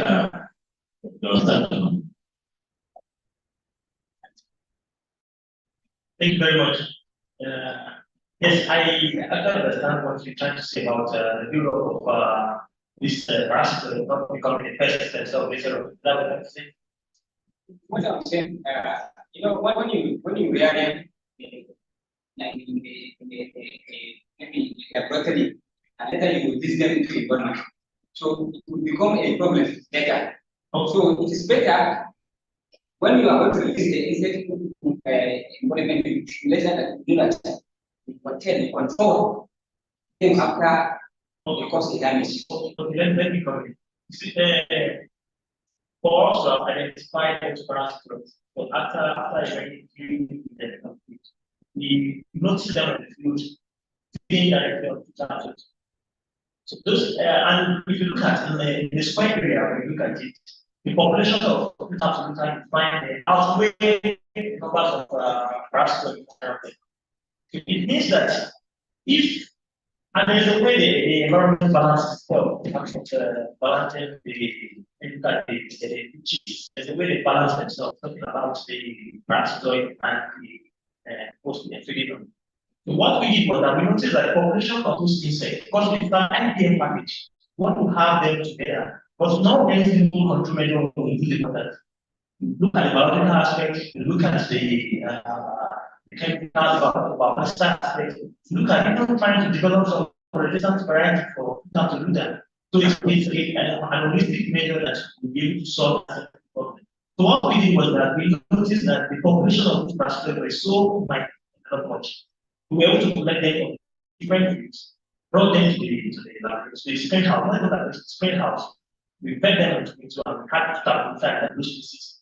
We noticed that population grew up, and those were the ones we now went to release. And the population at which we were released was not something not too high. So I'm sure there's a way the environment itself.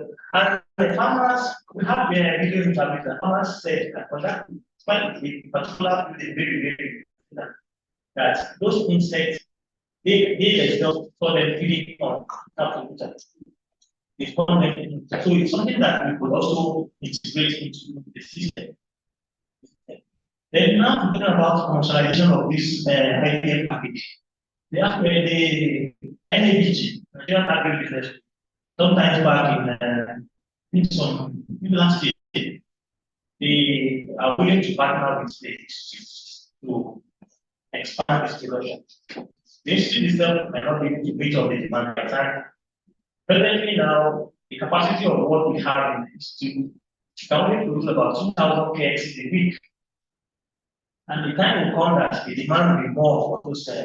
So we are open to partnership by individual bodies that want to partner to expand and make these things more. We try our best to be can do better when we have like the best that wants to come.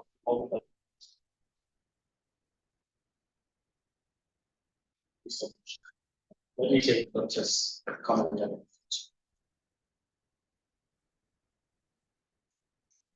Okay, thank you for your presentation. We want to question farmers over pets. It's those who are installed on the food. That's the general challenge switch. Getting rural nutrition, especially in the rural communities, where people are only like not knowing the importance of what is.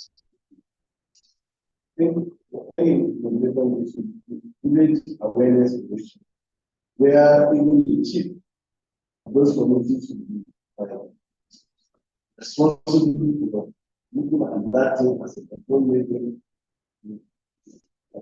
help against the basic insects as equivalent to. Then number two, what also we do to reduce that because if the technology is really well and running well, we get cases of ground then it will not actually go out benefit the community. So what we need to do was person or as a community, so control that challenge. So that challenge that we face for any technology approach. Thank you.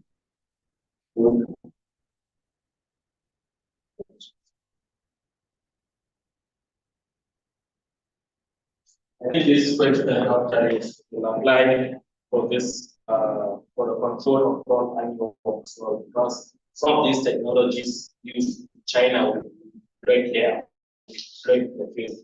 So the issue of theft and concerns needs to be seriously addressed. And I think from the experience we are going to get a better recommendation to the report. Thanks, bro.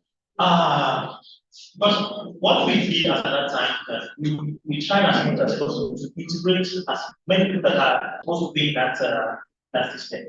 The majority, most of those villages are the first point of contact anytime we visit some of those villages. Like that of Billy, I can recall that there was a time we were on that stage. One of my colleagues that worked for the other station that was with us, he was doing his ablution and he removed his wristwatch and kept somewhere. Before he returned back, the wristwatch was missing. But immediately we reported to the Megari. Within 24 minutes, the wristwatch came back. So I agree with you that there is the power by those Megari or the leaders of the communities. You cannot give them out of some of this decision making and some of this technology development and deployment. You must pay them. So we took them along, and I think after some while, they identified those people that were really doing some of this havoc, stealing some of this material, but they found some of the lamps in their house. And what they said was that they wanted to use it to lighten up the house. But it was a different thing we brought together. So I agree with you, sir, that we need to carry along every stakeholder, especially those leaders in the community. They need to be aware of what we're trying to do. Not just we going there and telling them this is this one. No, they have to carry along. And I'm sure by the time we do that, the level at which this theft cases will be reduced some level. But theft cases, when you are a team, you are a team. That's it. Except you understand that this thing will benefit me and my family and the community, and you wouldn't really want to pick it up. Thank you so much.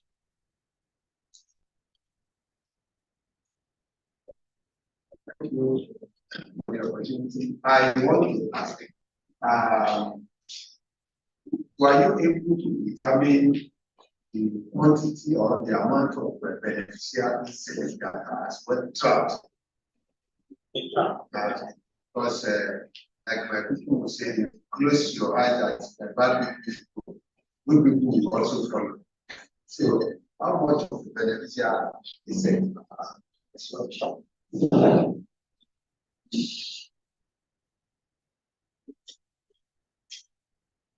I think let's take the questions. Okay, then I can answer for her. Okay, but why is not actually a question because to add to what was said.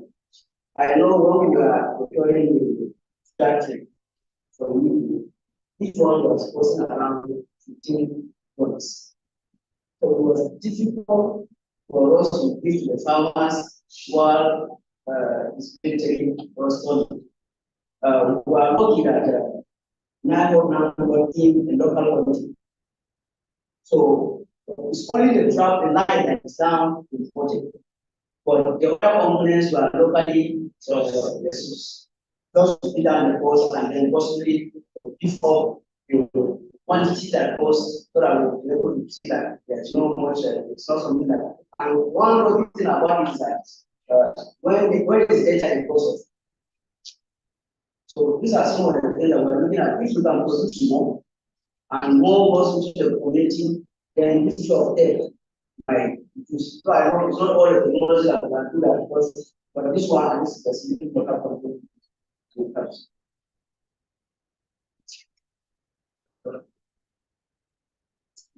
Thank you very much.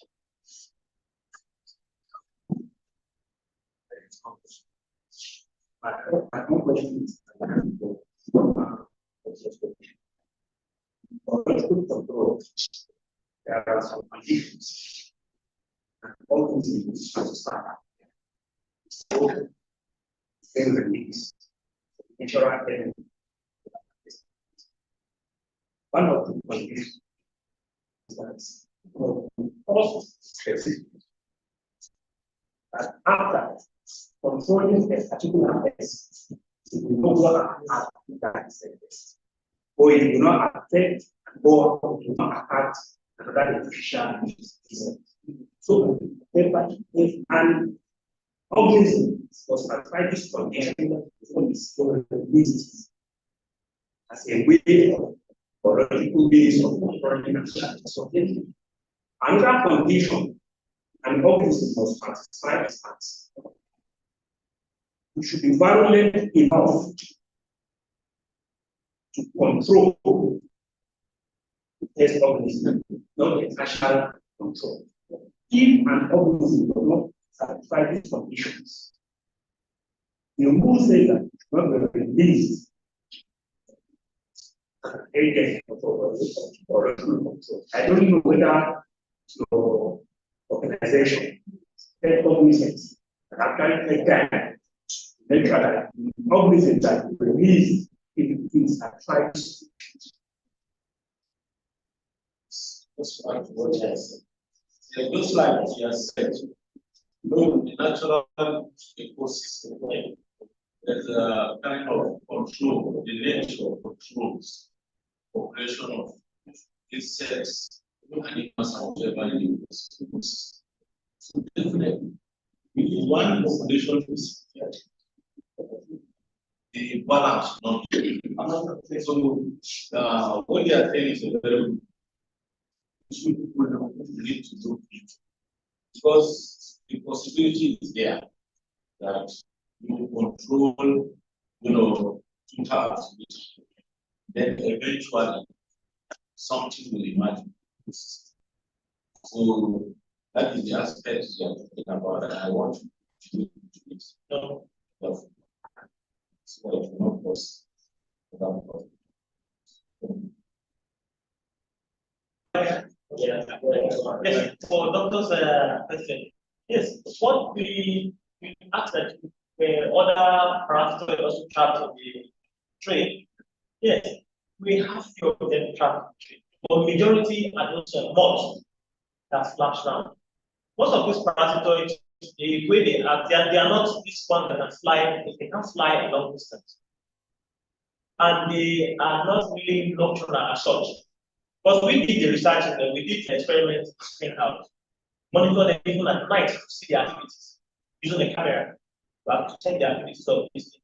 How also the relationship even at night. So what we discovered is that when the one is not active, they themselves will not be active. That is what we understand with this passport and the mold. And on the field, from experience, what we notice is that the population of, as I said again, that the population of Twitter you find outweigh that of parasitoid. That is what we have observed, different conditions. So and we notice that they feed on they attack Twitter. So it's not for us to increase the population of those chickens. They are not solely the major control agent. Well, other measures, just like the spray from our side. So what we are trying to do is that using that way is that the female that lays the egg are being drowned in this water. So there's no multiplication.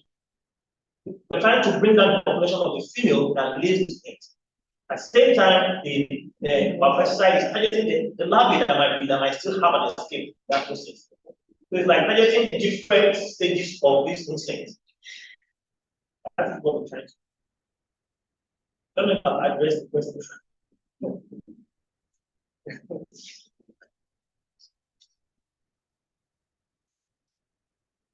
Do we have any more comments or questions?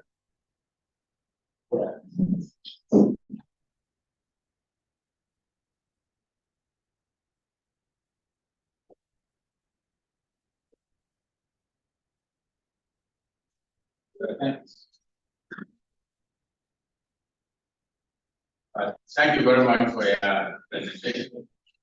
Apart from total observation, lead miner, do you have any region effects on your cultural crops addressing? And you are aware, in ginger, not a Monday. No. Ginger is I think hard that this year, farmers and ginger farmers are not started. But in serious loss, some of them are under evidence sites. It's a big problem. So what was ascribed just a sudden operation, such an incident is on ginger. I think I would like to add to it. There's an outbreak of another incident, the leaf hopper. So I think some of these things, and I'm so happy that this particular kind of workshop is coming up this time around. The climate change cannot rule out is a major factor for some of these emerging basic pests. Because the report we had for that also, the moment we had it, there was a press release by National Secretary. It tells farmers that this is a national process because even in the East, we reported it. The same symptoms to find the leaf turning to become a cup, yellow patches around it, and before you know it's content and it's soon producing any flower that produces fruit. So it's a major problem, and that is why I think this early warning system for some of these major pests is very, very important. Something that can alert us that these things are coming. So if it comes, because like when that was the overall of came around, it was like a joke. So there's a neighboring community that complained that they noticed yearly parts. We thought it was a deficiencies, nutrient deficiency. But before we know, it was reported in Oshun, in Nasarawa, and practically every part of the country. So this is the major pest related that requires attention to. And that of ginger you said, I think it's also the news, and I don't know if you have the news that people have done anything. Yes, I don't know, but maybe you, Department of Properties, police, because they are when they are see the survey and it's not having that kind of problem. But the question I want to ask again is talk about yellow. Yellow is a effect of physical sensitive complex infection based on the feeding effect of the pest and the insect. But though there's another pathogen there, viruses are also transmitted by this. So you used to have a plant biologist, I think. Is this with you? Those we don't talk about. Yes, okay. I thought he went to India. No, he's back. Java. No, he's back. But anyway, on a serious note, I think we need to do something. Thank you very much. Thank you so much. Any more comments or questions? Any general questions for the business? Not really guidance presentation. Okay, in the absence of any more comments or questions, we have come to the end of this session. We will convene tomorrow and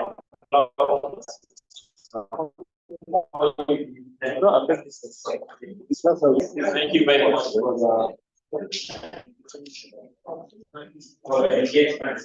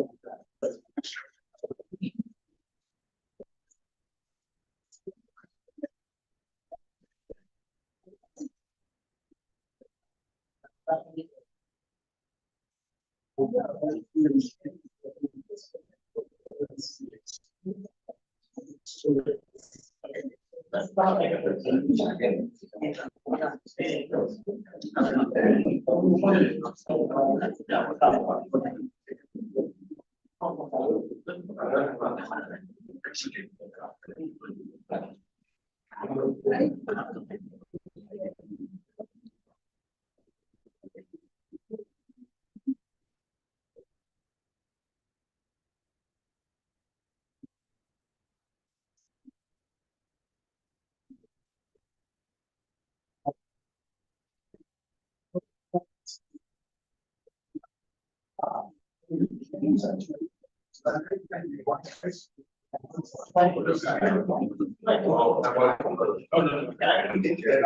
there anyone who understands this details, the table understand the banking details for ID card? If there's anyone who hasn't said this, would like to get this information. I have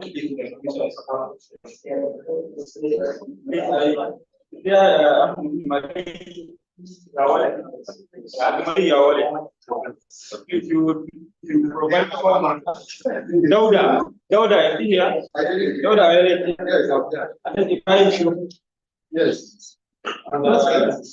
Samuel, you I need your bank.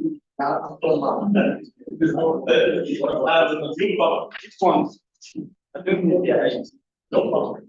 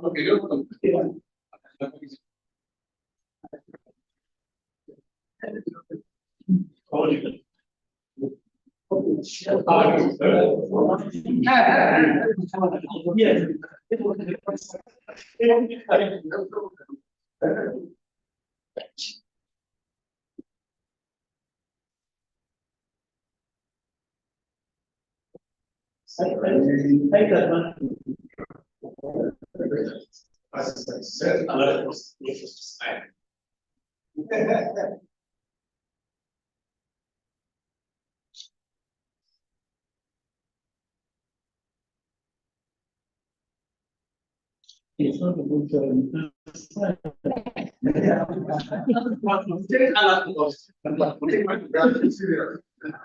I know